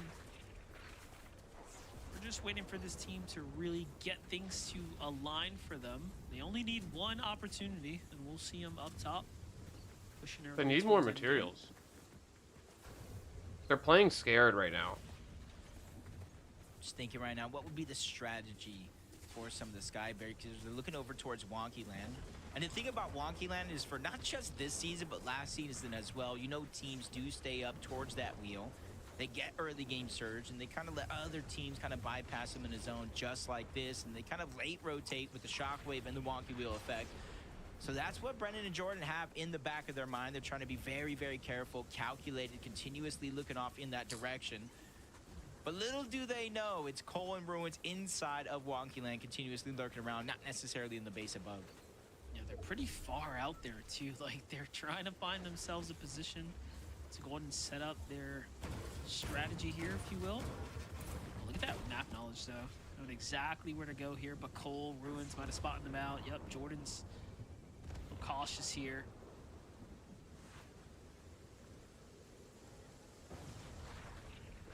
They're just on a clock. That's going to be the only unfortunate thing for Jordan and Brennan. They're on a clock. Like other players get to play with a different kind of feel of flexibility. You have to start your sky base at a certain point, and that point is quickly coming for them, for Cole and Ruins. They don't even know the team is there, which means they're kind of not pressed. They're not scared to take damage. They probably think they're the only ones out here enjoying this theme park. So for Brennan and Jordan, I hope to see them back later in the game, getting some scraps, seeing what they can make of this game. You see Drew and Chris over at Lifty Lodge. We saw them go down early in game number 1. And the contested drops at Lifty Lodge isn't necessarily the easiest thing. You either contest the top mountain or go right underneath. And if you kind of go underneath and split those drops, it just becomes a pain. It becomes drawn out like some of the other fights we've seen today. Yeah, it always surprises me to see teams fighting here on this outer edge. It seems like such an isolated area, but so many players tend to rotate down here just to kind of take a look at what's going on. Obviously, at these mending machines on the way past. You can see Flurry just hiding out here while Chris and Drew trying to get their heals situated. Sphinx and Kanata on the other side, keeping active here. This is a bit of a surprise for me, for them to want to continue to engage with teams. I guess they weren't too happy with their surge in the mid game last time, so really trying to push past that threshold. Nice little micro adjustment for them. The reality is Sphinx and Kanata in a 2v2 situation can probably win about 80% of their fights. I know for sure Osid landing here almost all chapter. There's definitely some really good stacked teams in this lobby, but it's just like with Kanata's fading ability, I haven't seen him playing many like Tokes recently, so I feel like he's not fully locked in like he was a few seasons ago. Make a wish for 200 gold. Not only do you and your duo get to make that wish, but any other team that has 200 gold and rotates in. So it does become a little bit of a hot spot later on in these games, and that's why you see Mira and Osid potentially returning back, because the probability of having so many different scrap loots or being able to kind of flank and get damage like this is just relatively high. Yeah, I'm actually surprised Mako and Daze actually saw Osid there. You saw the builds coming out a little prematurely, so I think they have nice beams. Someone might have been lurking nearby. There it is. Osid opens with a few tags just to go ahead and give himself a little bit of that lead. Mero doubles back to the house where you saw that med kit. Taking advantage of the free midi while he can. Daze and City like lurking up on Diego. And Ultra, they have no idea. He's gonna go for some beams right here. And he doesn't connect, dude. That's the one you can't be missing those. Might have been a small misplay there. Either way, Diego and Ultra are going to be happy. They don't have to dig into the heroes or slow down. Yeah, you got to think when a lot of players are VOD reviewing certain situations like this, little moments like that may not necessarily make or break a game, but compound those same results throughout the course of the game. It definitely kind of puts you in a bad spot. up here on the high ground again. It looks like it's kind of pulling. Moving south of Calamari. Yeah, south of Calamari. So for those that were kind of eager to position up around this area, got to imagine are sitting good. Whether they don't have a lot of surge now, the opportunity is going to be there as soon as the rest of the teams in the north and the eastern side of the map start to rotate in. Soneto, Zyptek getting the first warnings here. Looking really decent on the overall damage at the moment. Zone's pretty much right on top of them. We're going back to the canyon here this go around.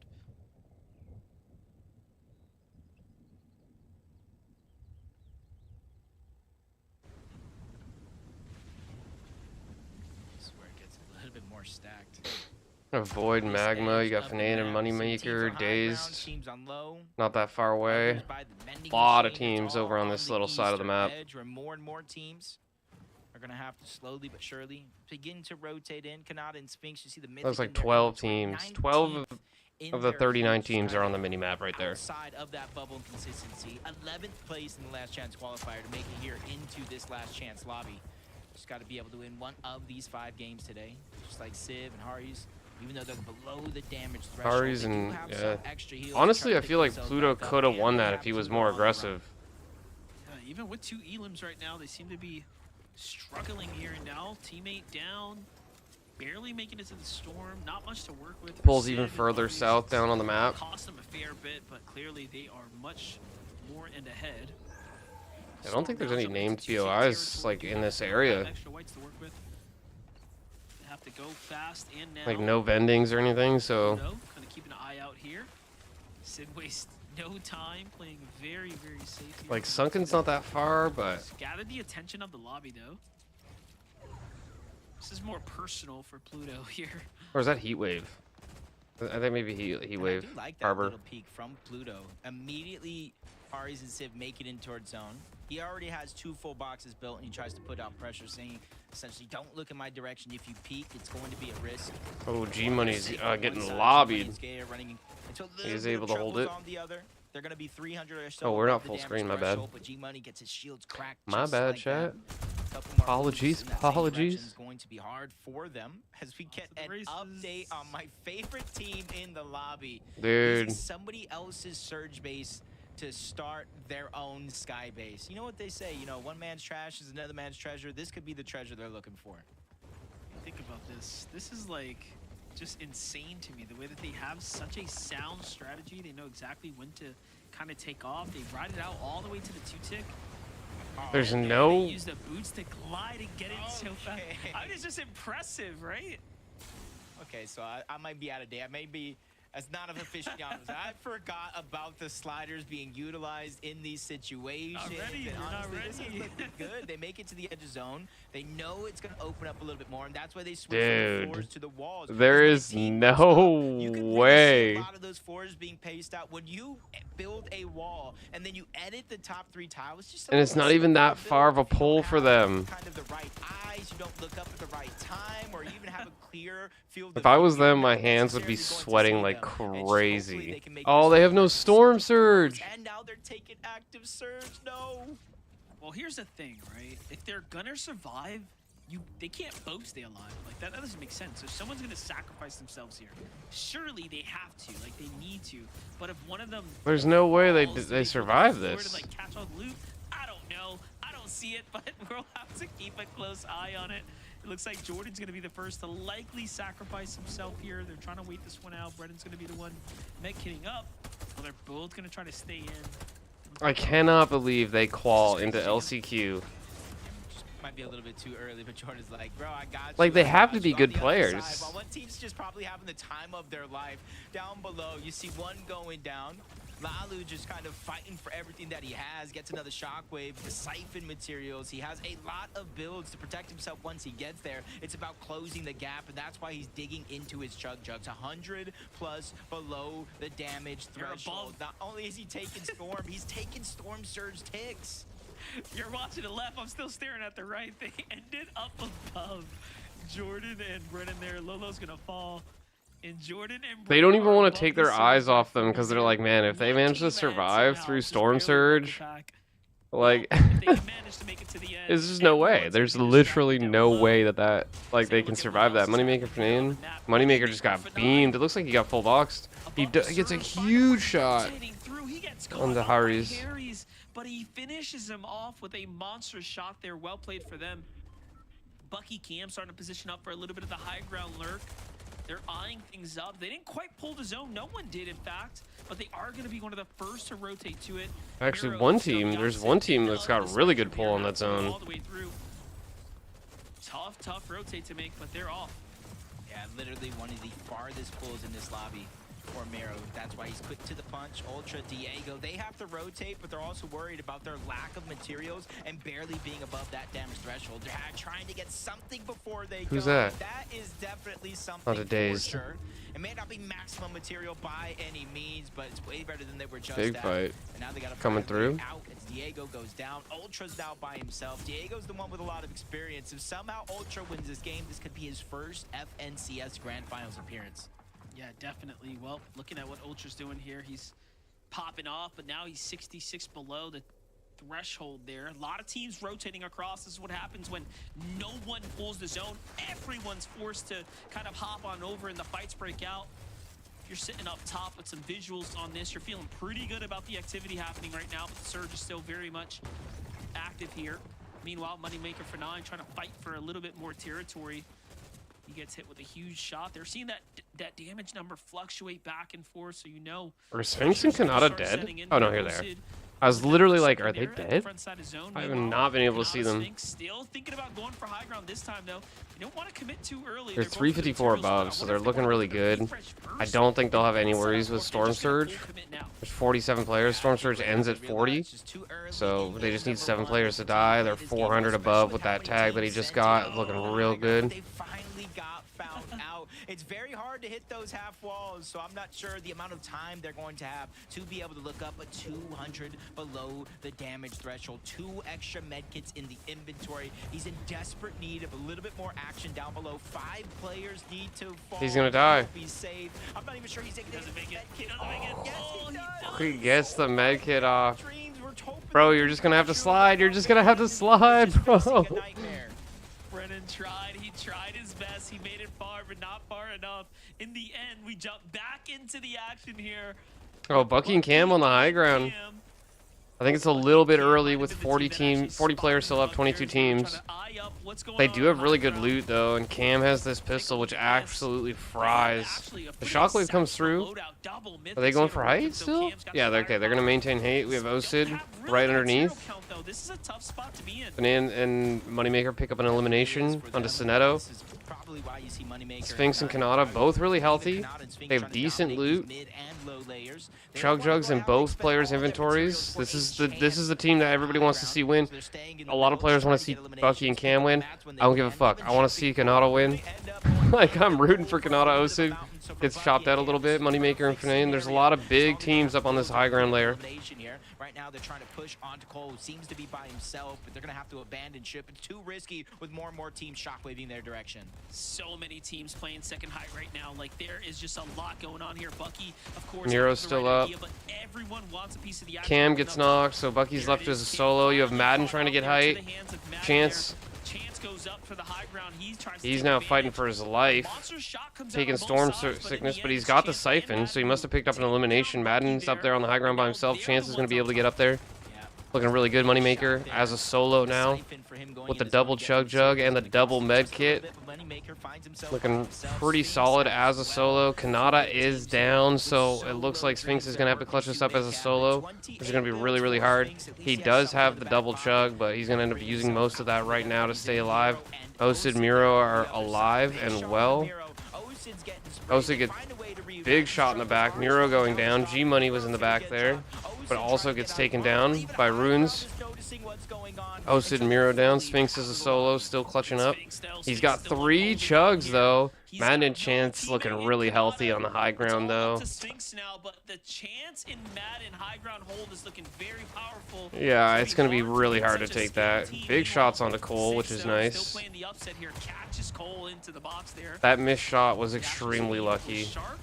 He needs some mats. He needs a refresh. Barely dodges that shot as Avenger does go down. Kodak going to be left by himself. You see Avenger just trying to share over that loop before he's finally out of this lobby. There's no way that Chance and Madden lose this. Nice eliminations from Sphinx. Gets a nice refresh, like lots of materials. Good hearts. He does get the chop. Nice Timber, I like that. Jacob's a goat. No, bro, dude. At least Chance and Madden, they're a top tier duo. Moving on to the finals. 3 more places left for the finals, bro. It may not have worked out for them in game number 1, but persistence is definitely going to be key. So you had Shadow Virgo game number 1. You have Madden and Chance. Let's quickly go over to Aussie Antics because he's always got some good information to say. Slightly different. That would have been crazy. Madden and Chance. That was a terrible headshot. Madden and Chance though. That high ground. This is What is Madden's Twitter? Chat, who else do you want on the prediction chat? Who else do you want on the prediction chat? Who else do you want on the prediction now? Pretty good on the high ground. I want to see I don't already have that. win. I need 2 more teams. So 20's not gonna leave. Cyclops, who's Cyclops teammate again? Hey, open. Yo, also, you open the map. I want to see where he said he's landing. Yeah. Wait, man, Grants? wait, Chances of IGN is tough. I'm not gonna lie. Wait, you want Grant's map? Give that to him. Wait, do you want Grant? Wait, oh, am I muted still? Wait, did you want Grant's map or this map? Sorry. Yeah, I want to see. Yeah, I want to see where Vino's going. Where did Vino mark? He's going again. He's going again. Vito's lost his mind. Bro, and he deleted all his tweets, bro. Yeah. Dude, I mean, this is just. I think it's probably because he wanted to land, and then probably like Booger probably pulled fucking Rake on Age and was like, bro. What I marked is final, bro. I thought it was final. Yeah, what the fuck, bro? Chat, all right, chat. I put Cole. I put Cyclops on there, chat. Line subs, there you go. Chat, Skybase already on there. I could have done. Oh, I couldn't Jagu and Carillion. No, it's Grant. Never mind. It will be. It's fine, chat. Whatever. Fuck At it. least by like That's good enough. 20 and. We have none of the above, which is good. Damn, good ass. Hey, this is good so far. I mean, almost for Canada. It's feeling likely Canada. Come on, they're doing well. They are doing well. I think Canada can win this. Like Kelly said, it worked out, so we're gonna be seeing them in grand finals. Damn. 3 games left to go, Vivid. Thank you for all love, though, chat. Bro, friggin' 30,000 combined viewers again for an LCQ finals is crazy. I hope you guys enjoy. Yeah. I know it's a bunch of people in the call. I know I can't reach chat as much, but I hope you guys are enjoying the vibes. It seems like you are, so thank you. Hey, Floaty, Light Pixar, Boda, Aspect, Kurt, BMQ, Johnny, Cruel Reds, Optics, Jasper, Valencias, OTX, Gapo, J. Thanks for the sub chat. Appreciate y'all so much. Not these. Oh, Madden's going latte, someone said. Let me check. Apparently, Madden's going latte. Oh, that's... Oh, sorry. No, I was. Dude, I can't stand the heavily filtered photos. I mean, like, that looks. I mean, fuck. Don't worry. You're essentially 20 catfishing. runs this shit guaranteed down. living there. 20 holds it 20 is down. guaranteed going. So maybe Causers will leave, but that's the only one. I didn't even realize 20 Does that and mean if Chip were Cole in calls, this. Then he cons Victor V. Is that what we're thinking? And Queasy? Yeah, maybe. Oh no. Okay, he's looking at. They're looking at grands. They're looking at finals map. I was like, wait, what? I think they're guaranteed. Oh, he's saying what Con Queasy. Yo, W Queasy. I think Queasy's gonna be on con. Damn, that's actually crazy. Yeah, I think Queasy will be on. Yeah. Why is no one Con next to me, bro? Like, fuck. I mean, I was about to say Bro, just Queasy's keep technically gas, Knox, you conned. know? He's claiming this shit. Well, Queasy is Con Yo, actually. did y'all see Madden's tweet, by the way? He was just straight distant 51 Cole. Wait, really? Wait. 3x grands with a good teammate at chance. Wait, what? Okay, Wait, wow. can you Did put it he in the get group dropped? chat? Like, put it in the group chat? Pull that up. Yeah, I'll Maybe leave if that. he got dropped. That's how is it 51 No, calls? no, he dropped Cole. He dropped Cole. Yeah, I I'm linked not that. gonna lie, Madden like hard carried Cole, what I've heard. The whole time. I linked it in the group 3x chat. grands with a good teammate. Oh, shit. Such a crazy. 500 wood. We're good, man. Oh, I'm not watching 2.5 minutes. I'm sorry. Take it. Especially on high ground. Here, take. Yes, watch from here. Take, see if this gives you a match.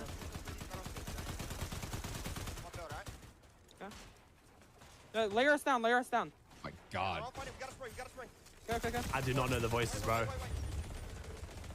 Let's max red. Chances like the Elmo. 90. The Elmo sanding one? What the Like fuck? the higher voice. Chopping. Yeah, the quieter one. We're good. is I'm up, so come up. Yeah. Oh, that could have been a max pump there as well. If he lost this, he would have been so mad. Nice! Good fucking shit! We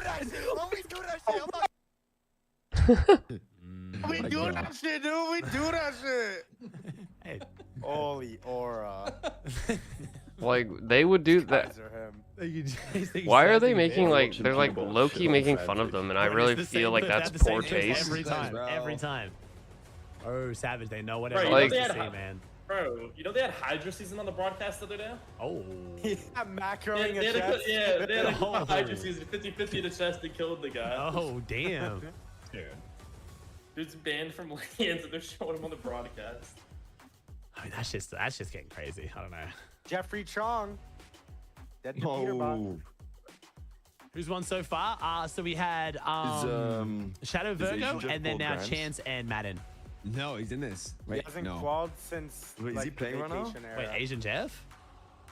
No, Is no, Asian no. Jeff playing this? No, he's not. No, I don't think he hasn't really been playing that seriously. I think he like missed so many tournaments doing all the like prepping for all the boxing stuff.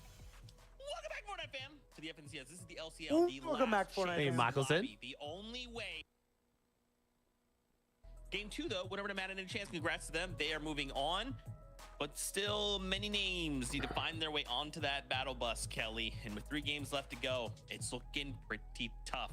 We did see a highlight moment, though, a shining moment where my heart really believed this is it. Kanata and Sphinx, they're going through off the back of a Sphinx solo clutch, taking it all the way to 2nd place. Unfortunately, they didn't qualify, Kelly, but we have 3 games. Is that what it was? It was your little squirrel heart going? I thought it was a tiny motor, but I understand now that you were excited. It's Kanata and Sphinx. Sphinx was down to a solo competition, of course, but at one point he had 3 chug jugs. He seemed to be doing a really good job staying on the back end of zone on this kind of like edge side. But of course, you're going up against a duo, and he had another solo to deal with on the low ground. Can only be so many 1v2s, right, Vivid? We already had Virgo's 1v2. Yep, without a doubt. But I like this from Kanata and Sphinx, right? I kind of called for them to maybe adjust the game plan there from the high ground to maybe play a little bit more of the mid ground, kind of play for those refreshes, and worked out perfectly for them, right? A 2nd place immediately in game number 2 when they do go ahead and attempt that. Of course, it was on the back foot of Sphinx being a solo. Could you imagine, though, if Kanata was kind of still alive in that exact scenario and it came down to a 2v2? Their chances would, of course, been a whole heck of a lot better. So if they kind of just maybe stick to the game plan that they found out in game number 2, might work just a little bit better. 3 more opportunities for Kanata and Sphinx. Still have high hopes myself. Yeah, man. And again, reminder, it's only the victory royale matters, right? So 2nd place is basically last place, right? It's the victory royale, or you're going home. You're taking it to the last chance major, which is after major number 2. So we believe in Kanata. You know, in this last game, we've had some high highs, some low lows, some really high up in the sky moments from Brendan. You know, Caesar, what up? Moment where we're kind Yo, of yo, yo, yo. looking at like, what is this the play? Like, what's going on? Dude, you need to get a face cam. Obviously, the strategy I mean, came into fruition, the voice alone is enough to get me going, but I bet you're one gorgeous man. It's funny, you know. Some vitamin D. Remain unbiased like, on the broadcast, but how sour were we, and probably a lot of people watching once they started getting shot up there, like them dealing with storm. Do you mean I need to? Something that they're gonna have to deal with, but what are you talking about? Come on, man. Let them have their moment. Up What are you there. talking about? You know, I'm not saying let them win. I'm not saying collude, but as far as Brendan and them, I think we might. That's not the last time we'll see a sky base. Are you offering? Take a look at these stats of these guys. They are committed to the sky base strategy. Game 1 placement, they got 40th. Of course, didn't necessarily work out there. Game 2 placement, all right, some improvement there. They have yet to pick up an elimination here today. But Feel some warmth? Yeah, I do need to get outside a little bit, honestly.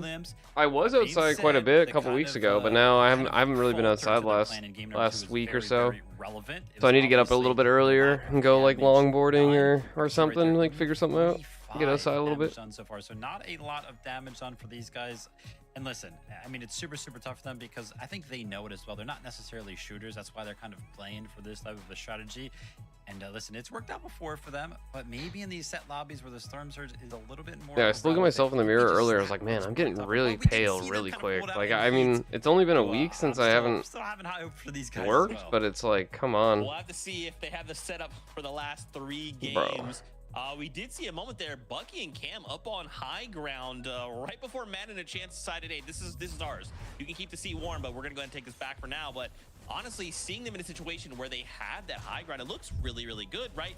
I mean, of course, to see Bucky make it all the way to a finals would be super hype. But again, guys, we have 3 games left to go. I feel like the strategy's there. We just need to make sure we're just kind of fixing up the little issues. And we need to fix them now, Kelly. I don't know what looks really good is having 3 mythics between 2 players. I'm not sure if they were able to just grab that on their own, or if they were able to take down some players that had them in their loadout as well. But Bucky and Cam definitely loaded out for the end game, but maybe we'll see a little bit of a change, just like what you were calling out, Vivid, from Kanata and Sphinx, where they took high ground just a little bit early. Same thing with Bucky and Cam. Maybe we'll see them wait just around zone 10 and then see a little bit more success there. So not too long ago, I actually mentioned, you know, Bucky, his game plan was pretty obvious. He went ahead and said on socials, hey, listen, Going high ground. Bro, when did you? Oh my God. I think we're gonna be able to Charles was in the YouTube chat. I apologize. The high ground. But that being said, I didn't realize he had returned. Madden go Probably gone by now. In game number 1, we're like, oh well, Madden's one of those teams that appears to just be sending it for the high ground. But as some of those teams that are potentially going to be sending it actually win these games and exit the competition, playing for the high ground of a team like Bucky and Cam becomes a little bit more feasible.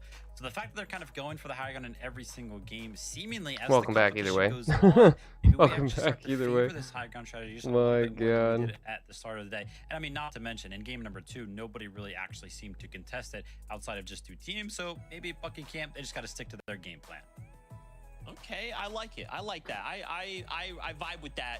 And now we just gotta hope that happens for them, right? We also did see a little bit of Moneymaker and Stretch out the FORTNITE. back. Moneymaker kind of put in a solo clutch situation. It's difficult, you know. Kelly used the word earlier, pandemonium. These lobbies are hectic, right? The only thing that matters is that VR. We're not playing for placements or elims or, you know, clips. It's you have to get the victory royale, or you basically came in last place. Yep. No, and they're definitely not the team that kind of leads when the zone starts to move. They like to stay kind of in the back, and that allows them to get. It does open up the door. There's 2 teams that have won already, so it's 2 good teams that you don't have to think about anymore. Madden and Chance are no longer in it. Just a little bit more, and they're Shadow Virgo are no longer in it because they've already qualified, so they're able to just kind of have a little pressure off of some of the other good teams that they don't have to worry about those 2 good teams anymore. Game number 2 was not that much worse, so I think we can see some. Dude, Moneymaker and FORTNITE are gonna be hating themselves if they don't qual, because they had a 2v1 situation and they sold so hard. That is what matters, and these guys have made it 2 out of 2 times, and they keep the ball rolling. 3 more games, 3 more opportunities. We continue right here, right now. Casters, take it away.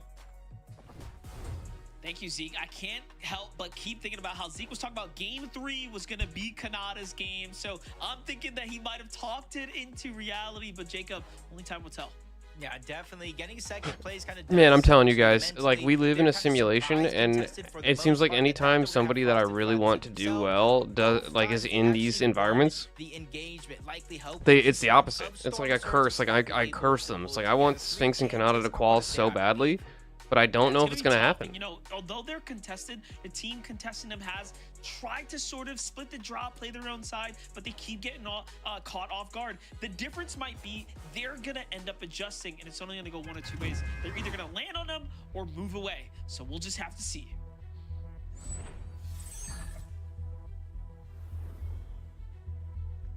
Game number 3, you can kind of consider this the halfway point for the most part. If your strategies aren't necessarily working, you may need to switch some things up. Kanata, Sphinx, the switch up they have this time around is it does look like they are uncontested, getting all of Frosted Flats to themselves. Rightfully so, 2 games already being finished. There's 2 open drop spots. Yeah, definitely. And hey, we just talked about it. That team's gonna have to give up the drop, right? They did. Land directly on top. Which is like it's a good thing and a bad thing for Sphinx and Kanata, because now like that's early storm surge damage that they were missing out on because they were destroying that team. Here, Flo. Oh, they get the knock on the blue. Directly on top of by the hands of Maji. And blue, of course, they have the initial knock. Each of these teams have had their own fair share of success on each side. Let's see who's going to end up winning this one. Maji gets to the shields here. Nicely played for him. So they get the full elimination with the siphon. So Maji's going to have to most likely back out. He is healthier than both the other players, but I don't think... Yeah. Same chance, essentially pushes himself into the 1v2 and eventually goes down. Flo and Ryan essentially winning back-to-back games here at the Cluster Coast and getting all to themselves, just like Bucky and Cam over That's at not Sinister true. Strip for the most part. Flo lost last game. They ran. They had to run. For themselves, so they're gonna have all the time. There's Magi and Blue that ended up winning last game at Cluster Coast. I'm kind of confused. Continue to flash their way towards the end game. Last game was extremely promising, but it was the material count that was lacking towards the end, forcing Cam to, of course, take those riskier plays, get more involved in the action, and he couldn't convert in time. Just a little fight going on right now. Bizzo and Moon actually getting the best of Dragon.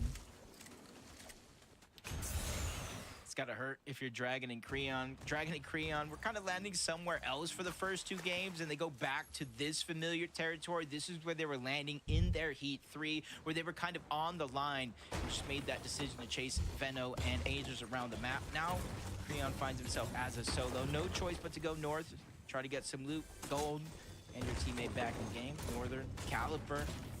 That first elimination so far over and near Golden Grove. They've been having a solid game as well. A lot of the team struggles aren't even necessarily making it through the early portions of the game. It's when it's so stacked in Zone 8, in Zone 9, where things tend to go wrong. Ramiro, Osid, last game definitely went south for them. They didn't really earn much points, so seem to have struggled to really make an appearance, make a showing. And we have yet to see Miro or Osid really go for high ground, right? We'd expect a very qualified team like this to not only make it there, but be one of the ones fighting. You know, last game, we highlighted that only a single team exchanged hands for height, and that was the team that ended up winning towards the end. It's almost that effect of thinking and seeing game 1, like, oh, high ground may not be the play here for this tournament. Huge switch up in game 2, and then game 3 we might see it switch up again with more and more teams realizing my opportunities are going out the window. I may have no other choice. Just continue to watch the Lifty Lodge, Flurry, Bacon, Egg, and Peace, and this is what I was talking about in some of those earlier games. When one team takes the high, the other team takes the low, it usually ends up in a drawn-out situation. Oh, dude. Seeing Brennan as a solo, getting hunted. You guys are ruining it for us. They were trying to hide out the outskirts, and Brennan knows what's up. He's got nothing in his loadout. He's like, all right, bro. Stays there. Come on. Cyclops and Light just... Or Sky Basers. Let's see if Cyclops and Light take up the throne. I doubt it. Yeah, I doubt it. Yeah, I doubt it too. What a calm. I think Cyclops and Light See if they take a little bit of a chip on their shoulder. There's no way. Monster, they were 15 points away from not having to be here and getting the day off. So when you come in that close to missing your spot, you get a little bit of a chip on your shoulder, just like Kanata and Sphinx. You see them kind of switch things up just a little bit. Instead of overstaying their welcome in Frosted Flats, they immediately start to rotate on out. Yeah, they need to get some damage for this Storm Surge. For their Storm Surge, you see Moneymaker and Fernayan doing something similar. Although for Moneymaker and Fernayan, they landed a little bit of split drop. You can kind of still see it in the minimap at the southern edge, so they didn't have to rotate too far to get here. Yeah, I'm definitely enjoying this kind of play style we've seen from Fernayan and Moneymaker. They've continued. I'm confused to with the highlight wood their builds. ability to make end games and do it in pretty strong positioning this time around. We need to do the same here. Look at this. Look at this lurk. It's in his name. I wouldn't expect anything different. At least they're checking both ways before they cross the street. Luckily they did. Zypher in the distance, but I'm not They sure didn't about catch him. They didn't see that they were that right there. building in middle minimizes That a lot requires of that some, audio. like, patience. Yeah, I was gonna say, like, they're really committed to the bit here. Crouch walking their way across, not panicking under pressure. Bucky and Cam don't even hear the construction of those builds. Bucky and Cam are gone now, so there's no stopping that. You have Zypher up on the top. Players got away. Surely they know it's Bucky and Cam, right? Like, everyone knows the drop, so it was likely very much intentional. For Void and Magma, game 1 was their best showing so far.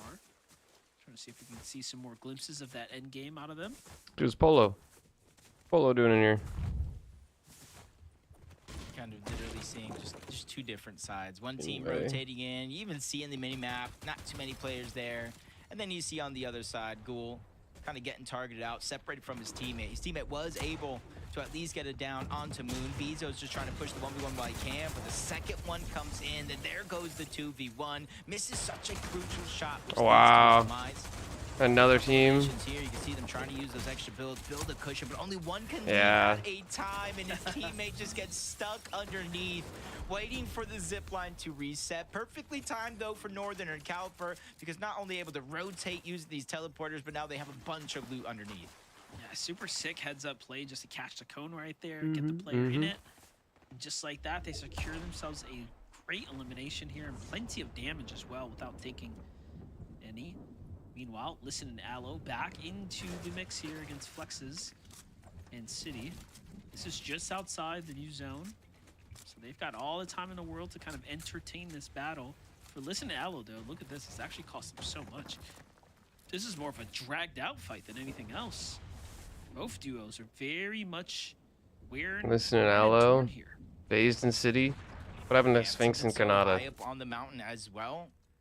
It's like a huge beacon to other players in the lobby to kind of realize what's going down. A team might be up there fighting, look hard enough, they might expose themselves, even if it's 20 damage, 13, anything from a distance, and especially if you're one of those faraway teams taking shots on your way in, it's definitely going to be a huge success if you can find that. But Flex's City, they're going to go ahead and use that shockwave. They just want the effect, not necessarily the bounce. They're going to try to catch Aloe out of position with that effect. They almost did. Try to push their way into a box, but it's taking way too long yet again. Another investment here for both of these teams that isn't necessarily going to work out the way they hoped. Yeah, he's at 9 builds. Talk about it going the distance here. Just continue to weigh more and more on the material count now as well as they go build for build. It feels like Aloe and Listen are not going to be able to do anything here. He's got one kind of exposed there. It's good backfire, but no, misses the important shot to turn this entire situation around for him. Yeah, he needed to hit that shotgun shot and needed to be a big one. You can almost sense the tension here in this fight. Even with the Maven there, like you said, he missed, would have dealt a good amount of damage. Would have almost put City and Flexes into kind of like that fight or flight mode, scrambling around, trying to kind of base up. You're seeing kind of the pressure. I think everyone on the lobby is beginning Cyclops to is kind of run one into. shot. He does manage to pop off the heals. They see intruders over towards their drop spot in the name of Light and Cyclops. They're immediately trying to go on the offensive, fight for their mending machine right back. And right now, Light and Cyclops are just giving up every single angle, which means they're expending a lot of materials to keep themselves safe. You gotta keep yourself safe here. This is your last few opportunities to obviously qual through in the middle of game 3 right now, deep into the tournament day already. Things are flying by. You know, selfishly too, we still have a lot of great teams to look forward to. As far as Chase going down. Creon, but now they're in a fight for their tournament lives here. As they get caught on the edge of zone. Dragon gets knocked. Creon's a solo. Dragon finished off once again. Pretty tough By Wallahi. Find himself in here. But it comes at the exchange. Chase. Creon versus Wallahi now. Nice play by Creon. I feel like he's moving right now. He does manage to get the siphon, which is pretty good. Well, Wallahi has tons of heals though. Creon needs to be aggressive on that in order to stop those heals from getting off. Wallahi's going to back out using shock. Going for the reboot, but not managing to get it off because Wallahi wants to put the pressure on. Wallahi's going to back out, full back out now. Necessarily doesn't scream confidence, so he's going to go ahead and disengage. He could hopefully look back later in the game, catch Dragon and Creon off guard, but as of now, they're so far from zone. Is going to be able to get Dragon back in this game, and this is how that was a crazy shot. That was the opening elimination. Creon is putting the team on his back right now. Yeah, Aloe goes down. Listen by as a solo. You have Cole coming in with runes. Listen and Aloe find themselves in a very peculiar situation here. Aloe gets finished. Listen forced to disengage and leave his teammate behind. And with limited heals, he's going to try to double back out and play the storm here. But what is the bigger picture here? He's trying to wrap around, see if he can outsmart them for the reboot card. But Cole and Ruins are not having it. They're sitting right. They're just going to sit on the reboot. Oh no, they're moving. In most situations, I'd say it's fine.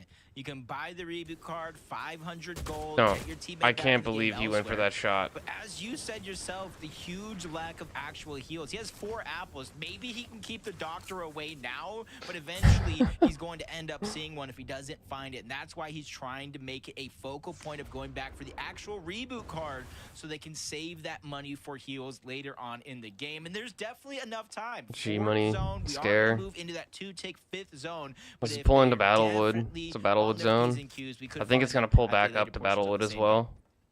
Once this closes here in 10 seconds. What are we thinking about this Scare and G Money positioning right now? What are the odds here that they make this end game and play for height? It's looking pretty good. No, I agree with you 100%. Because zone has All been pulled shifting left. over towards the north side of the map. They haven't had to move far from the Calamari Canyon, which kind of leads me to believe that when it comes to Surge, them hitting shots like this without taking too much damage, they have to be faring well, if not one of the best teams in terms of Storm Surge that is left alive in this lobby as of now. You just got to worry Osid about Miro. how they're going to rotate off because they're at a such highly elevated area. A shockwave could Moneymaker leave them Finan. vulnerable Sonetto still to get alive. just a little bit in the distance. Moneymaker for 9 still alive right now, making their clean exit from the dangerous Battle Woods into the edge of the storm here. Like this spot that they're at right now, no reason to rush, but it is the ultimate low. And they're committing that heavy material here, nice and early as well, not to attract the attention of the opponents nearby. So I'm just kind of getting like flashbacks of myself playing Fortnite Monster at this part of the zone. You see all the trees outside of Battlewood? There are certain, those big trees right there, thank you, Production. Those big trees right there. I remember in previous seasons, you can build onto any one of those trees. It kind of reinforces your position in the sky, because even if the tree breaks, your builds won't. Well, for some reason, some of these trees throughout this forest, you cannot build on. So hopefully these teams are very, very aware of the circumstance and don't get caught in the open next to one of these trees where you just Cam and can't Bucky build. make a rotate. Not the greatest rotate. Positioning, but look at this, Bucky and Cam, 112 Putting the damage pressure. below now, looking to turn things up. Bucky's getting tagged here, but this is what happens when you start to risk it all. Has to slow down, notice, start chugging up. Meanwhile, Cam starts to take the lead here for the retakes. 188 below now. They are continuing to slip behind. Yeah, losing control over their own game here. The further and further below that damage threshold you go, you have less and less option but to simply push the first team you see. Now they're 268. 265 below. It's not looking good for Cam and Bucky here. They're looking like they're probably going to get eliminated here any second. 253 below. That's a whole elimination. Cam's trying to help Bucky, but it's not going to be enough, I don't think. And even so, they're 180 below, taking the Storm Surge. But he unfortunately is a solo already. You can see that the team Bucky's targeted right now, they recognize that they could have pushed in, but either way, now they're just trying to hold him out here. The writing is on the wall. Miro and Osid go down. Cam and Bucky follow. Miro and Osid, Cam and Bucky down. That's two pretty good teams out of the lobby. Falling to the hands of the new. Opens up the door for so many teams. Big with this opportunity, but they're eating so much storm. Meanwhile, taking a look at the bigger picture here. Who else? Like, again, every time I'm like, where is Kanata? Where is Sphinx? And then they rotate them. Pretty okay. They know, like, there's a huge portion of the Fortnite community Nothing exceptional just yet. watching this for them right now. Like, they want to see it happen. They want to see something crazy happen.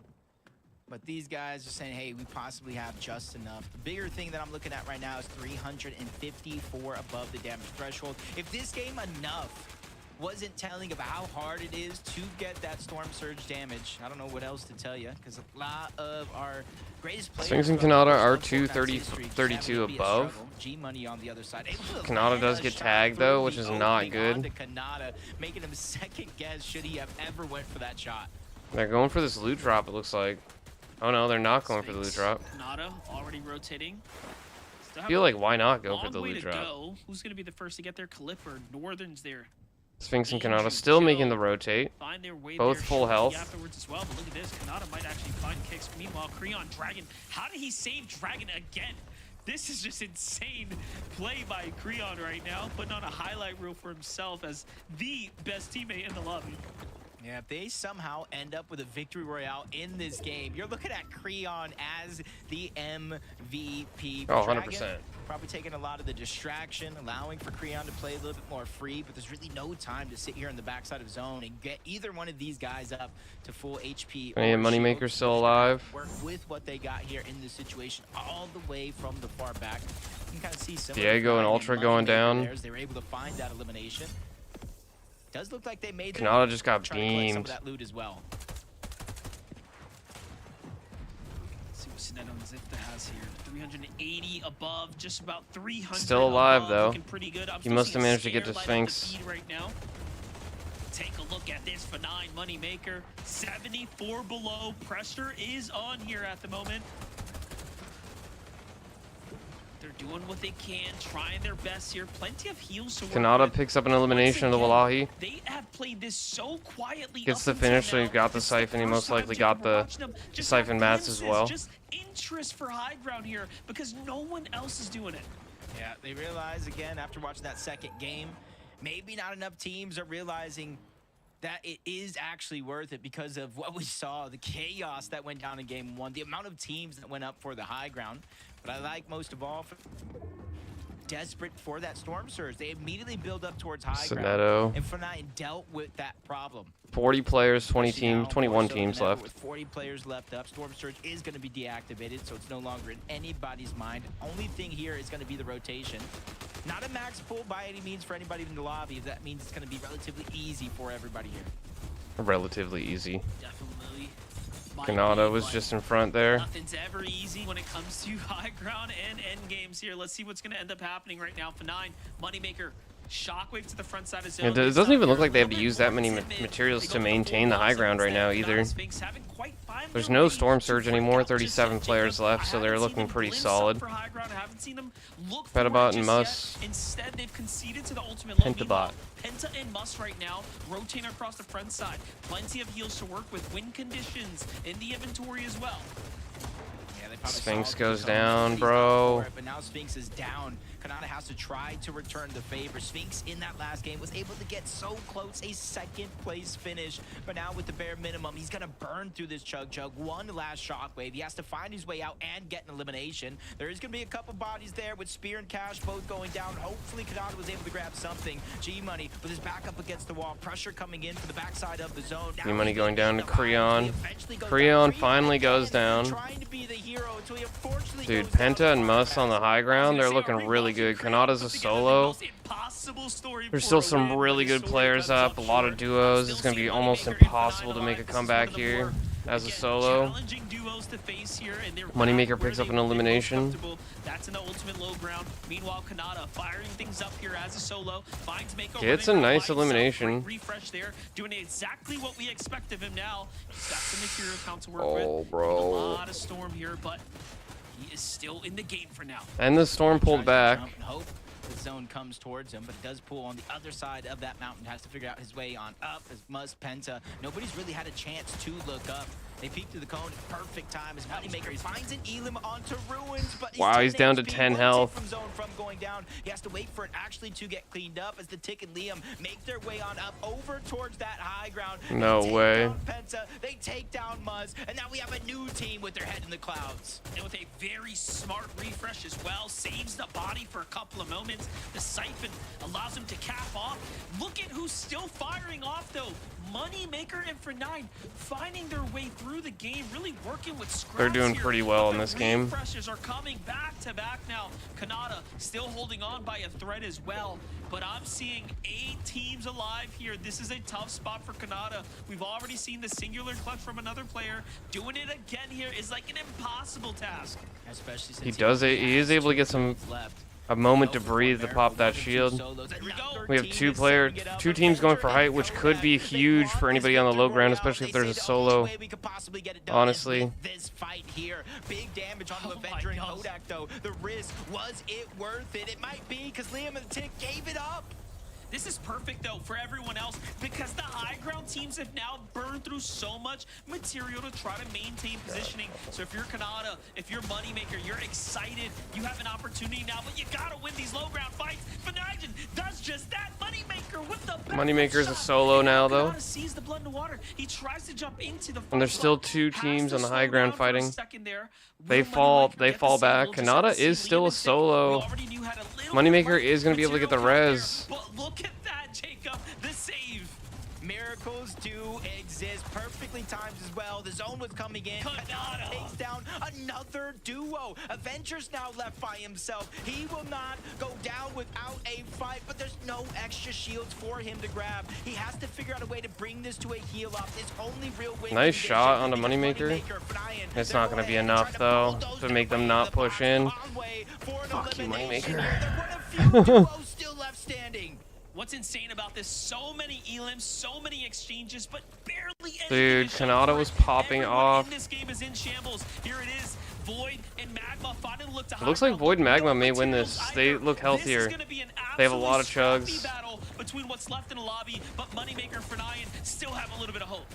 That's 2v1 situation. Liam goes up. That's the solo. He's distracting the high ground team. Moneymaker and Fernian. And he gets the knock, dude. It's going to be huge. That's huge for Moneymaker and Fernian. Liam goes down. Void's a solo. If Moneymaker and Fernian sell this again.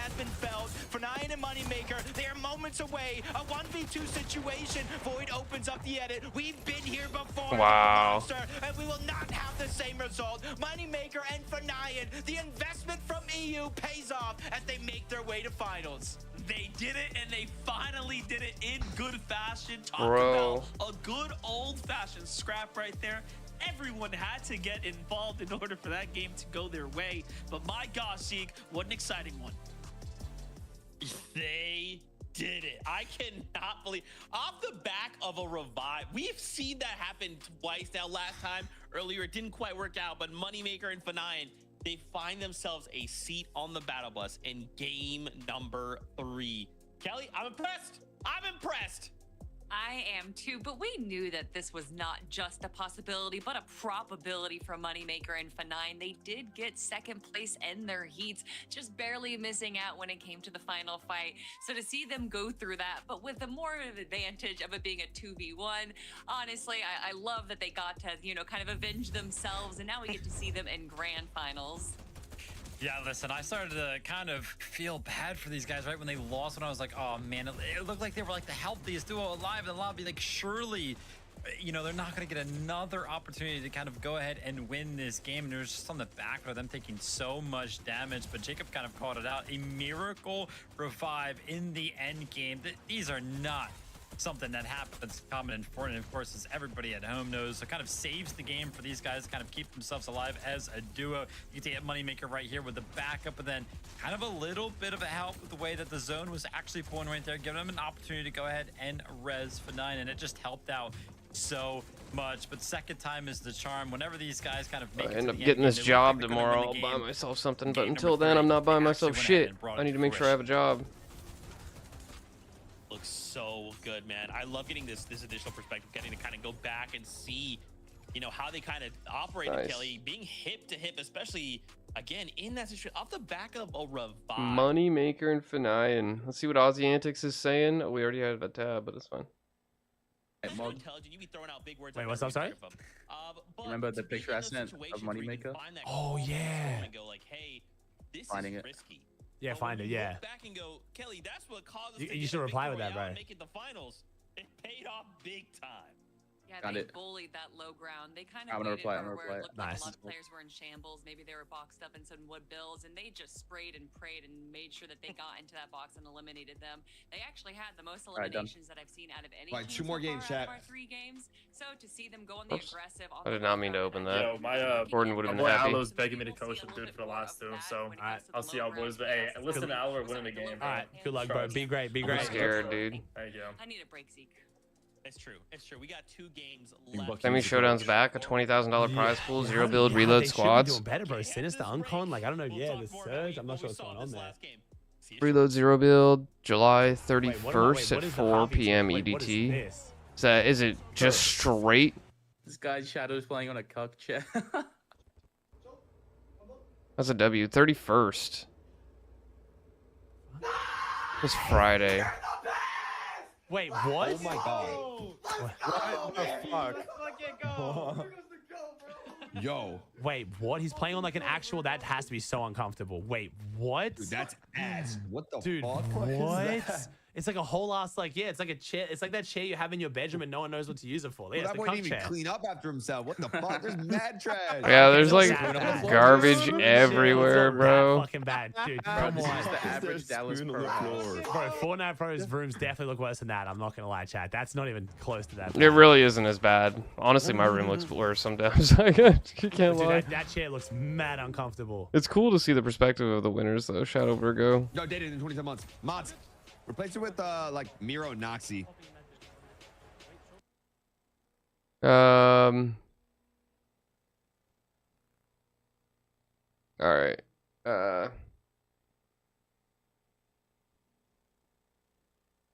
Whoops. Dude, I gotta turn off caps lock. Fortnite. Fortnite. Competitive.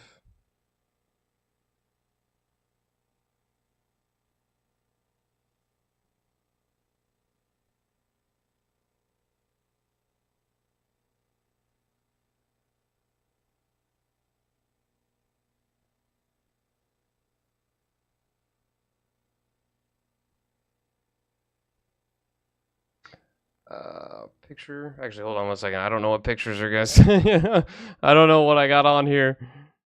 Let's see.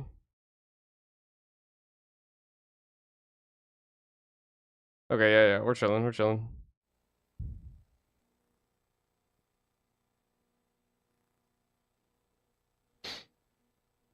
Post that up. I'd love to see that doggo skin come to the shop, but it's probably never gonna happen.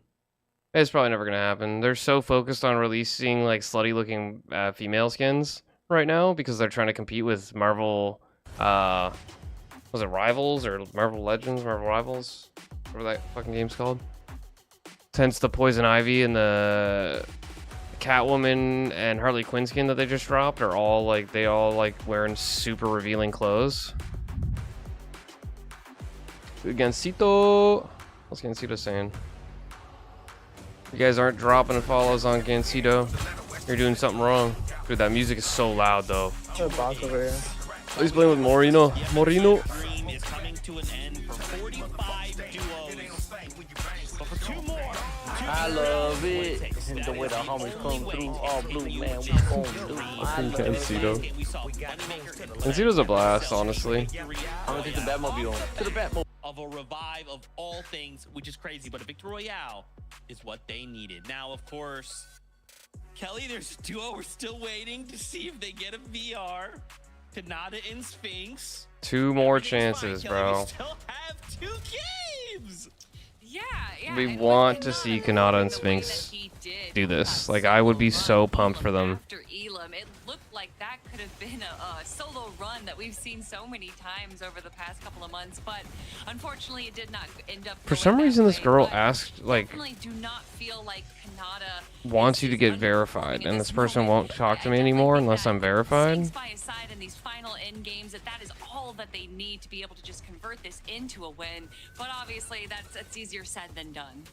Listen, I mean, Kanata's got Sphinx on his side. Sphinx has Kanata on his side. They have the experience on the side, and they also have Zeke's emotions on their side, right? The constant crying that we get to hear throughout this broadcast. Kanata and Sphinx aren't qualified to the grand finals yet. And, you know, just so you guys know, a little behind-the-scenes information, even when we go off camera, Zeke is still crying about this. But, yeah, I mean, Kanata and Sphinx, listen, you can see their placement so far. 9th, 2nd, 5th. They're constantly getting into the end game. They're constantly getting into the top 10. So they're very, very close to kind of figuring out.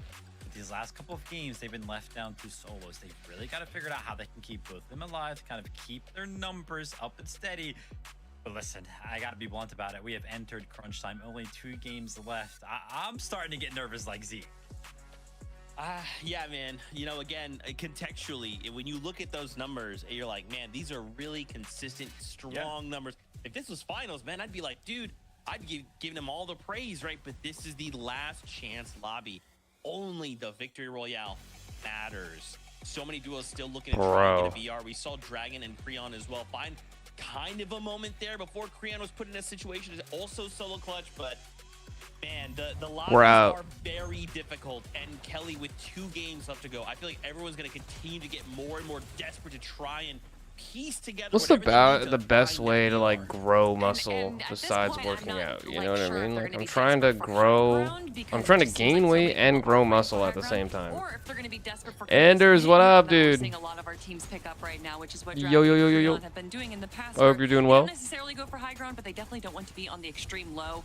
And once again, Creon going into a solo competitor here. We've seen this duo compete together. They actually made it to grand finals last major as well as a duo. So Come on, get into game number 4. they have not been having the games This is supposed to be over by 10:30. This is not going to be over at 10:30. With a 10-minute break between games, like we're looking at closer to 11. Like I'd say like 10:45. My Friday? Oh, your Friday W's, dude. Yeah. Yeah, I have a job interview tomorrow at 11:30 for NB Cannabis, which is just it's like the legal cannabis store where I live. I'm hoping I get it. They pay decent. This is only a part-time position, but so my Friday will probably be non-existent because these companies, when they employ somebody part-time, you're just a fill for all the shifts that nobody wants to work. So I have a feeling like I'll probably get like 3 shifts a week right now if they hire me. A dispo manager? For some reason, when you say dispo, I was thinking of like a bottle dispensary, not like a recycling plant, not a fucking not a weed place. Bro, that's actually awesome. That's actually awesome. What the fuck? But it's one less exciting team. The thing is, like, I borderline need to lie because I can't smoke weed anymore. Like, I used to smoke all the time up until last January. And I can't smoke anymore because of the lung collapse. So I basically have to try and get the job without telling them that I can't even use, like, 50% plus of their product because I can't smoke. Yeah, exactly. I 100% agree. I don't need to smoke. I just miss smoking so much. I miss it so much. For me, at a certain point, like, smoking weed wasn't even for getting high. It was just, I just enjoyed the act of smoking. Which, I'm not gonna lie, at that point, if you're smoking, it probably means you're smoking too much weed. If you're smoking it just to smoke. Yeah, I've been taking edibles, and I've been using edibles from them over the last, like, month or so, and yeah, so I have some knowledge on that front. The hardest part for me is, like, when I was smoking heavily, I could take a 250 milligram edible, and it did nothing. Like, I wouldn't get high. I would just get, like, I kind of would, like, want to go to bed, but not get high. Now I take, like, 20 milligrams, and I get pretty stoned, because I hadn't smoked in a year and a half. Of course, they are still in the race fighting for that win, though. A smoker, and that's, I mean, I miss it a lot, honestly. I miss it a lot, but at the same time, I've definitely benefited. I've benefited mentally, and I've benefited drastically in FORTNITE. Like, my skill level in FORTNITE, once I stopped smoking, shot up. Which I noticed, because I'm able, like, my head's clearer, obviously. But, like, if I could still smoke and play, I probably would. I can't lie. But just like every other game, yeah, so that's the same with me. It's like, at a certain point in my, like, marijuana life, like, it was just too, it was not smart to buy edibles because it was kind of like a waste of money for me, so I just ended up using vapes and smoking. And turn this into a 2v1.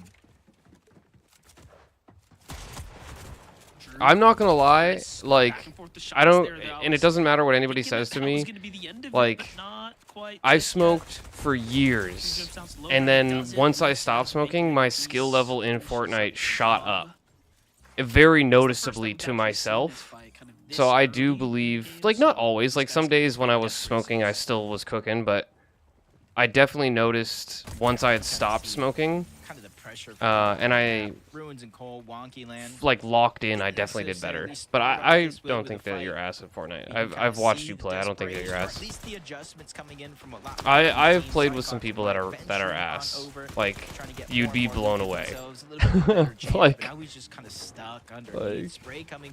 I feel bad like saying this. Because like me and Maddie broke up on pretty good terms. And she did enjoy playing Fortnite, but in my opinion, she was like, sometimes she did some things that were really impressive to me, but overall, like, she was not very good at Fortnite. And I'm not trying to be mean. I think she's aware that she was not very good at Fortnite. But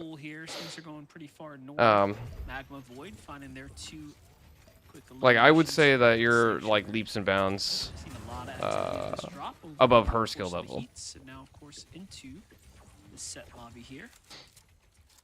Although I will say, like, every so often, Maddie did like do some things that I was like, holy fuck. You know, 4th place coming in here. I just think that she couldn't lock in very consistently. But that being said, she was always stoned, so I don't know if that was a factor or not. But she was taking tokes like in between every single game. Yeah, well, I mean, I'm below pro. Like, I'm good at this game, but yeah. The level of pro is actually insane. Like, we fought EMS the other day, who's like a top tier NAC pro. And he, like, his movement is just crazy. Like, it's so hard to keep up with. You look at EMS, you look at Togo, you look at Ecstatic. Like, those guys are so good at ZB. You look at Fluger, you look at Tax and Zemi and Replays and Thieves and Jotsu. Like, these guys are actually so good at the game. You're just setting up. But I'm not anywhere near their consistency. Like, some days I play really well, but their consistency is also really high.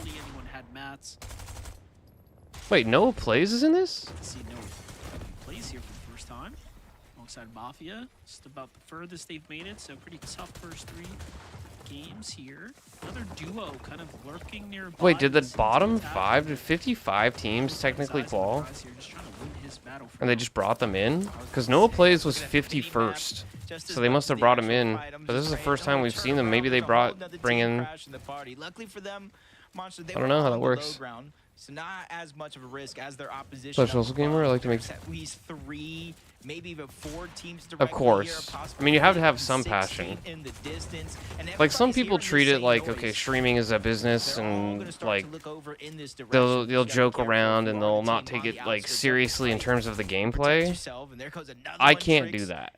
Like, I like winning, like, almost too much. It's not as bad as it used to be, but I used to get pretty angry playing Fortnite. Now I kind of just chill. It's like a GG situation. Like, earlier I was ranting about my teammates, and then the team that killed us came in and said GG, and, you know, I'm all about that kind of mentality, like being like good sportsmanship. Sometimes that's not the case. Just get involved right now. It's like, I mean, even if they come in and I'm like, man, those guys are trash, blah, blah, blah, and they're like, we just destroyed you, and it's like, yeah, dude, I'm just ranting. In most cases, people will be like, yeah, that's understandable. You have to have a little bit of passion when you're playing these kinds of games. It's a competitive shooter at the end of the day. God used to make my blood boil. Dude, same. I was also... Teams are leaving. I see in the That's crazy. Team is rotating in from that is actually insane. I enjoyed Call of Duty Ghost way more than the Call of Duty community did.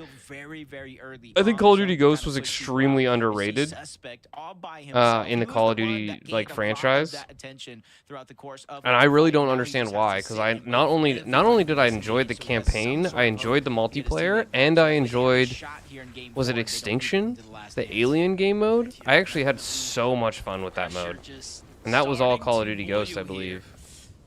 Look at this though, Spear Cash have this team again on their heels right now, just watching them stalking. One of 2 entries. I never got anywhere near Prestige Master in Call of Duty Ghost, but I did enjoy the game quite a bit. I enjoyed Call of Duty Ghost quite a bit.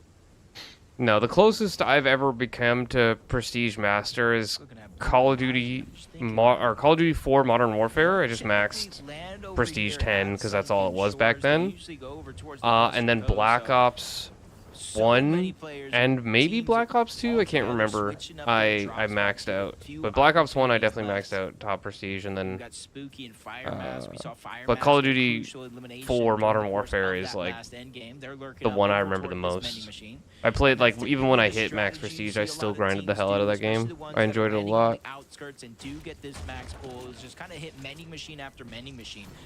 Almost in BO, yeah. So it's just like, for me, it's just those two, BO1 and MW1 essentially. Call of Duty 4 Modern Warfare was the first Modern Warfare. I really enjoyed Modern Warfare 2 as well, but I just didn't play the multiplayer as much because I enjoyed, like, the Spec Ops. I actually played a lot of the Spec Ops, and I was hoping so bad they'd add more missions. Very disappointed when they remastered Modern Warfare 2 that they did not add Spec Ops. It was like, I was actually, like, extremely disappointed. It almost made me not play it. And then they didn't add multiplayer either, so it was just the campaign. I was so upset.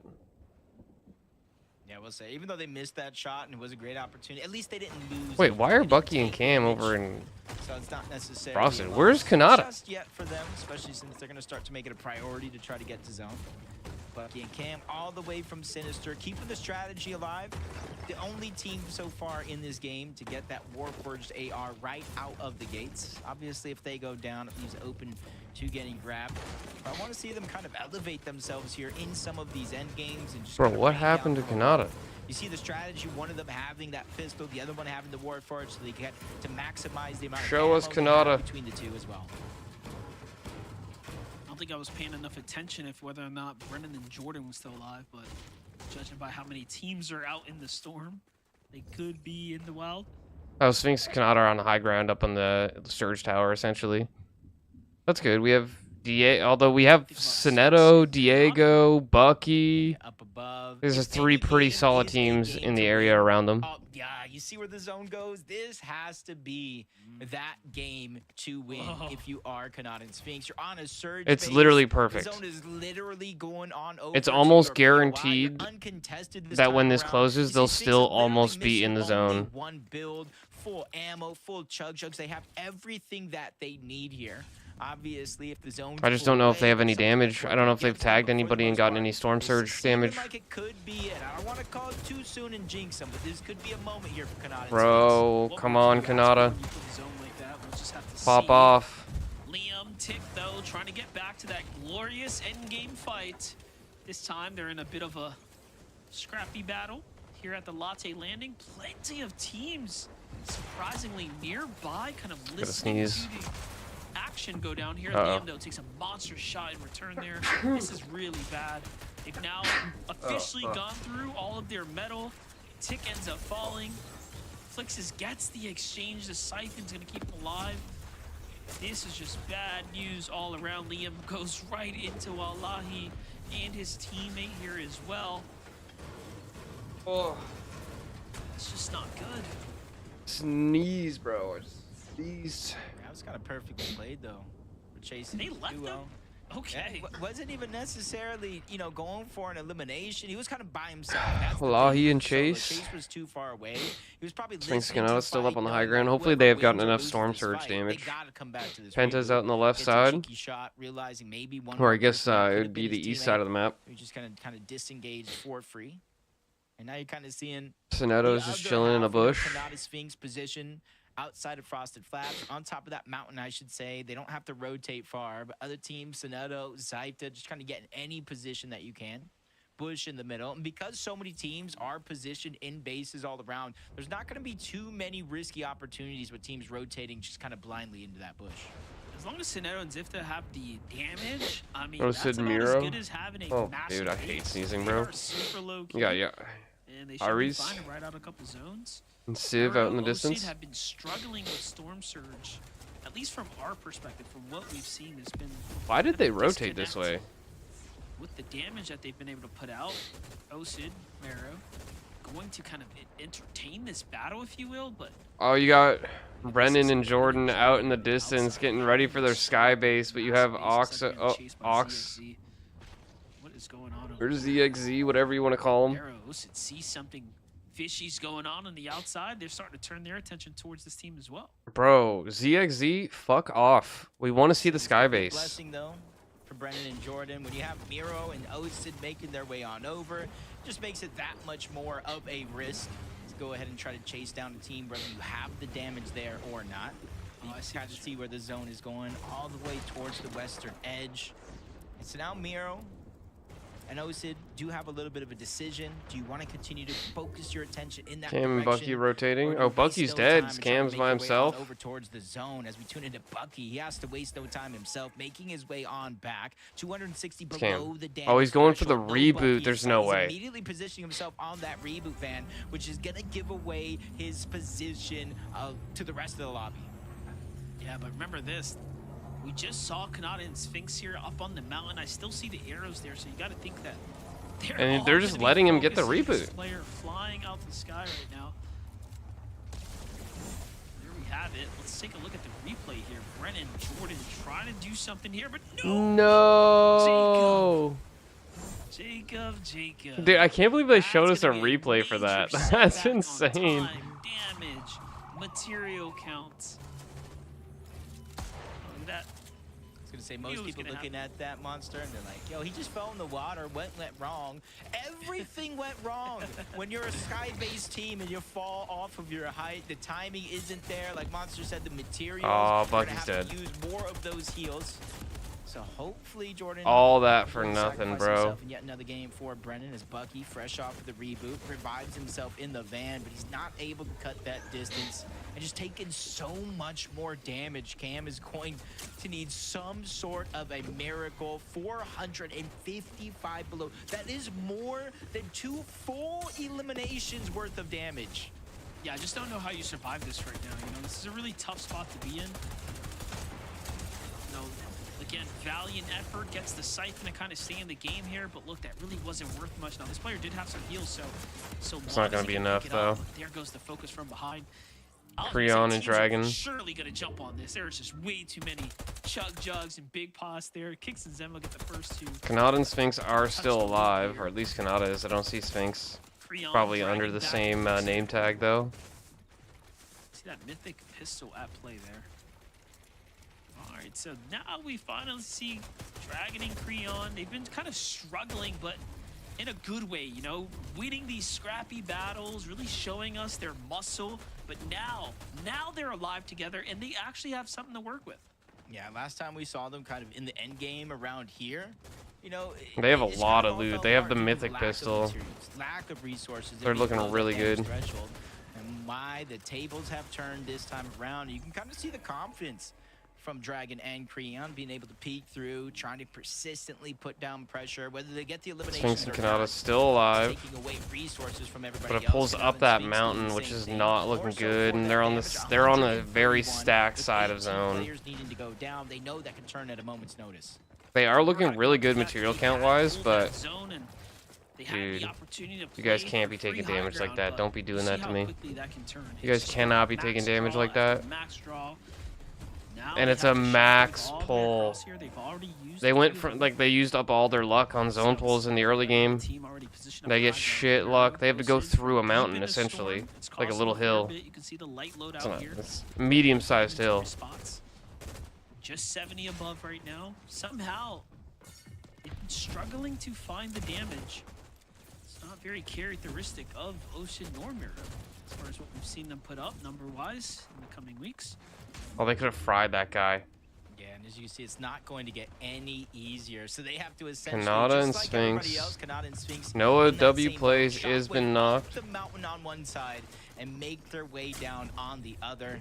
And that's where you're seeing a couple players just kind of dropping in the feed, just going down, separated from their teammates. Mafia's feeling a little bit of a struggle. Diego plays below the damage threshold. Not as drastic as we've seen so far in this lobby. So one good turn like this from Mafia could put him above the damage threshold. Whether he gets the elim or not, he was successful in that endeavor. But now he's getting sprayed all around. One shot is going to bleed through. He's going to survive on one end, but will remain below the damage threshold. Edit He's though, still like fighting it out. Lands a good shot. A Monster. The numbers game just worked their way against him. Yeah, very, very good try in the end there. Still seeing Northern, Calipper alive, Mako and XZ playing the high ground. Mero and Osid have found their way up to height. Kanata, though, fighting for his life right now as they are barely above the threshold. Sphinx gets a knock, though, which is huge. Can they secure the loot is the real question. They do. The rest of the lobby sees and senses the danger down low. Kanata gets a full elimination, though, in the feed. We're kind of poking fun at their lack of damage, but they're going for high ground. It's not just them, though. You see Miro and Osid underneath, Scare and G-Money. Kanata and Sphinx are known for it as well. Didn't necessarily attempt for it in that last game. Trying to control the mid layer before Moneymaker. Nice beam. Took him down as Mako looking towards the back. Takes out Moon. A lot of focus on the B zone. One player needs to die for Storm Surge to not be an issue, but it doesn't look like it is going to be an issue. Bizzo gets taken down by Kanata. To continue their high ground endeavors. Kanata finds another couple of materials underneath. I know you at one point or another mentioned kind of their dwindling resources, including those shockwave grenades, and that's going to give them a little bit of a boost. Yeah, that's what happens when you go max pool to max pool, but they definitely have found something to put them back in the game right now. G-Money gets that elimination with the siphon and the chug. Duo in this lobby. They paired up and are putting up right now. But looking to the high ground, it's still XC. It's Dude, still everybody in the world right now is watching Sphinx and Kanata. Like, anybody that cares about Fortnite, like, build, FNCS is, like, watching Kanata and Sphinx so closely. Creon's really good, though. Like, he proved it last game. He was able to clutch up so well. Definitely hardy. Nice mid ground. They pull up to mid ground. Used a lot of materials to do it, though. Team should be doing is start trying to poison up for high ground. Look at this. Yeah, I even saw a moment right there trying to go and get aggressive. I saw the pre-edit be placed before it was reset. 3 teams continue to look up towards the high ground. That could be their key for success on the bottom. Nero Osid looking to get another elimination, but a full battle. G-Money Scare. Blue. They switched their drop spots up this game. They probably switched up their entire strategy. It might be time for them to go to hype, but they go and try to contest. Scare and G-Money take it. Send them right back down I don't see. They've elevated themselves even more. Monster, one shockwave might not be enough to take. Did Sphinx and Kanata die?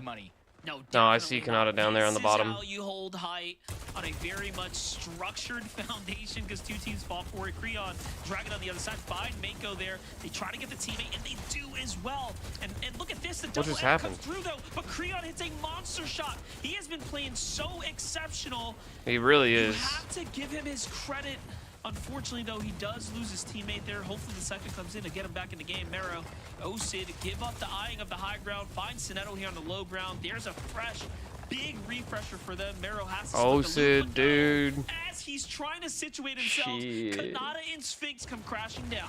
A huge sideline there and a pick-me-up opportunity for Kanata and Sphinx. You see Kanata, no extra hard match. Sphinx either. They are on E when it comes to those materials. Good thing for them. That elimination got them a full amount. There's some materials in there. Now they're going ahead and trying to hold on to this layer. You can see they're not taking any big risks. They could probably hear Creon gets the siphon. Creon was able to get another elimination on the blue. Maji is down as well thanks to Scare. Creon continues to climb up that ladder. Dude, my heart's actually pounding. Is this West? No, this is NAC. This is NAC, Bald. Hope you're having a good day, man. I'm rooting. I'm like, my heart's pounding. I'm like rooting for Sphinx and Kanata. Kanata is the only player in all of Fortnite that's qualified for every FNCS that they've ever had. And this, if he does not win this game or next game, it'll be the first one that he hasn't qualified for. And they're looking good, dude. Creon's out in the storm healing up. We have G-Money and Scare still in the high ground, which is a really stacked squad. Creon goes for the shock up, but it's not going to be enough. It's going to be so hard for Kanata and Sphinx to take it from G-Money. I'm telling you right now. Perfect. The battle for the possibly the game. Big as well. shot on the Kanata Sphinx, which is not with good. the shockwave. Big shock Scare and G Money are winning this fight right now, which is not good. not intimidated, but they still find a way to climb their way on up, taking it away from Scare and G Money. The materials might be the difference maker, but Kanata and Sphinx don't have them either. They have to give it up and set their eyes down below. It's Joe and Angel. Wait, who just fried him? Their duo, but Scare as a solo left his mark, taking down Sphinx, leaving Kanata in a 1v2. It's Kanata. He's able to make quick work, so it is actually going to be a 1v1 situation if he can get a knock. Joe, weak. He does have the chug jugs. Angel, same position, but he has the chug jugs. Bro, Side angle. second place, dude. Angel and Joe will steal away that. Oh, in the end, it's heartbreaking. so close, but they lost It's heartbreaking. track It's of Scare heartbreaking. there. Either way, congratulations. Bro, I to Joe wanted to and see them Angel. win A that. Huge win, and Zeke, that's a ticket straight to the finals. Congratulations! Angel and Joe, victory royale! Let's go! Oh, Yeah, honestly. I want to be sad, but I gotta be happy. I gotta be happy right Yeah, now. I know. Everybody wants to see like. They get themselves that victory route. Now they get to go to finals. Like, I don't want to see Kanata's run end, man. Like, I want to see him qual, and he's only got one more game to do it in. I want to see that happen, and they were so close, man.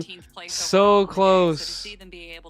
Sphinx gets taken down by the third party that's just still chilling on the side. You do have to give some props to Angel and Joe, but you do have to imagine that some people are seeing this Angel with a little bit of devil horns because of how close Kanata was, Vivid. That was well said. Yep, without a doubt. And listen, for Angel and Joe here, this will actually be only their second time for each of them. So each of them have made a singular grand finals before, but this will only be each of their second time entering a grand final. So a very big So moment close, for bro. these two guys. Let's see what Ozzy's saying, just out of curiosity. What the fuck's happening until he started dashing? What are we doing? Why are we trying to like fake that? Qualifier here. It was trios? Kind of, Angel We're just looking at the front of the screen. For Joe, he did not actually play. Oh, he's landing under me. Oh yeah, he's landing right into you. We should have trusted Muzz, bro. Muzz tapped in, man. Works out for them as they do go ahead and get the win. Oh, I'm so devastated, bro. Wasn't Batman Joe that one? No, it wasn't. It was someone saying it's a clip from it. It was trios, bro. And we can see Wait, I'm here looking on at the it. low So this ground isn't right Batman now, No, it Joe? was him. just a It was him. handful of eliminations. Yeah, it was. So it is him. They just sent us the wrong They just clip. don't have a clip. It was him, just different. Okay, gotcha. Different season. Double-digit eliminations here. Although maybe I'm not. so I'm not too confused. certain what's Yeah, going on. is my it screen Batman right Joe now, or but It is is. it It is. It is Batman Joe. It is Batman Joe. this duo right now, although honestly, W Batman Joe, bro. One Andy's running next to me. more. That's the homie. Is there a lot of other Joes? Wow, bro.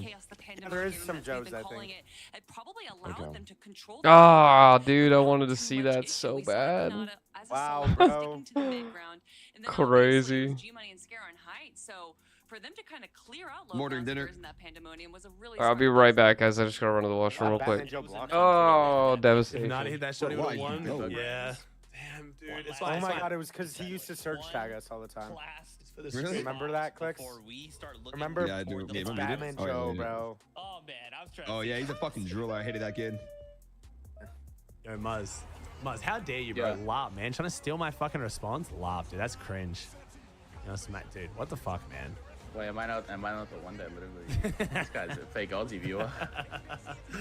They didn't cover the 2-1. Thank you, bro. Oh, sorry. My bad, boys. Yo, I just got a sub. I just got a fat fucking sub. I just want you guys to know that. You got a sub? Yeah, I got a subscriber. Oh shit! Let's go! Let's go! Let's go, Ozzy! What's his name? What's his name? Shout him out. Cup FR. What a fucking goat. Hop Cup FR, bro. W go, Cup bro. FR, man. Thanks, man. Fucking go. Cup. Sorry, guys.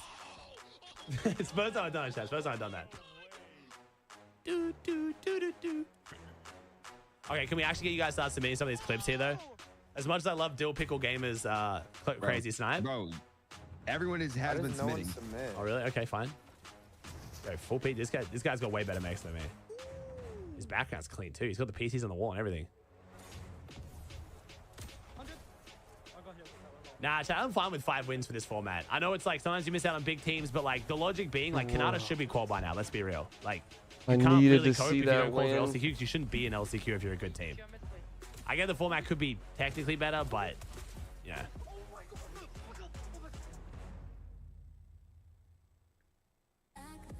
I mean, so far,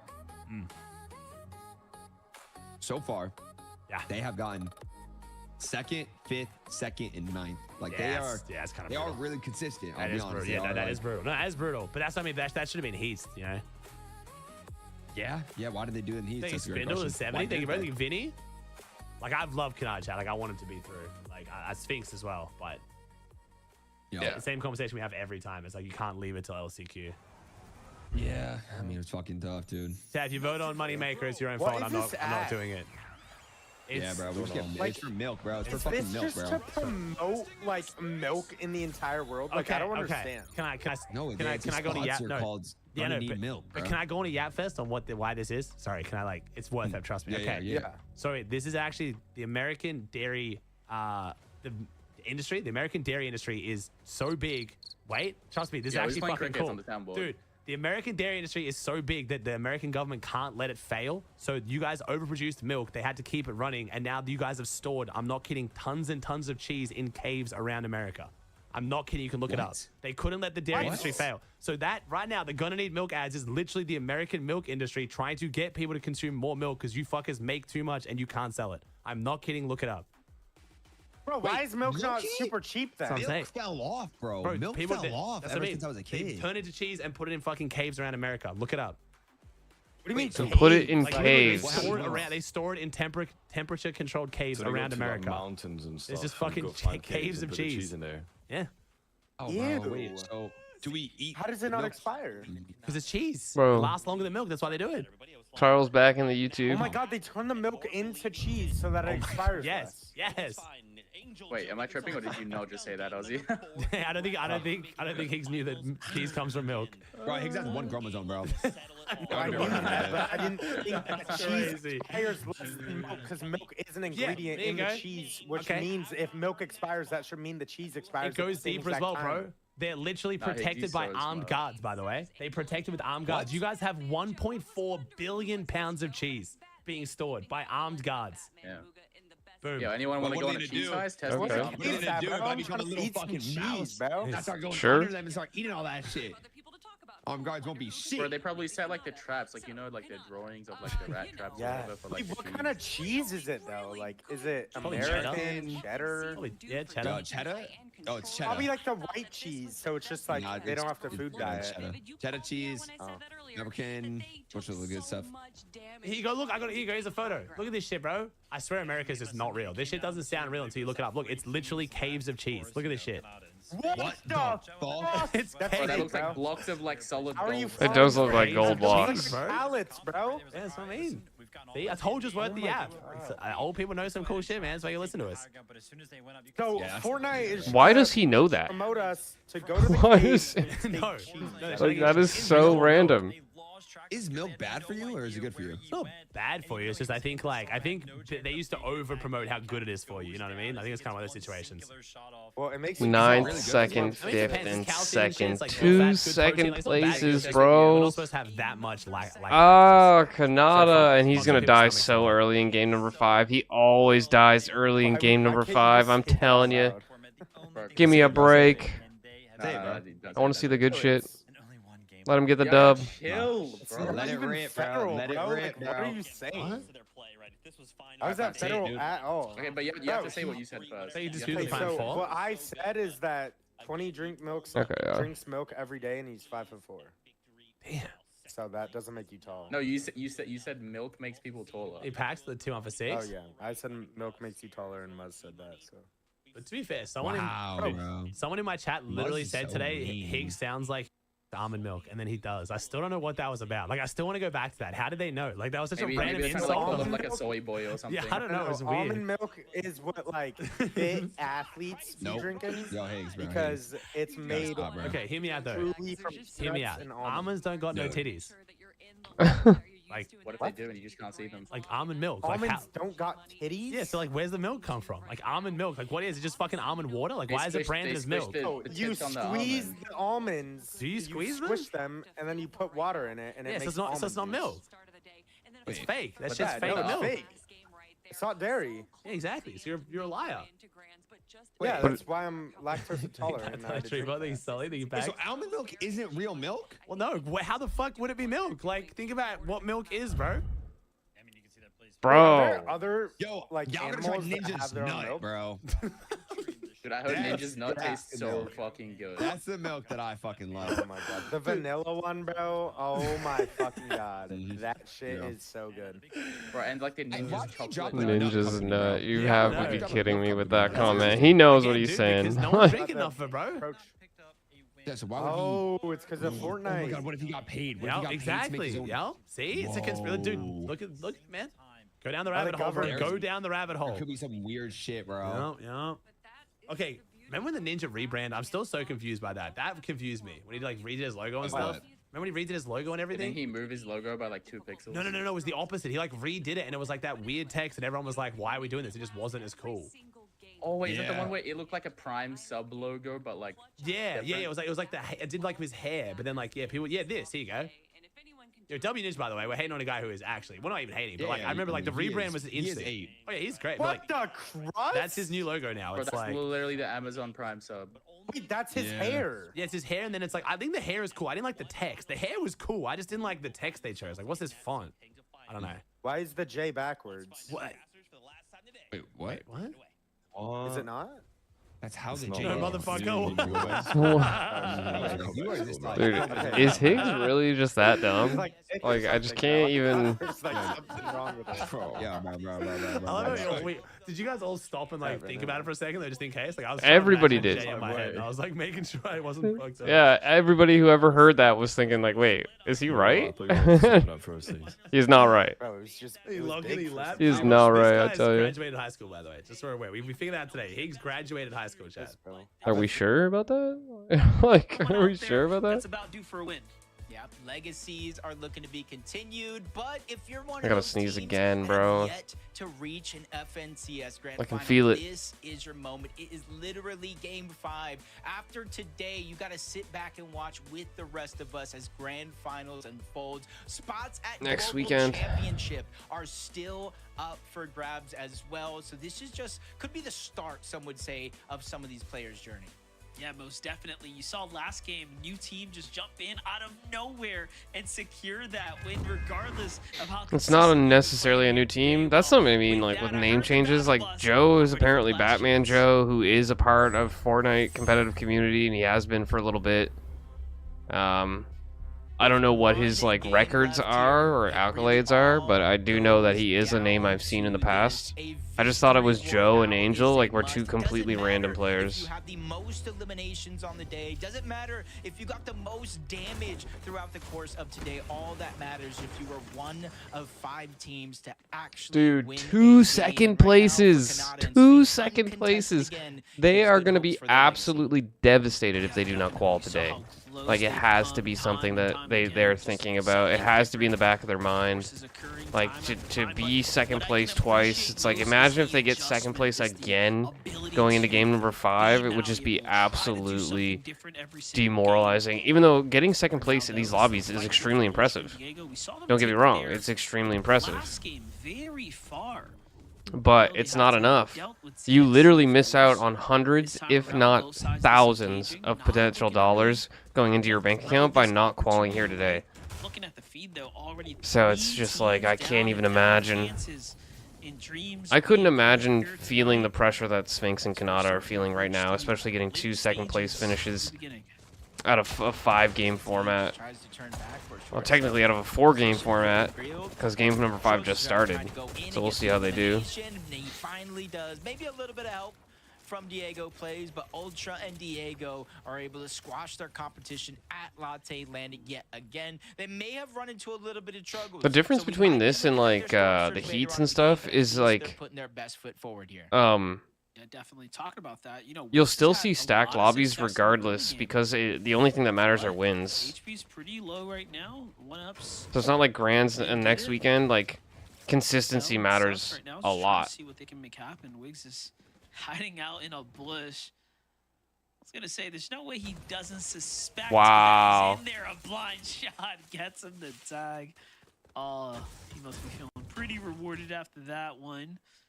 Dude, G Money is probably feeling it as well because he had the chance to get that victory royale in the last game, and they kind of sell at the end, but they fought Kanata and Sphinx, which is arguably the best fighters in these lobbies.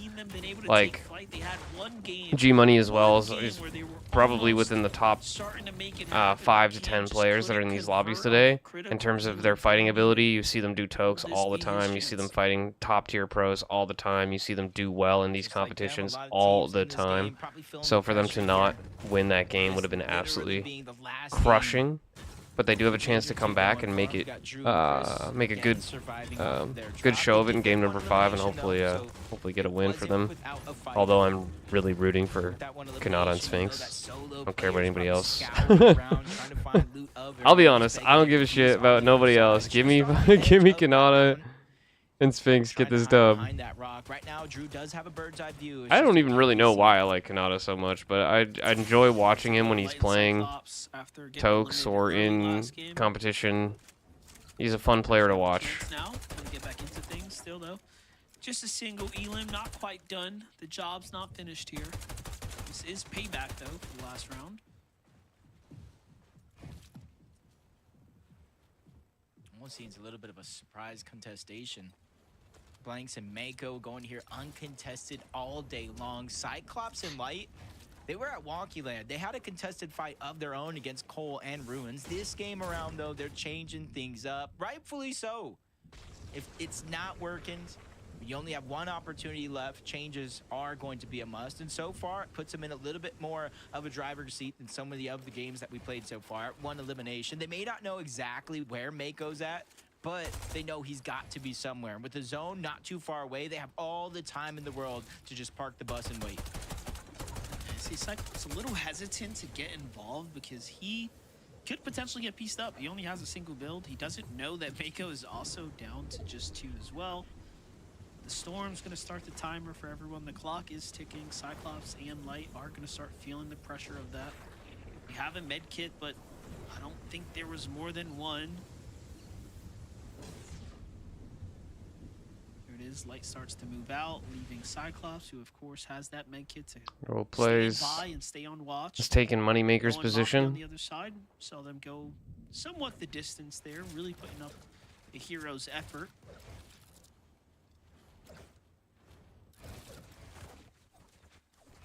Even Noah plays in Mafia. Changing things up. We saw them in a couple of fights earlier on in the overall tournament at this exact drop. But you know, when Moneymaker and FORTNITE win a game, they were here uncontested. You can kind of get the drift. Multiple teams probably saying, hey, maybe we can go ahead and grab it to ourselves. But when everybody has that same idea, it does make it crowded. This time around, Noah plays. Sticking to the strategy, though. Miro and Osid over at Sunken Shores. Again, another one of our uncontested fights. And this is a team I was kind of expecting so much more from. Not even necessarily because of Miro and his long-standing history, but more so because of Osid and how good him and G Money have been playing from Sunken Shores. Unfortunately, they didn't qualify out of the play-ins, didn't make it to the heats. They went their separate ways, so I was just expecting a lot. Yeah, no, I'm following the same tune there, you know. Osid, again, is someone who is extremely experienced. Not to say Mero isn't, but taking so much time away, you'd expect him to have a hard time, right? It's only right. Dragon, Creon. Creon has really been the star of this duo here, at least today. Wow, if that shot had connected. Big shot coming in from the distance there. It's unfortunately a missed Bacon, but no sweat, no problems. Yeah, they gotta be careful right there. The bank shot pistol. It's not necessarily the headshot or even the body shot that you have to worry about, even though a body shot does about 100 damage, give or take. It's more so the bank shot at 170 to the body. We saw both of them there, standing there kind of in the open. Less than 170, that would have been a knock and definitely an opportunity to kind of change things up just a little bit. Jump on board Crazy and Exhale. One elimination here so far to start the game. And they're a team, in Heat 2, they were, again, a little outside of consistency. 26 overall, which includes those 5 Victory Royale winners. So you know they have already a little bit of experience in this Sphinx and Kanata. Still decent zone pull here. It's only zone 3 though. Which kind of has your whole entire season on the line. And they're gonna opt to rotate. They have no idea there's a team in front of them. Big rotate right now. I am shocked that team did not. In the bush, it's Magma and Void, a very solid duo. Shots come in, okay, not close enough to get boxed up and put out, but a couple tags go through to set them back ever so slightly. Kanata's been on the losing side of the storm so far today, as the pulls have been working against them. Last game, it was looking so promising, and then zone after zone just made it increasingly difficult. We had to play for it. Steno Zifta not looking to wait around too long on the edge here. Already using those critical shockwaves to rotate.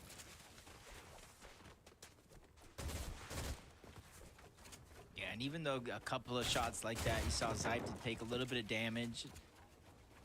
In one instance, it's really not too much to worry about, but as you see Soneto getting tagged up yet again, 10 damage here, 20 damage there, it continues to add up over time.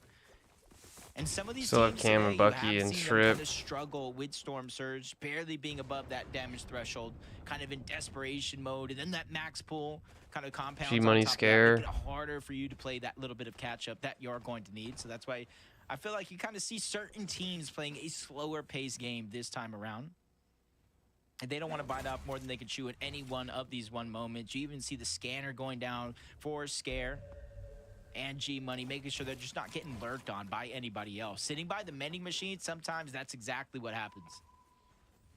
Yeah, definitely, but they're the ones being very vigilant right now. Scanners, of course, giving them that extra detail. Let's see it, though. All the early shockwaves. This is really interesting that we're seeing teams really play for kind of center and clear positioning into this last game. Almost a lot earlier than I feel like we've watched anyone else rotate. Diego, Ultra, back into another fighting stance here. Just can't catch a break on their rotate so far. Hits to the hands of Cold and Ruins, a very, very sound team like we talked about. They've rotated, they've gone ahead to the mending machine.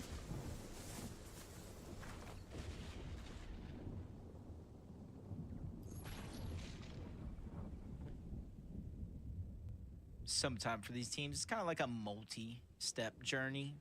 Just making it to the zone is just step one. Hitting that mending machine and getting healed up to step 2. But you can kind of see in that kind of altercation. Dude, they have 190 points. Like, they've been doing so well today, but it's like, it's not going to matter at all. Into their chug jugs, early resource, Kanata and Sphinx, you're kind of seeing why they rotated when they did. They're trying to beat a lot of those other teams that are coming in and stacking up, not only the north side, but the western edge of the zone as well. We do have a decent amount of time until it does. They are showing us the map a lot more, which I like. Here for them to try to get damage on anybody else that tries to rotate. For a while, they weren't showing us the map. We couldn't see where anybody was, where the zone was going. I was getting so frustrated with it, so I'm super happy to see them showing the map a little bit more here. Which is nice. Osid and Miro. We're going to start seeing the warnings flash here. Osid, Mero, no elims just yet. I like the positioning, though, and they pulled the zone for the most part, so this is looking pretty decent. It's going in. It's still not close. Is it closing? Yeah, it's closing. Okay. About to go into zone 5. I would say that's kind of like the tough part about kind of pulling the zone for the most part. If you don't get the initial shots and anybody kind of rotating in, they're going to box up in brick, in metal, kind of take different locations just like this to where you're not going to get those same chances again and again and again. So you got to take them while they come. See Cyclops and Light rotating in from that southern part to the map, and they're kind of feeling. Dude, why does Zemi have to run a ZB tourney on the same fucking weekend that Grands is? Unless Grands actually may not be Friday, so we'll see. But that being said, I could have a job by Friday. We'll see. I hope tomorrow goes well. And Sibs here is looking really solid as far as like the overall heals and whatnot, but they are gonna have to leave this comfortable base that they've set up right now. Seems like they were hoping someone was going to come for the vending machine, but no one's interested just yet.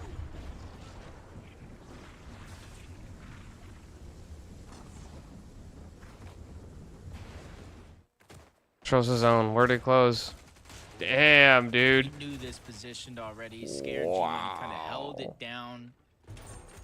They just got a massive refresh. Here. They had all the information. They have so many overdrive grenades. Positioned themselves perfectly right above that zip line, knowing if anybody's going to come up here, they have to move up that zip line as a solo, because it does take a few seconds to reset. So they immediately strike one down. The second one tries to go in. They strike him down as well. 2 straight eliminations, and we saw them before this position. You can see over 1,000 mats already on Scare. They don't necessarily need the loot. This is just that little extra boost. You know when you get an ice cream sundae and you get the cherry on top. Sphinx and Kanata are back at Frosted. Man, it's crazy that they'd made that rotate, which I guess was a good call, but now they're just back home. Like, they didn't even have to leave at all. Well, the zone's unfortunately going to pull very far from them, though, Jacob. They are going to just have to leave all those extra goods behind. And it's like, do you make an early rotate to position on top of the hill? Probably not. You probably just kind of chill, because it could pull back. Man, we gave up that nice little bit of high ground. Here they're finding I mean, they could go back for that height if they wanted it. But again, this is their general drop, so they have a good lay of the land here. Somebody actually managed to get a res. Base, or should say surge They're only tower. 77 above, which is not great when there's 69 players still alive in the lobby. Nice tag, though, bringing up to 127. Shots coming through. Flow. Runes. There's a lot of good teams around them right now, though. They gotta be careful. I mean, everybody in this lobby is good, but it's like... Are they Kanata level good, right? Like, Kanata's arguably in 1v1s could win against like 80% of these players pretty consistently. And then the other 20%, it's like they're all just good. This time it's not a max pull, these first 2 zones, so that by itself is going to save them. This is huge for Kanata. Dude, honestly, development wants Kanata. Like, the production team wants Kanata and Sphinx to win. Because, like, this almost couldn't have worked out better for them, pull-wise. But I think it's going to keep pulling right, so it's going to be a massive rotate. But if Kanata's really, really lucky, it'll pull down left of the next circle. So they'll be able to just kind of, like, stay where they are. Like I said, I couldn't help but just highlight how good of a teammate Creon has been so far. Soneto goes down. We just see a little bit more from Dragon. This team is going to continue to Light push gets and go the eliminated. distance. So far, it's looking very good for them as Dragon has continued to show us life. 2 elims in his counter there. Still got G-Money and Scare. We got Bucky and Cam. We got Miro and Osid. These are the teams that they need to be worried about because they will go for height if they see an opportunity. First elimination of the game. We kind of saw where that from on the line to almost 400 above that damage threshold. 20 players do need to go down, so it's not going to stop anytime soon. So you need to still be proactive. But as of now, with that extra bit of loot, they already got a full made box. Don't need to make any rash decisions here. Just kind of formulate a little bit of a plan. If it goes south, be ready to shockwave here. If it goes north, be ready to shockwave here. Bucky and Cam probably trying to do the same thing, but they're all the way on the north. They have 374 above, so they're looking really good. They're already starting to posture out. This is before the zone even reveals itself. A little early, but And it did pull a little bit left. Bottom left a little bit more. So that is pretty good for Kanata. They spotted him? Are you kidding us? Cam, stop it. Maybe they just can't. Maybe they can't. It's too thin. It's too thin. Oh no. They had to give it up. Bucky and Cam, you are on the list for sure, buddies, for that one. But all things, it must continue. Either way, Bucky and Cam probably had to fight him. Let's just go ahead and rid the biggest problem in the lobby first. Everything else kind of be small fry from there on out. But what they're doing as well is kind of easing up the pressure of that happening to anybody else. Yeah, they're 421 above, so Kanata just got some tags. Kanata and Sphinx kind of looking. They're not too far away. Ever since they Wallahi picks up an elimination. and then work their way back on up, that's going to put them right in the center of the zone. So I'm so scared for them right here. That's not your wall. Oh my god, you're scaring me. That was a good rotate. Worked out. They didn't take much damage. That's what the surprise. So close, yet so far from a very interesting ending. Nonetheless, though, it's Creon's very good. Like, honestly, he's playing so well. Again, walk away with the qualification While he gets taken down, you got Diego and Ultra underneath. You got G-Money and Scare really close by. Starting to look really solid here. eyeing up the second height, eyeing up the mid ground right now. Here we have it. Endgame is near. The rotates are already coming in. You got Sphinx and Kanata still holding kind of center, like center zone, but so I think they have a little bit of time to work with here. On the ultimate low, this is not what Bucky and Cam promised us. It's still soon. 8th zone. Probably have the idea in their mind. Just like possibly Osin and Mero. Let a lot of those teams battle it out. Let them expend material for that high ground early. We'll go ahead and fall under the radar, conserve our material the best that we can, and kind of strike when we can. As Muss and Penta doing a good job holding it down. Anybody that flew near their location, tried to fly past the high ground, did take some sort of damage. Kanata and Sphinx underneath, staying to the low ground. Nice. That ended up working out pretty well. And their team that they don't necessarily care about pride. Are they together? They're together. Grand finals, they're happy. Sphinx and Kanata almost ended up in that opponent's box, but he just so happened to get ahead of We got Penta up on top with Muss. That was starting to yap there. Creon and Dragon. They're positioning up, trying to give this that entertaining endgame, but Creon and Dragon have been slowly making their way to. Still 42 players left. Just making sure both of them have them. Bucky does have the mythic. And Bucky though finding another secured elimination here. A lot of material comp. It's gonna start adding up here depending on what Calipper has. There's that max material. Okay, this is gonna start giving a wave of confidence here. Yeah, well, the Penta and Muss are looking good way up on the high ground. You have Sphinx and Kanata on the bottom low. See if they can manage to not waste all their materials. Somehow manage to stay alive during these rotations. It is a fire pull on this one for everybody. I imagine Penta and Muss are running low on materials. They used a lot of metal to build that walkway. It looks like they're on the wood. There it is. Cam starting to target the high ground here. Breaks a couple of Shockwave comes through. Here comes the Penta and Muss. Across to reposition up. G Money recognizes it's happening as well. Penta fighting for the refresh here, but Cam and Bucky going for the high ground.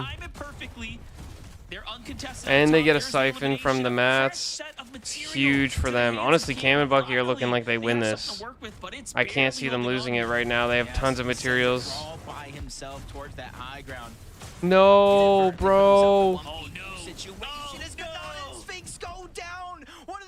Legendary streaks in Fortnite history has just come to an end, but it's an opportunity. Mero is back, and he's going for the high. Devastating. Osin, they're ready to take the fight against Bucky and Cam. Osin takes way too much damage. He is definitely forced to slow his roll. Bucky returns back on up to the high ground, but he eats a mouthful of damage. Mero goes down, but now Cam is stuck left by himself.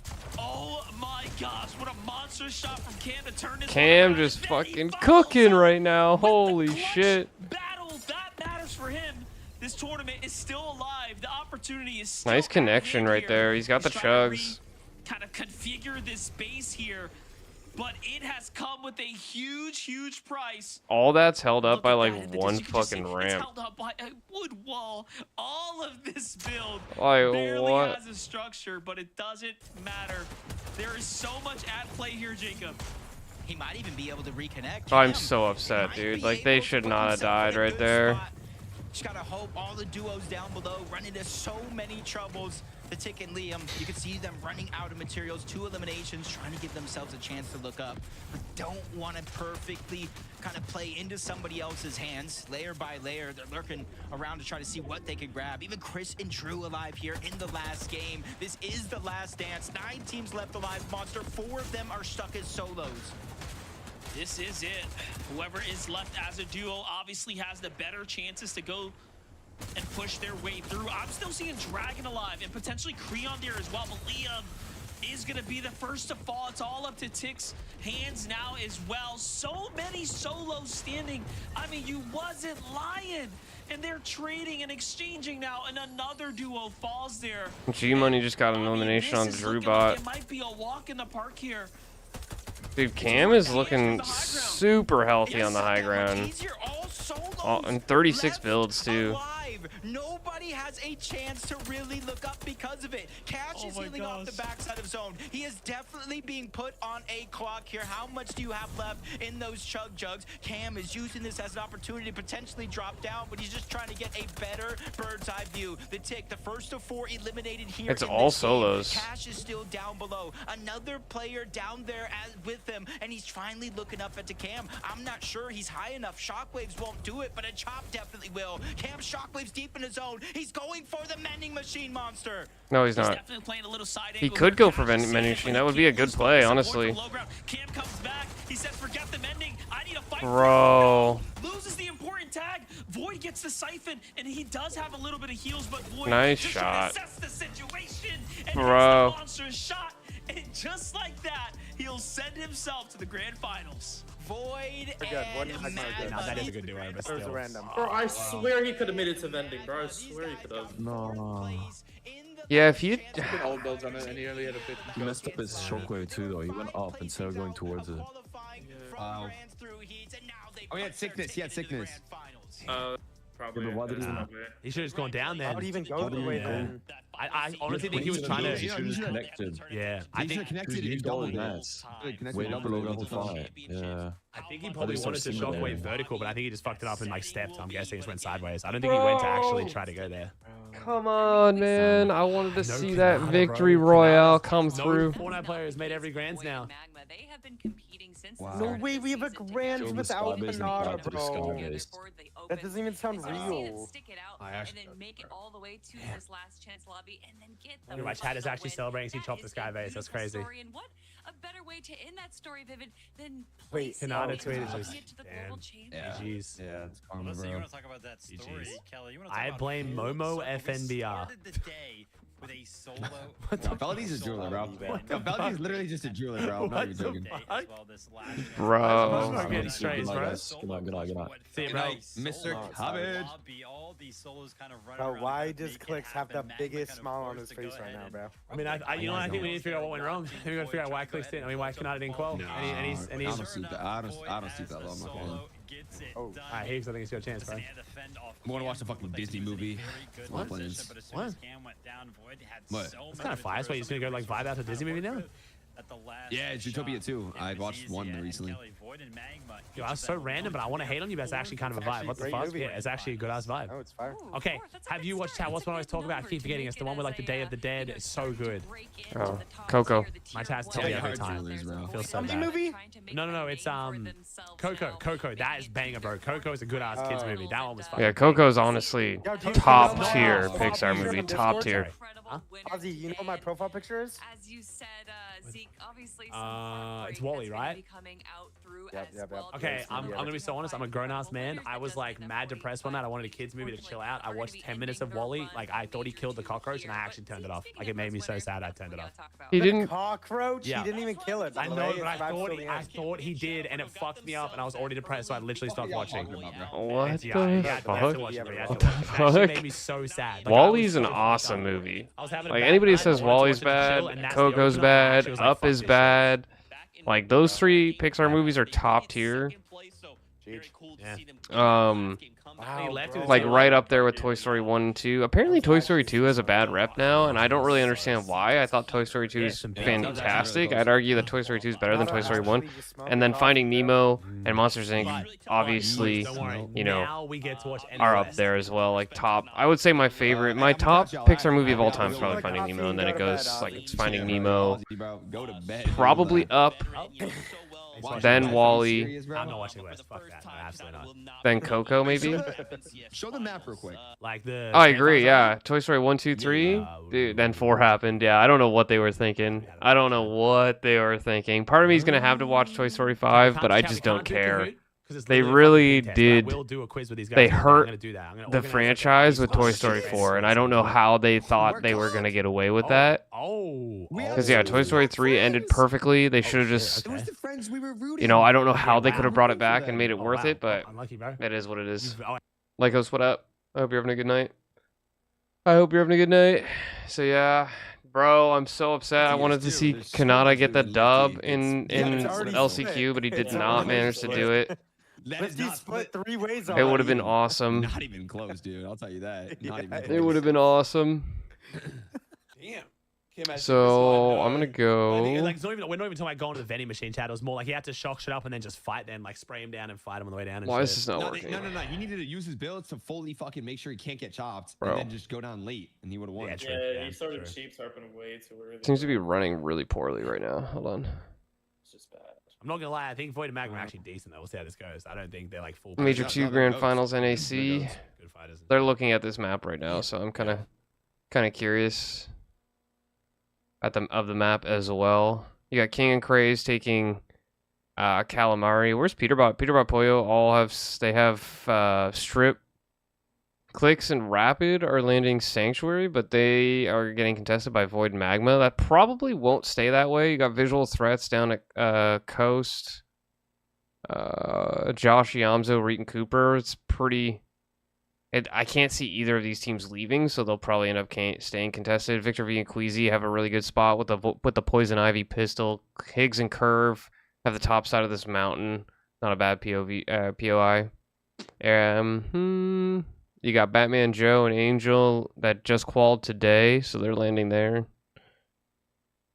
Booga and Braids are taking the Grove, which I think is an underrated drop. I think the Grove is a pretty solid drop. I like it a lot. No, it looks like Clicks and Rapid are no longer contested. You have 20, Madden, and Decay all up on Latte for this weekend, August 1st.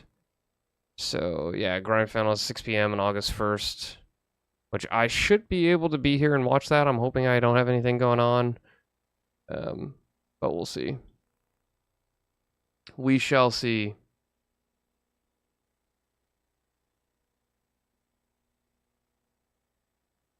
Dude, what? Yeah. I mean, obviously, when you talk about favorite Disney and Pixar movies, it's like everybody's going to have a different favorite one, but I grew up in the era of Finding Nemo, so Finding Nemo is probably... Like, I love that movie when it came out, so... Definitely a top movie for me. Coco is actually really good. Up's really good. Coco is like, I could watch that right now. That movie's really good. Really well done.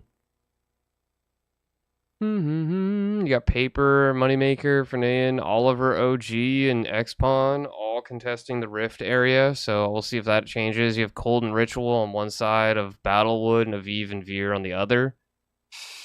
Dude, honestly, it's a stacked lobby. I would have loved to seen Kanata in this, though. I'm upset, definitely upset that he's not in this finals. He should have been.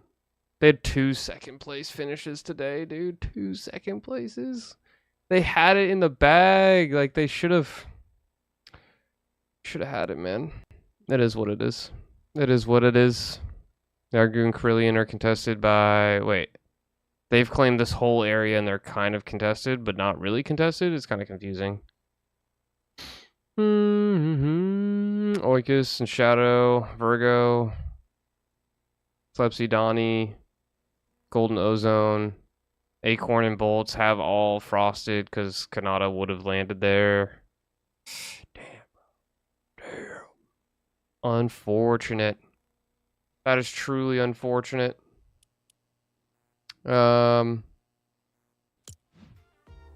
Matchmaking still having issues. Let's look at the shop really quick before I decide to call it a night.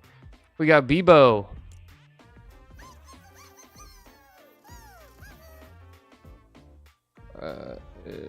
What's it got for customization? Little hats. It's kind of funny.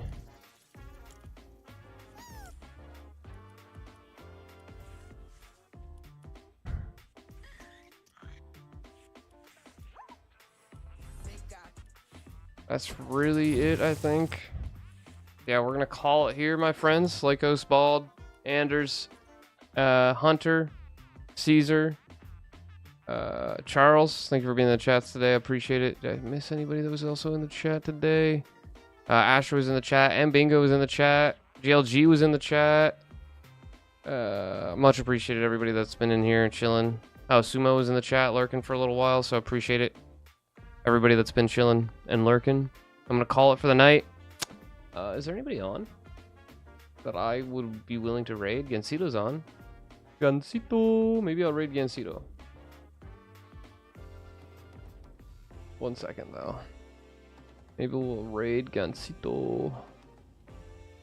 I just gotta make sure one thing's going on right now.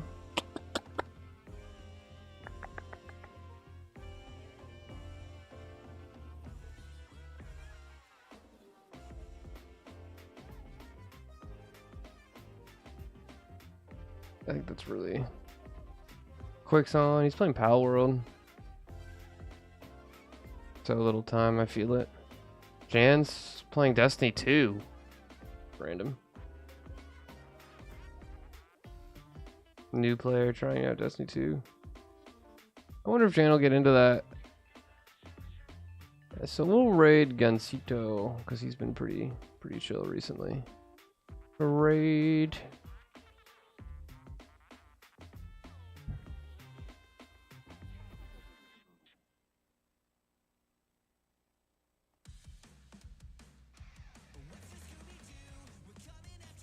Alright, we're gonna start the raid here in a second.